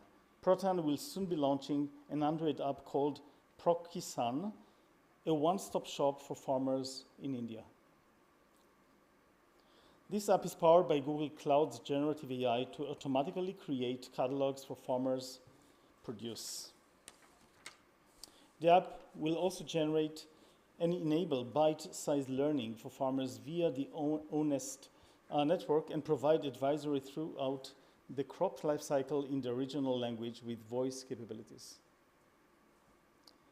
Now, another way we're advancing sustainable agriculture is by supporting startups, which is a topic really close to my heart. And by the way, it was great to see all the startups pavilion here in the expo.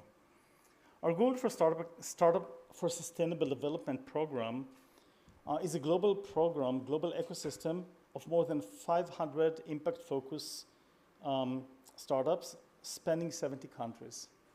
500. One example is WHR Loans. This startup helps farmers, traders, and producer companies in raising working capital through blockchain loans against their commodity stock, deposited in warehouses and pledged with the lenders to tide over lengthy crop cycles ranging from 6 to 12 months. Another example is a startup, Endrip, which is operating here in India. Actually, I was sitting with them in a panel just last week in COP28 that has developed a micro-irrigation solution powered by gravity, a sustainable alternative to flood irrigation. This disruptive technology provides precise irrigation, producing higher yields while saving water without adding energy and without the need for water filtration. As farmers, governments, and international organizations are actively seeking alternative, more efficient and less wasteful solutions to flood irrigation, this technology can help change water use in agriculture to help solve the global water shortage. Our climate and food systems are deeply interconnected as the impacts of climate change become more severe. The world's food security will depend on the resilience and innovation of our agricultural systems. So apart from helping farmers and supporting sustainable architecture, we're applying AI to forecast food insecurity and provide vulnerable insights to our partners. Over the last decade, food insecurity has been increasing worldwide. Although India, in India, for example, has enjoyed steady economic growth and has achieved self-sufficiency in grain production in recent years, high levels of food insecurity persists. India is home to a quarter of all undernourished people worldwide. Now, we believe there is a need for new data and methods for forecasting food security for three main reasons. Better forecasting methods can inform anticipatory actions, which have been shown to be up to 34 times more cost-effective than reactive measures to crisis. So the notion of prediction and forecasting, which I know that the PM also referred to, is extremely important. We've seen the importance of that in other areas as well. Food insecurity is a complex phenomenon influenced by the multitude of factors, including climate change, armed conflict, politics, and economic shocks. There's a general lack of data on food security outcomes and indicators, necessitating the use of novel data sets and surrogates for modeling food security. Now, research teams in Nairobi, Kenya, is working on early stage research applying AI to address this challenge. We're using existing food insecurity data sets, such as data on weather and economic factors, and plan to make use of Google's unique data sources and tools such as Trends, News, Maps, and Earth Engine. The goal is to extract multimodal data about food insecurity outcomes and drivers. We'll use this to create time series models that are capable of handling complex data, and we'll fine-tune Google's large language models to interpret and summarize the information generated by our forecasting models. We hope to provide users with insights such as forecasts, recommendations, and status reports by doing this. Forecasts which are continuously updated, varied data sources, potentially more granular, easily scalable. We hope this will help guide anticipatory action to avert emergency situations. Now, there are so many ways and so many more challenges that AI can help solve, and that our teams are working on, and not only our teams, teams of other places, other companies, many startups, and governments, institutions, and more. And this is just the beginning. Our teams at Google are committed to doing whatever we can to leverage the power of AI responsibly by designing AI systems that are beneficial, fair, safe, and accountable to everyone. We aim to help people and partners with accurate predictions and information that can be helpful for everyone. So with that, and I'd like to highlight just a few of the items that I think are the main takeaways as far as I'm concerned from our experience so far and prediction looking forward. One, when we talk about these societal problems, it's one of those opportunities for all of us to work together, to work across industries, to work with NGOs, with governments, with startups, with academics. The other observation is that when we look, coming from, again, COP28, all the predictions are pretty grim in terms of the progress. The optimist in me says that, well, technology is not linear. Progress is not linear, so we can actually use technology in order to make a change and to shift gear in so many different aspects. If there's something to learn from our experience in flood forecasting, is that even problems that appear to be too difficult may actually be solvable. And in most of them, I would expect to be solvable. With progress in technology and AI, I expect that almost every problem that we're going to encounter, we're going to find a way to solve. If there's something to learn from the likes of Greenlight, is that there are out there various opportunities to identify low-hanging fruits which are there, we just didn't find them as yet, which touches also another aspect. The innovation, the ideas, the identification of problems and the way to solve them can come from many.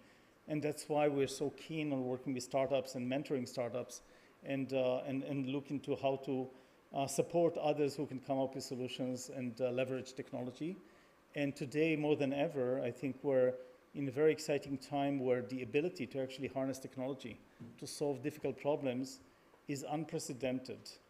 And also the opportunity for, when I meet young people, I tell them that I don't think there was ever time in history that people could actually learn a skill and then harness technology which is already available to them and solve problems that actually make impact on people's lives so quickly and so effectively.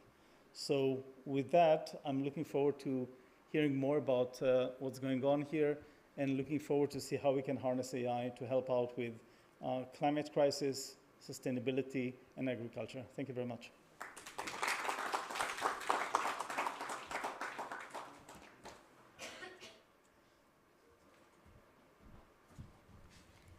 Thank you, Dr. Matthias, for your very informative presentation and your remarks.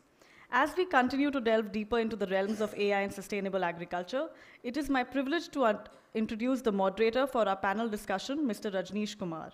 Currently serving as the Chief Operating Officer and Director, Capacity Building and Finance of the National E-Governance Division at the Digital India Corporation under the Ministry of Electronics and Information Technology, Government of India. Mr. Kumar is a figure of immense knowledge and experience in the intersection of technology, governance, and societal development. Mr. Kumar, we are eager to hear the panel's insights and discussions under your skilled moderation. Sir, the stage is all yours.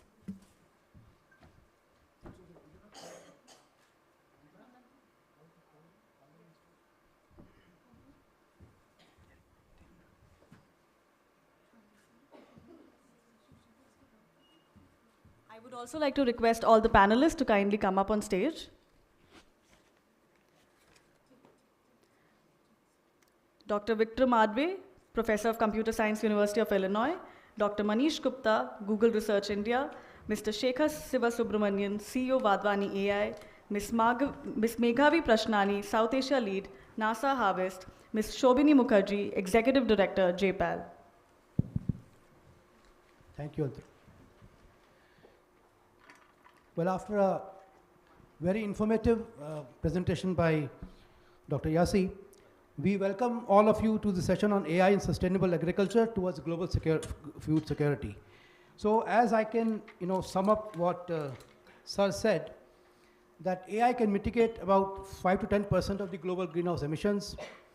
Of course, there are some issues that does the AI technology also increase pollution? That, of course, is a separate discussion. Then we have to be bold and responsible. The very good potential of AI is flood forecasting, because which are the bigger problems of countries like India. The prediction of weather has two models, hydrologic and inundation model. Sustainable agriculture, and he also introduced us to a website called agri.withgoogle.com. And one of the important things that we could take away is that Google is supporting startups, which is a whole ecosystem approach, whole system approach, holistic approach. And like he gave examples of WHHRL loans and DRIP. So as he mentioned the challenges and highlights of the session and his PPT, that we need to have a holistic view on things, whole system approach, and problems which seem very difficult are actually very solvable. And the most important thing is that they have to mentor startups and have the entire ecosystem and innovation by the young into agriculture. So as we proceed, I would like to first ask questions to the panelists. Dr. Martinez has not come yet. So I will start with Mrs. Shobini Mukherjee, ma'am. See, throughout your illustrious career, you have worked very closely with policymakers, civil society partners, and research institutions. So in your understanding, what are the key obstacles that farmers, particularly India and South Asian regions, encounter while trying to adopt and integrate AI into their agricultural practices? And the other question is, can AI be made accessible and beneficial to the smallholder and non-digital farmer demographic? Ma'am, please. Thank you very much. I'll just spend a minute talking about the kind of work that I do, what the Poverty Action Lab does, so it'll just give you a little bit of a better idea when I give a few examples of just to answer what you said. So the Poverty Action Lab is a research network of more than 500 professors across the world who are using randomized evaluations to be able to answer, solve various challenges across various sectors, understanding what works, what doesn't in alleviating poverty. Now, we work across many different fields. We work across agriculture, of course, but health, education, climate change, energy access. We look at behavior adoption. We look at gender, crime, and labor markets, what have you. And the basic premise is that there are many solutions that exist to be able to alleviate poverty, but the underlying principles of establishing causality to that program is what we're all about. So whether something works or not, we want to be very sure, given the fact that there are many solutions that exist, but how do you adopt better practices, whether better healthcare, preventative healthcare practices, better education pedagogy, how do you look at digital extensions for agriculture for farmers?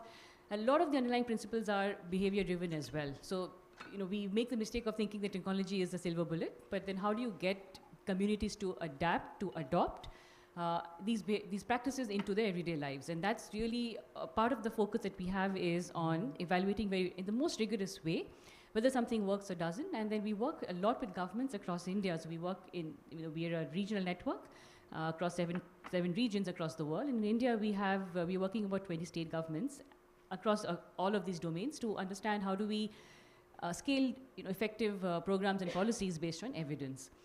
We were headquartered at MIT, and that's where our within the economics department. But that's where the origins are. But in India, we're with IFMR. It's a business school in southern India. So that's just a little bit about what the Poverty Action Lab does. To answer your question more specifically, now in agriculture, a lot of our work has been around adoption of best practices. The technology is good, we've got solutions, we're talking about AI right now, but in general, just better practices to improve crop yield, higher incomes, looking at how do farmers switch cropping patterns, how do you use agriculture extensions and IVR, phone-based messaging to be able to inform farmers about what are the market linkages, where to sell, what, how, all of that. A lot of this, we've evaluated across many organizations. We've used many tools. So we've used tools from Wadhwani and Google as well. But one of the main barriers that we find here is just the adoption. And underlying behavior principles are very important to understand. What is the adoption? It's good for you, but how do you nudge people to really adopt at a large scale? And the two things that come in play here. One is just the fact that there is low digital literacy. So you might have mobile penetration, but this digital literacy is one challenge. So how do you solve for that? And AI possibly cannot solve for it. So a lot of it has to do with training and using social networks and using communities on the ground to be able to do that, to leverage that. So we've done some work around how do you use social networks to spread information? How do you use frontline workers to be able to just push that forward as well? And we've done some interesting work around, say, looking at early warning flood systems, and that's again with Google technology, but then also having frontline workers who are actually taking that to the communities. So it's a little bit of just bridging that digital divide, bridging that knowledge.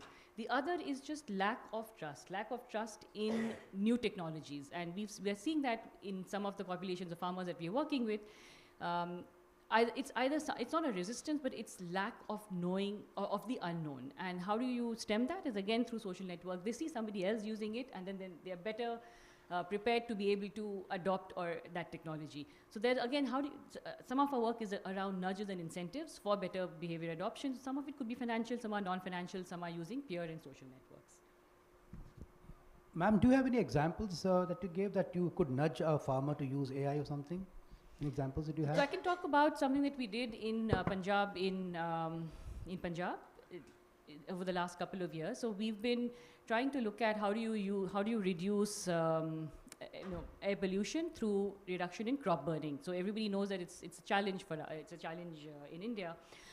And one of the ideas was, again, we're all developing economists, and what we try and do is just sort of look at a development issue, but solve from a different perspective. So this was almost looking at how do you solve for air pollution, but through behavioral nudges and incentives to farmers to reduce crop burning.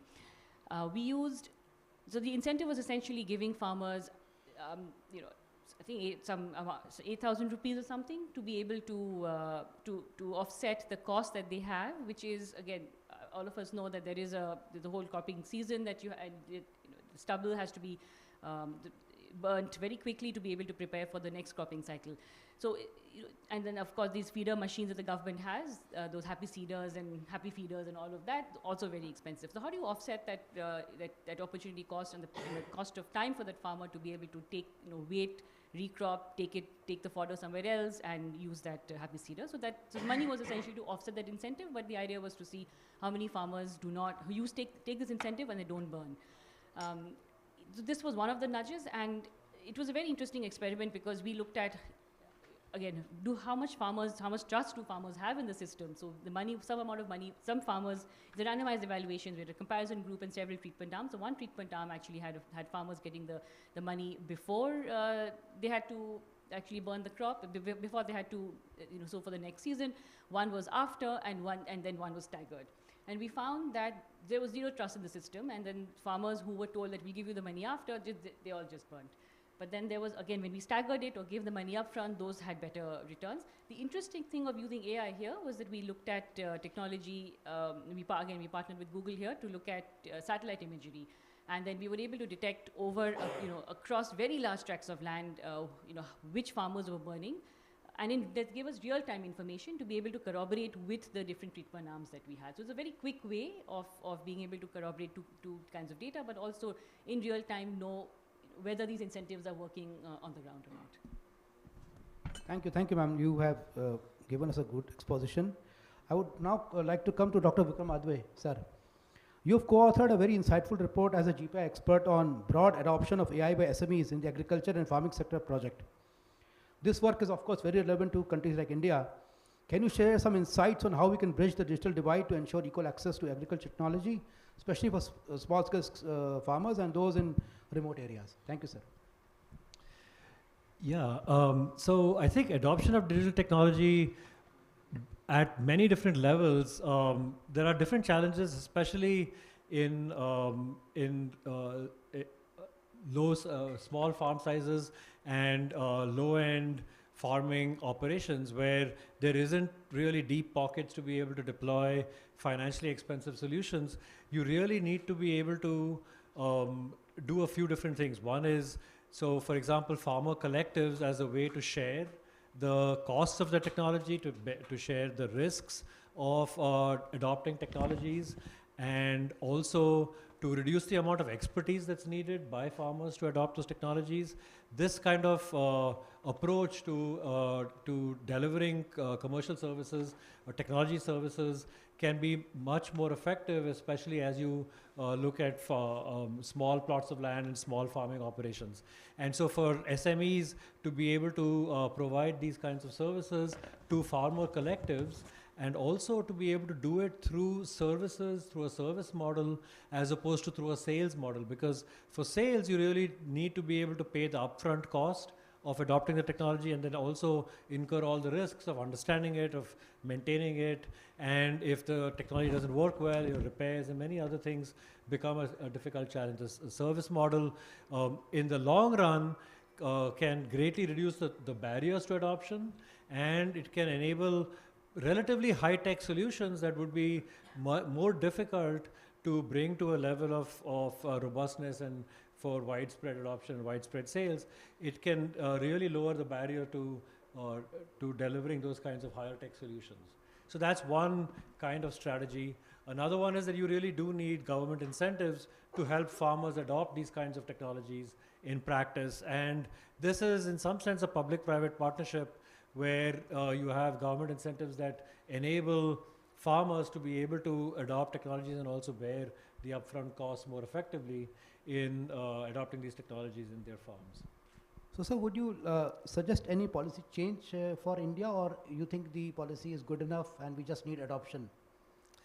Well, I think, Indian policy is very, very extensive, but at the same time, technology is advancing so quickly that you definitely need to be able to evolve in response to the advances in technology, like in a variety of different AI-based technologies. I don't think the current policies are going to be sufficient, but I don't think that it's intractable. I think there is something that through MeitY, through the Department of Agriculture and others, I think that in fact there can be very effective policy changes that will support adoption of these technologies. Okay, sir, one question from the other side, that what happens if something goes wrong by the AI? Like, who is responsible? Maybe this is some issue that people have. App to ban gaya, but what if it's right, really right? So is there something you can guarantee that the app is okay? Have you worked on that, sir? Well, so honestly, I actually think that there are risks with AI. There are potential errors that can happen. There are privacy risks. There are deep fakes. There are all kinds of other AI risks that people talk about. But I think the level of risk varies dramatically from sector to sector. And agriculture is one of those sectors where the risks are much narrower than in many other social domains. And so, for example, an app that might make incorrect predictions, that's not exclusive to AI. There are, this is something that happens routinely even in older technologies as well. And in some ways, more advanced AI-based technologies can be relatively very reliable at a statistical level and have some error rate that has to be moderated and controlled. But I think that it's not likely to be the main showstopper or the main risk factor in limiting the adoption of these kinds of AI-driven applications. I think that there are many other barriers to adoption. In fact, many of the ones that Dr. Mukherjee, Ms. Mukherjee talked about are much, much more important, I think, than worrying about what might be risks or errors in the applications. For example, I think data access, data ownership policies, investment costs, these are some of the more difficult technical challenges in enabling AI-based apps and technologies to be adopted. Thank you, sir. That was insightful. I would now like to ask Mr. Meghavi Prashnani. Yeah. Ma'am, you have extensive experience of working on agriculture monitoring, drought assessment, and crop insurance using a combination of microwave and optical satellite data and in situ ground data. Can you tell us more about your work and, of course, related to what just sir said, and perhaps also throw light on the key technological advancements that require scaling to address issues such as water scarcity, soil degradation, and climate change? Thank you, ma'am. Sure. Thank you for the question. So my work is basically all surrounds, the Earth observation. I always, have been working with satellite imagery for past 10 or more years, and for various applications, majorly in for the agriculture applications. So, so Earth observation holds a great potential in helping the farmers. But so far what I feel is, the satellites which have been made is mostly for the global north, but not for the global south, because for the most of the global south, especially India and Africa, we have the smallholder farms, and the satellite which so far have been made have higher, they don't have higher resolution. So that's where we can work more. And especially even for the water, you said water body mapping and then soil degradation and all. There also Earth observation has played various roles.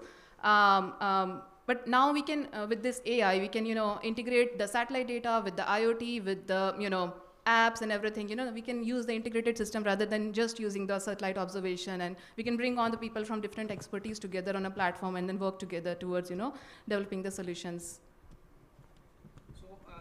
Can you give us some, example that you worked hard and it really improved the productivity of agriculture or something like that? Do you have an example of that?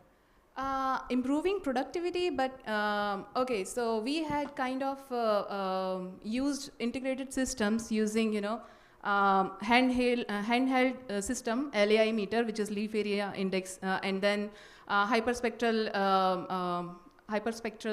signature collection using handheld, and we have the satellite and we have the drone. We kind of integrated all these three data, and then that was a monitored field where we used a different type of fertilizers, and then to see what kind of fertilizers are good for the maize crop and whatnot, and this kind of research have been done, to improve the productivity, how much NPK ratio should go and how much not, and then how we can detect it with the satellite data. Yeah. Thank you very much. And my next question will be to Shekhar sir. Sir, you and your organization are doing remarkable work around establishing AI-driven solutions and ecosystem for the benefit of millions. What skilling strategies you think are needed to be adopted by different stakeholders, private industry, government, to retrain and upskill the current agriculture workforce on AI technology, sir? I think the first thing that we've tried to do is to make sure that our solutions actually, we take an applied approach, which means that unless people actually can see the solutions work on the ground, it largely is theory. So what we have tried to do in all our AI work, particularly in agriculture as well, is to ensure that we involve individuals across the entire ecosystem. So the first set of pilots that we carried out in one of our interventions, which is to help in the cotton crop by determining the pink bollworm infestation, we literally started with a few hundred farmers in the first Kharif. And then you go to 1,000 odd sometime in the next season. It takes some time. And then now we are at a tipping point. We have reached over 120,000 farmers, which is one of the largest ground level implementations in India, which touches farmers. It's extremely important when you work on these solutions to reflect and map on your user community. There are a whole set of principles that you must adopt, which is completely different from the urban user. The rural user, you really don't want to give them drop downs. You don't want to give them complicated things. Your solution should be effective, precise, and answer the question. I would argue that most of us suffer from it even in the urban world, where when you call some advanced services, 16 questions are asked before a service is answered. For the rural farmer who depends on their crop, you simply cannot adopt those strategies. So the first aspect of skilling is to minimize the amount of learning that needs to take place by the end user through effective systems design. Naturally, it will come to most people as to how to use systems. If you look at the adoption of some of the technologies that have taken place across the social spectrum, I don't think many of them did training. The interfaces were such it was easy to learn. That's the design principle. After that, you must systematically understand at a deep domain level how your solution is going to start solving problems for people. Believe me, once you start solving problems for people, everything else goes out of the window. If you give them economic benefits, if you can give them, in that example, reduced pesticide usage, improved yields, one very spectacular side effect that we never thought we would encounter is farmers telling us, in Hindi I'll say, "Bhai, tum hamare bare mein sochte ho technology use karke, yehi badi baat hai." In other words, you think about us using technology. We are honored. We have conducted literally hundreds of sessions in small groups on skilling, where we go, our teams actually go, sit down in villages, sit in their environments. Our user research team lives with the farmer. A lot of adoption and skilling is about creating connections. It's not about disseminating material. If you cannot create a real connect with the user, nothing will work. If you can, nothing matters. So the approach has to be very, very real. It has to be very honest. It has to be very self-measuring. You will come to know whether the person is understanding what you're saying or not. You will see them operate in the manner in which they're using things.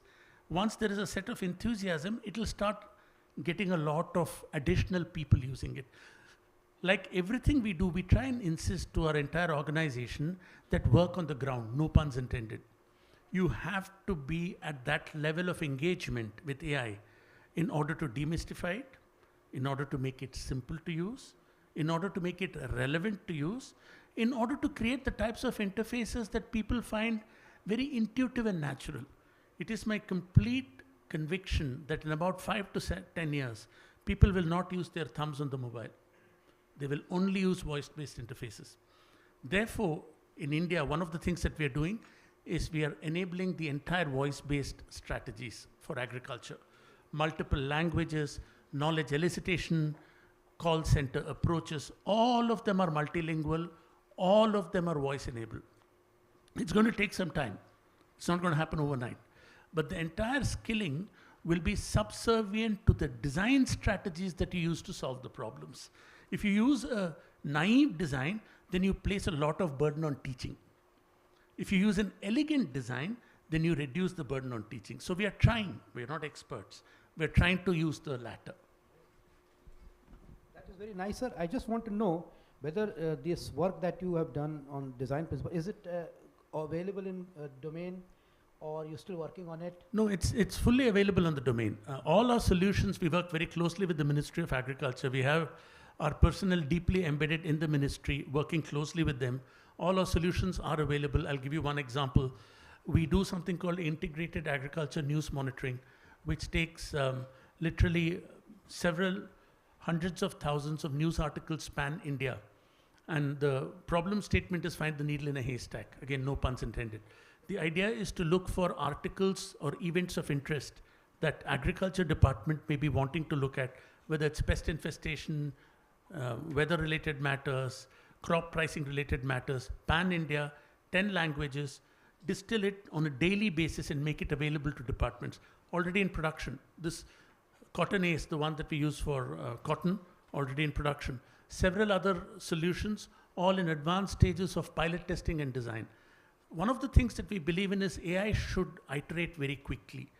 Because what we will get in a lab environment is a very small amount of data, there is no value in working and improving the performance on that. You might as well make a determination it's good enough and use it and take it out to the field, because when you go to the field, you'll get all the problems. You will get usage characteristics, you will get external factors, you'll get noise. Over a period of time, when you use your solution in such environments, you get a feedback and the solution improves.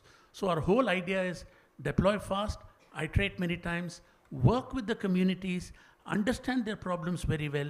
Some of them are AI, some of them are not, but make sure you're paying attention to it. Thank you very much, sir. I would now like to go to Dr. Manish Gupta. Sir, your organization is at the forefront of AI revolution. The whole world knows it. What are some case studies and examples of successful models of AI deployment for sustainable agriculture, and how can they be replicated widely? And sir, from a second question is, from a policy perspective, how can the government and private sector collaborate to overcome barriers hindering the adoption of AI technology in the agriculture sector? And do you think it's adequate in India, or some changes are required? Okay. Yeah, so let me start. So I think we are still relatively early in our journey. I can only point to some of the use cases which are very, very promising. So the work that we are doing is, again, by analyzing the satellite imagery to tackle some of these problems in a scalable manner.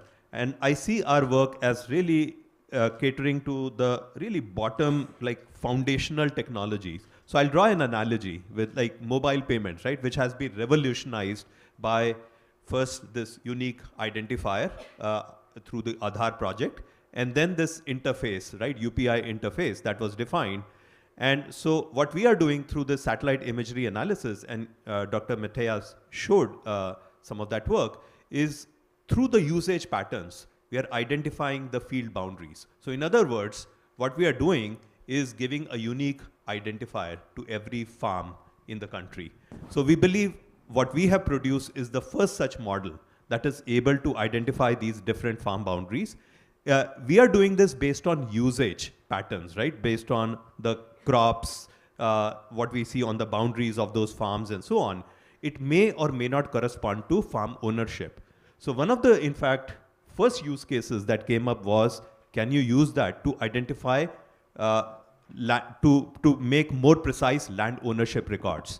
This is where we have been partnering with Professor Milind Soni, who's been using the output of our models to, and he has done multiple pilots now in various villages in Maharashtra and found remarkable levels of accuracy just from, I mean, we have no idea who bought the land, when and how did they pass it on in terms of inheritance, but just based on the usage patterns, we saw remarkable consistency between those usage patterns and actual ownership. The next case that we are really excited about is enabling farmers to get access to loans, reasonably priced insurance. I was horrified to learn, right, that today, I mean, so one of the things that we know is most of the farmers, right, they are unable to get loans from formal banks. So they end up with these loan sharks paying very, very high rates of interest. They are unable to get crop insurance at reasonable prices. And that's where I was saying I was horrified to learn that sometimes the price of, let's say you want to buy cotton insurance for your cotton crop, the insurance may cost you something like close to 30% of the crop value. So would really afford, right, to buy insurance at such prices. So when there is now crop failure, the kind of problems, for instance, that Vadhvani is working to help avoid, identifying pest outbreaks and so on. But God forbid, right, you do have that pest outbreak, there is crop failure, the farmers are unable, right, to pay that loan, and we have seen incidences of, again, farmers committing suicide and so on. So we believe, again, and it's very heartening to see a lot of startups now beginning to provide solutions where, based on these kinds of patterns, they're able to now, for instance, if you could now identify based on simply the lat long, if now the bank could, a bank which is 100 kilometers away could still, based on satellite imagery, get all of that analysis about the farmer, the ownership, and kind of what crop the farmer is growing, what is the expected yield, the credit worthiness, and now provide loans, or not, or confirm that yes, indeed, the farmer is growing cotton crop for which they're trying to get insurance. So you could make all of these processes much more efficient, and therefore enable all of these use cases. One in the future that we are excited about is, and in fact, I was having a good discussion with Dr. Adve, who told me about some of the professors, right, who are working on how do we financially incentivize regenerative farming practices through carbon credits. Because it so happens that if you adopt those regenerative practices and you do crop rotation, you avoid kind of using some of the chemicals as fertilizers, you do more organic based fertilizers and so on, it increases the carbon holding potential of soil.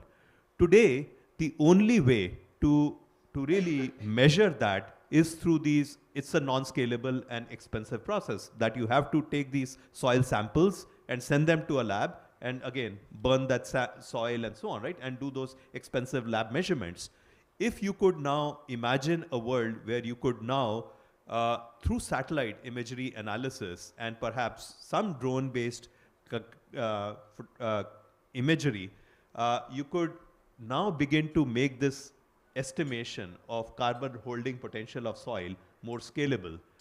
You could really now start to financially incentivize farmers, right? Instead of preaching to them, oh, this is good for the environment, therefore you should do that. If you can put actual money in their pocket, that'll be a lot more effective. So we are really excited about the potential for those kinds of problems. And of course, that problem today looks very intractable, but we always take inspiration from the work of people like Yossi, that look, nothing is impossible. We have to have a healthy disregard for the impossible. So that's our philosophy, that let's really try to come up with research breakthroughs that will make those problems tractable. Thank you, sir. Just one question. Like you gave an example of Maharashtra. What do you think would prevent the same adoption in other states of the country?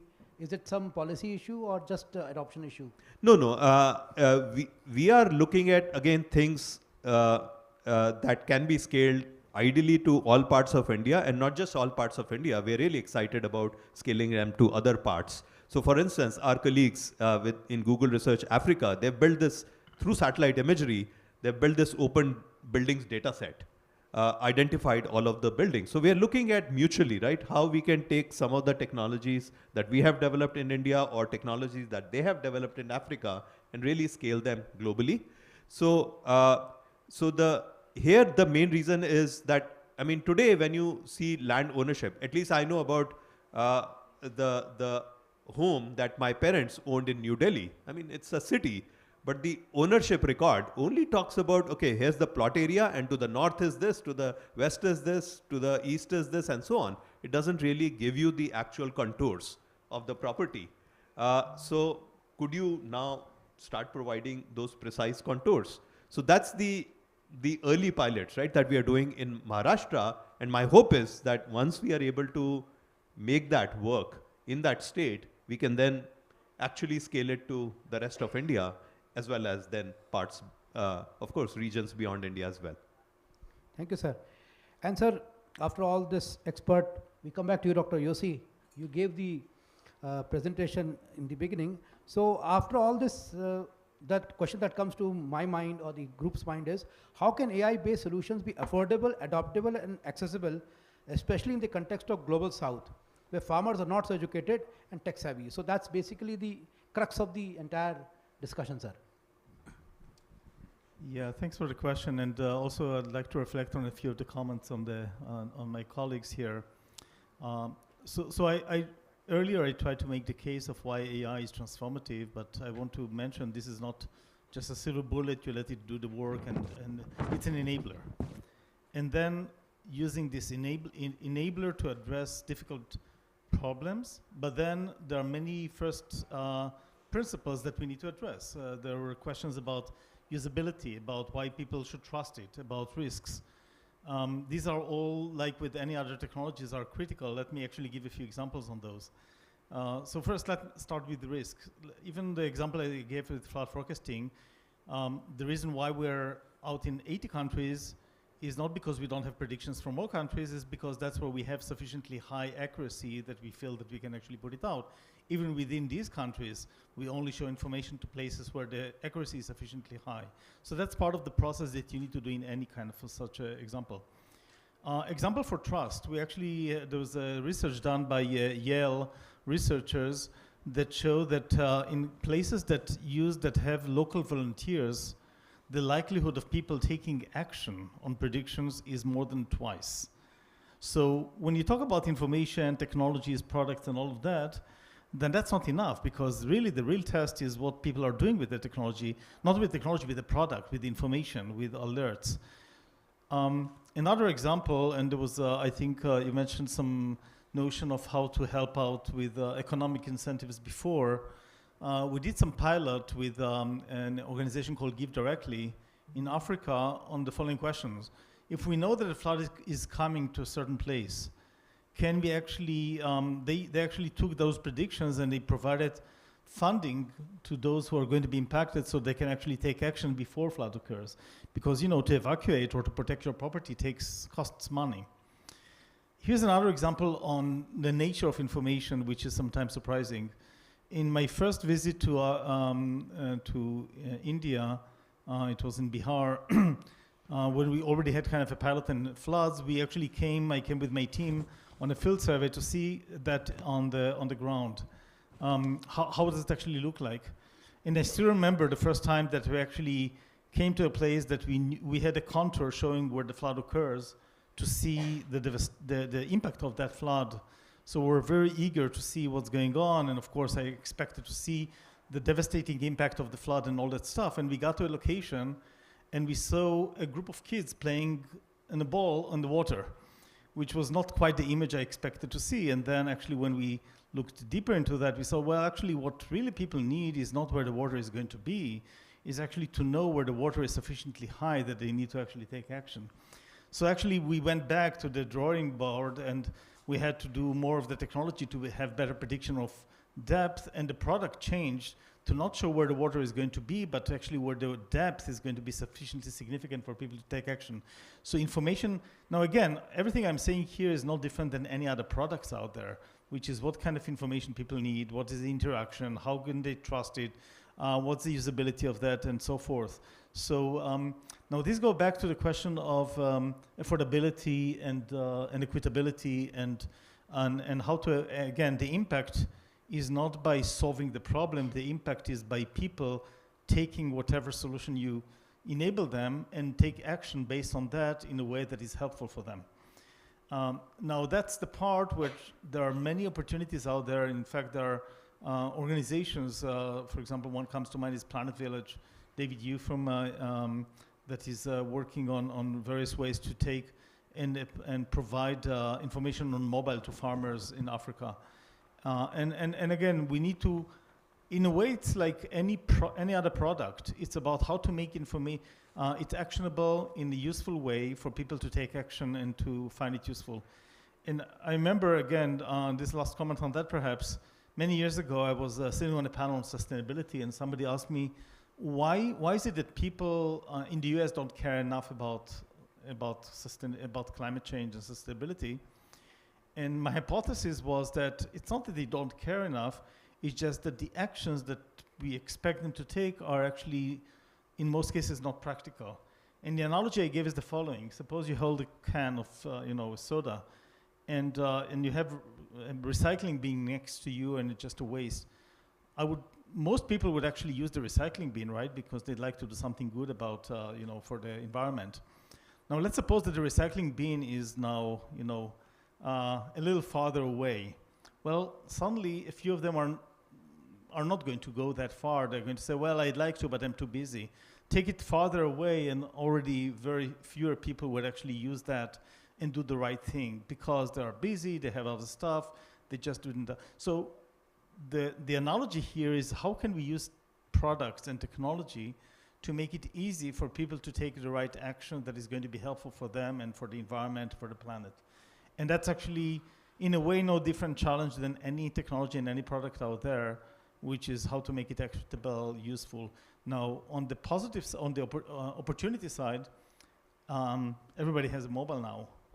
And the power of providing information there and do it in a way that is useful, I think is there. And again, that's where innovation plays a role. That's why, as I mentioned, startups play a really important role, because at the end of the day, for every problem that you'd like to think about, you may need special attention to think about it. There's no silver bullet that is just going to solve everything and know how to do that.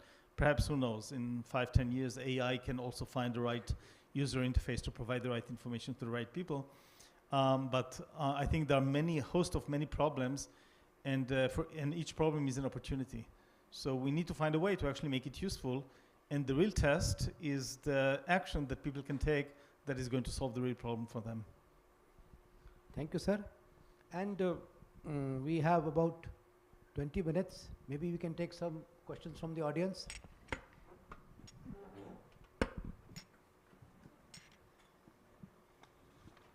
Any questions from the audience?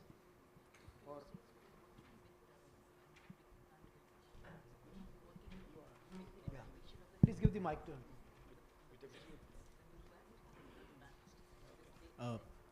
Hello, sir. I'm Vineet from Digital Green, and really could relate to all the points, especially the point that was about the simplicity and usability, so that the farmers can actually use it. Now, one of the things that we have been building is, so we are in the we are in the business of actually last mile information dissemination as a not-for-profit entity.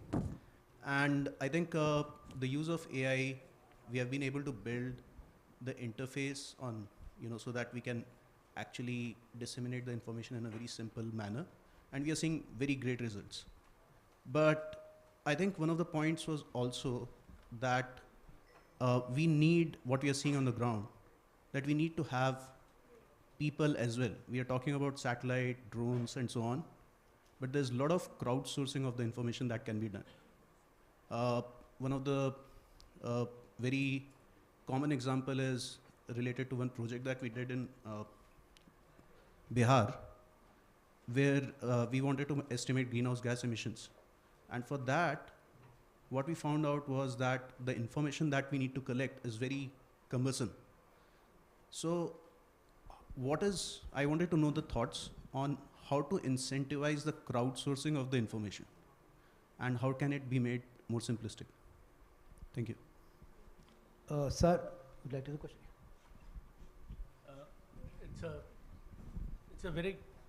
It's a very good question because it's fundamental to adoption. So one of the things that we have started doing is, just under the name of AgriCollect, create something called a farmer diary. The goal of a farmer diary, and we have started rolling it out slowly, is to complement and start soliciting ground truth. So in as much as you have information, we have both ends of the spectrum. I do one project where I do the entire land mapping of India and determine which crop is growing where. But I would also like to do the ground level truthing of that place to understand from the farmer what they're doing. So it's a very important aspect that you've brought. So the tone needs to be greater conversation with the farmer. When I say conversation, I've purposely used an unstructured term, And the reason is because I don't want to assume that I know what they want to say. I just want to listen to them. So how do you listen to a farmer? You listen to a farmer by soliciting data on the ground, and you employ certain systems, and over a period of time, if you can get something back to them from it, small pieces of advantage in their life, suddenly things become meaningful. This is one way. Second, there is something called Krishi Call Center. It gets 25 to 30,000 calls a day. We're working on that. We're taking all those calls, converting the voice to text, understanding the types of questions that the farmer will ask. There are farm agents who respond back to them, participate in that, structure the database, make sure the knowledge base gets created, and then respond back to the farmers in a far more intelligent manner. Second form of engaging with them. Third, we are working under the PM Kisan, which has been launched by the Honorable Prime Minister, for grievance redressal. The goal is in 2024, we would have an AI system that will assist in grievance redressal. That is a third way. My pet actually theme is grievance redressal is a curative process that works on the efficiency of response. The real problem is prevention. So if you can graduate from curation to prevention, which means today, rather than answering a question very fast to a farmer in the stated language, can you tell the farmer that they're going to get this problem? Can you advise the farmer contextually as to what is useful for him or her? These are different ways. So the more you engage, like you tap yourself into the conversations at different levels, the greater the richness of information that you get. Whether it is text, voice, information, structured, what they do. And these are very early stages. We're already there in several of this. The real advantage will come when you can create patterns out of this, where you can create archetypes or patterns that allows you to summarize and have a much better ability to respond. Finally, it is my considered observation that this is a market of one. You have to answer that one farmer exactly what they want to know. If you formulate the problem like that, you take the burden on yourself as a technologist, rather than blaming what they're, "Arey, kuch samajh mein nahi aata, I don't understand." All that is gone. Your job is to respond to that one farmer. So that's how we're addressing it. Thank you. That was very, very interesting answer, sir. And can I ask Dr. Manish, do you have any insight on this, on the data question that he has? Yeah, so I agree, because ultimately the best incentive is when you're delivering real value to the farmer. So if, and sometimes, I mean, if in that process, what we have shown is that we are showing them, look, this is what we believe exists, and we give them simple ways to correct whatever is the output of the model. Often, right, they are willing to do that. So I would really agree with Shekhar that A, deliver them value, and B, the interface has to be very, very simple. And there are, again, other contexts, like we are also trying to, again, democratize access to information to every person in their local language and so on. And in that process, again, we are collecting a lot of like speech data from every district of India, right? The project that Partha Talukdar is leading together with ISC. Again, I mean, the idea is to use, again, this whole richness of languages and so on, and ultimately build those capabilities in the models that you would be able to respond to them in their own local language in the preferred kind of medium, right, which would be ideally voice-based. Thank you, sir. Any other expert who has a comment to make? You have a comment to make? Since you're collecting a lot of data? No? Okay. So I collected the data, but that is like ground truth. So just to, train my models and all, but I have not directly, collected the other data from the farmer, which is, like it's for the crop mapping and yield mapping and all, Yes. One point which I forgot, I think this is arguably the most important. Contextuality is the most important thing in AI. So AI, let's assume there's a farmer on a field. If we understand the context of the individual at the time, then the knowledge elicitation and dissemination will be very precise. Presumably, he's not going to sing a Bollywood song, nor play cricket. He's or she has gone there for a specific reason. And if you can ask the question of relevance and importance, context, with respect to everything you have around it, environment, weather, crop, time of season, kharif, rabi, why are people going there, morning, evening, these are your data points. The more contextual you become, the more relevant you become. The more relevant you become, chances are they will adopt you. Once they adopt you, it means nothing. It means they are starting to willing to speak to you. Then you have to pay a lot of attention to the responses they give, introspect on it, understand all your failings, which will be several when you do an AI implementation, and then improve the performance, and then build trust. So it's a standard pattern. We are working on 30 solutions across all spaces. It's a very repeatable pattern. This is the standard norm of doing AI projects. Yes, ma'am. So I can just give I can just give a few examples here. So I was trying to unpack the question a little bit more. But when you talk about specificity, I can't underscore how much, and I really like what some of the panelists said is it's that farmer's problem that you're trying to solve for. So I really love the point that it's n is equal to 1. Because we might be dealing with n is equal to 10,000 when we're looking at AI or big data, but it's really that one person's problem you're trying to solve. So the two quick examples that come to mind, one is that Dr. Yossi was talking about Plant Village. So we are working with Plant Village in Kenya, where we are working with they have an app called the Nuru app. And what it essentially does is it helps farmers diagnose and treat plant diseases, plant pests and diseases. So these farmers are essentially taking these photographs of their crop and they're uploading them. And then there is an algorithm which is actually, advanced enough to look at every single photograph and then give them some information based on that for each individual photograph. So you have to imagine, even at the back end, what sort of amounts of data must be going in to be able to even sort of process that at a granular level. Another quick example is in Bangladesh. We are working with these farmers where they're uploading pictures of their leaf color of leaves, and then in that leaf color, at the back end, there's again this whole AI thing. You can imagine how you can train AI to be able to just identify different colors of leaves and then give you information. But that information also then there's a little bit of in the future saying how can you prevent such things. So you have to be able to feed in that information as well.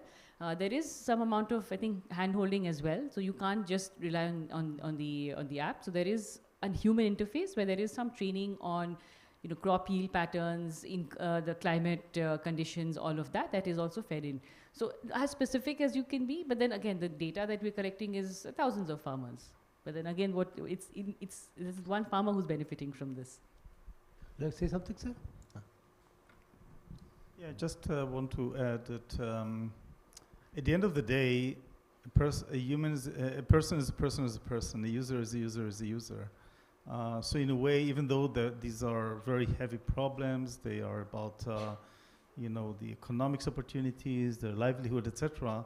At the end of the day, when you talk about how to get to use technology, products, information, in a way, it's not dissimilar from any other product out there. Many years ago, there was this notion, people called it the consumerization of the enterprise. That's where people were talking about how some habits that we have in our, in the use of products as consumers are something that encroaches about our day-to-day at work. Now, today, I don't think anybody would say that because it already happened, right? I mean, all the old software that used to be in the enterprise mostly is now very similar to what we're using to have a chat between ourselves and to other consume information out there. So the basic principles are there, which is how to be helpful, how to find a simple way for people to consume information, how to learn what are the values that we're solving, how to build a trust with the user, the right habits, and of course the incentives are different, even though some would argue that the incentives of somebody to use an app that can help their, their farming may not be stronger than a teenager that needs to communicate with their friends. So in a way, it's not dissimilar. Perhaps these different users, of course. So going back to basic principles of UX and product and all of that. Now, this is only on the adoption side, on the usability side, but you cannot distinguish that from the depth of the technology, because when you talk about trusting information, and again, of course, I've been working for over a decade on search at Google, and what you learn is that the first thing is that the quality of the content makes a difference. So you want to trust that it gives you the right value. The simplicity then gives value. We used to say that it's still true, I guess, that the single, there's one feature that we always learned is extremely important in search, which is speed, how fast you get the results, so usability. And if you think about it, in search, people come to Google to look for information, but the speed matters, so this user experience also matters. So I think that's true for other things as well. It should be simple, as with other products, and it should be valuable. And that goes to the depth of the quality of the information that is provided, how it's presented, how much can you trust it. And again, if I reflect back on one thing that is extremely important, for example, in flood forecasting, is to have a really high bar of accuracy and confidence on what we're showing predictions, because there are so many times that you can actually alert on something which turns out to be incorrect, then you lose user trust and it's not valuable any longer. And by the way, this is something that I think in various places in the world, people learned it the hard way. They had all these apps in the mobile that alerts people on various events. I think it was in the US, there was the Amber Alert that was very broad. And now the intention was good because it was to actually let more people know that they should actually help out identifying a missing child. However, what turned out is that because it was ringing so often to so many people just muted it, and it became totally useless, unfortunately. So like any technology, you need to provide value. And so it all goes hand in hand. When you have the right depth of technology that gives the right predictions and the right accuracy of data, and then you put it in just the right way to the user, and the person receives value, then that's where it becomes usable.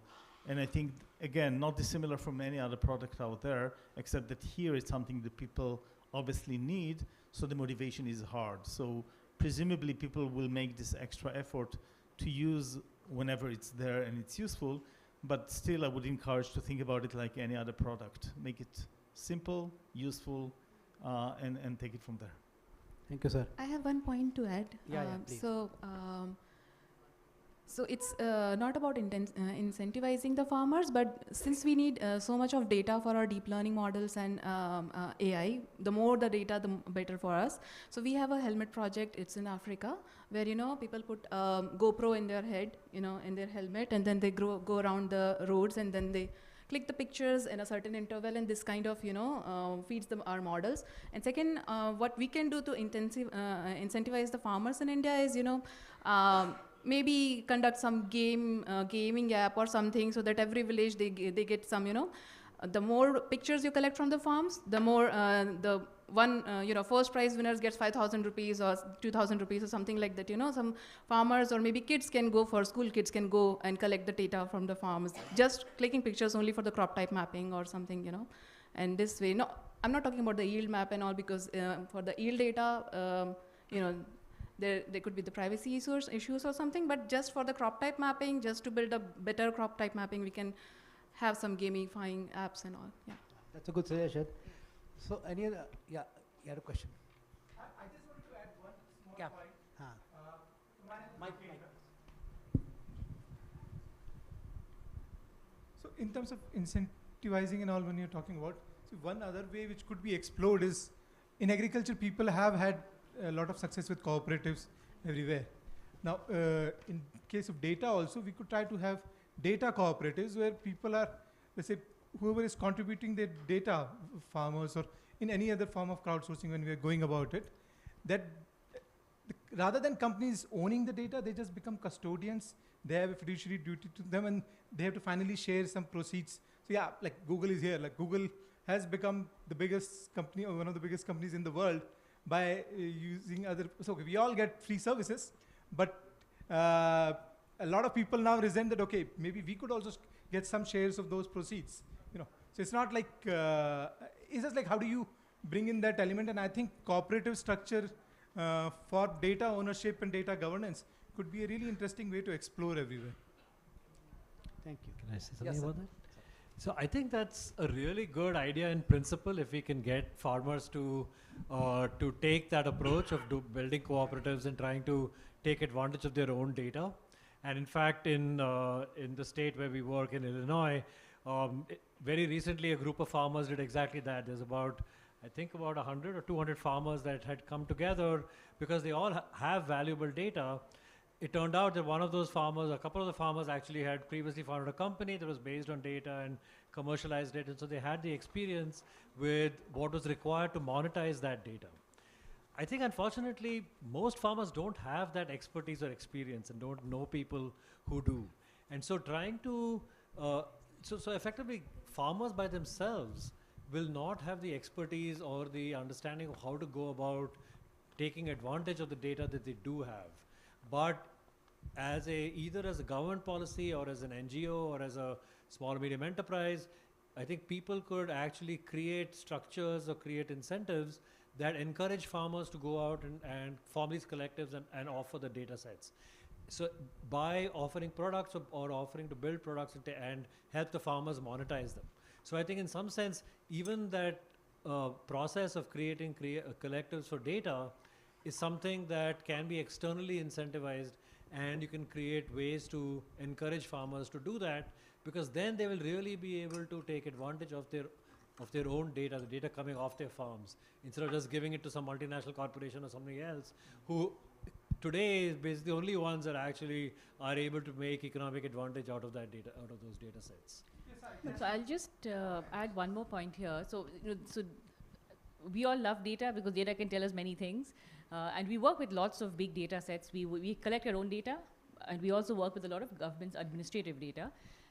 I think one big, now that we are embarking on this AI journey, I think one big thing to watch out for is actually how do we make these data sets standard? So more standardizing a lot of these data sets. And I think for all of the data that Walvan AI is collecting, Google is collecting, I think there's a lot of value add to being able to make these standardized, accessible, but also being able to, how do you sort of bring together many different data sets together. So it's a I call it a cyclical economy, right? Not cyclical, circular economy. So everything is related to each other. So it's like a house of cards. So you need to be able to connect all of the dots between between different houses before they all fall together. So that's and I think MeitY is doing a good job now of thinking through about the data privacy laws. In India, I think there's a lot to be said for who's collecting the data, how to collect the data, data sharing, all of that privacy laws. We have a very long way to go to be able to, just connect all of these things together.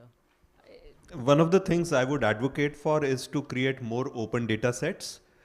In fact, in India, already we spend a lot of money on collecting. So the government of India had this program of soil health data cards, where there's so much of testing that's been done.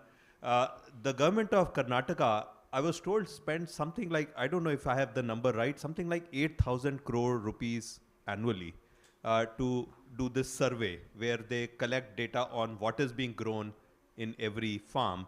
A lot of these data efforts, I mean, these are very well-intentioned, but the quality of the data is not as good, right, as you would like it to be.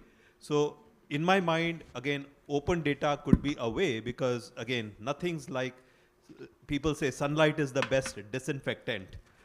When there is data being shared openly, automatically there is that pressure to make that data higher quality. And as the data gets shared, right, you begin to see, again, in some sense, errors and so on being pointed out. So I agree long term with where you're going, that yes, it would be good to figure out ways in which some of the value could be shared back with the farmers.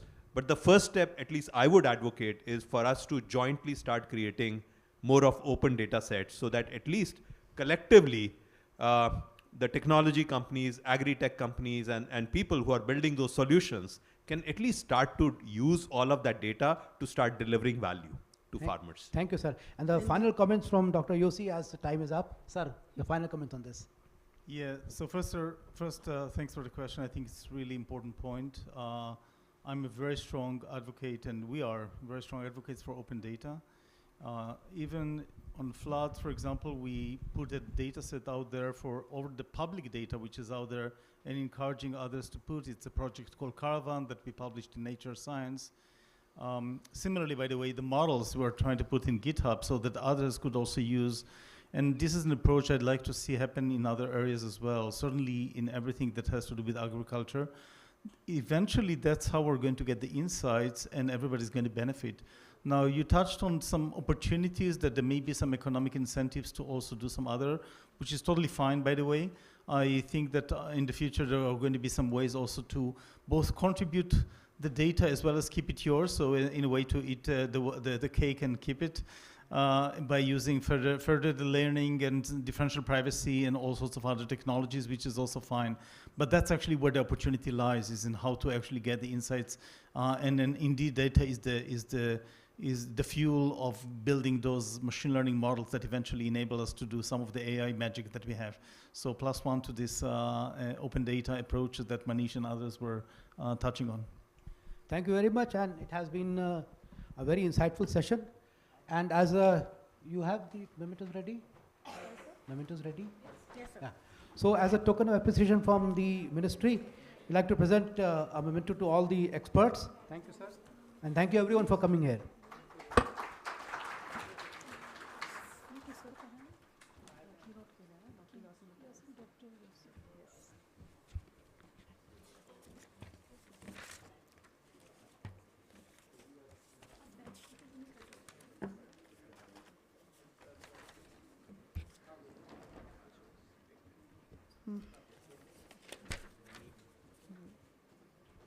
Dr. Yossi Matthias, Vice President of Engineering and Research at Google.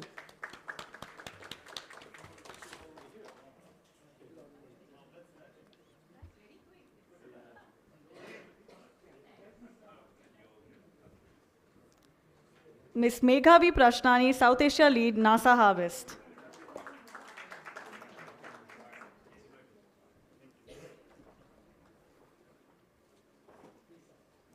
Dr. Manish Gupta, Google Research India.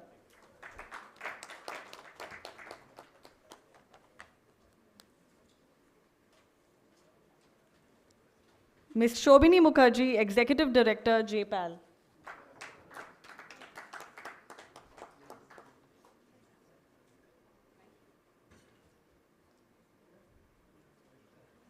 Dr. Vikram Adve, Professor of Computer Science, University of Illinois.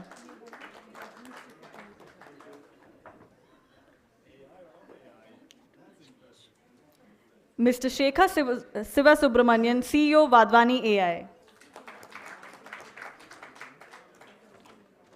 I would like to invite Dr. T.S. Anurag, Chief Research Scientist, Digital India Corporation, Ministry of Electronics and IT, to kindly felicitate Mr. Rajneesh Kumar.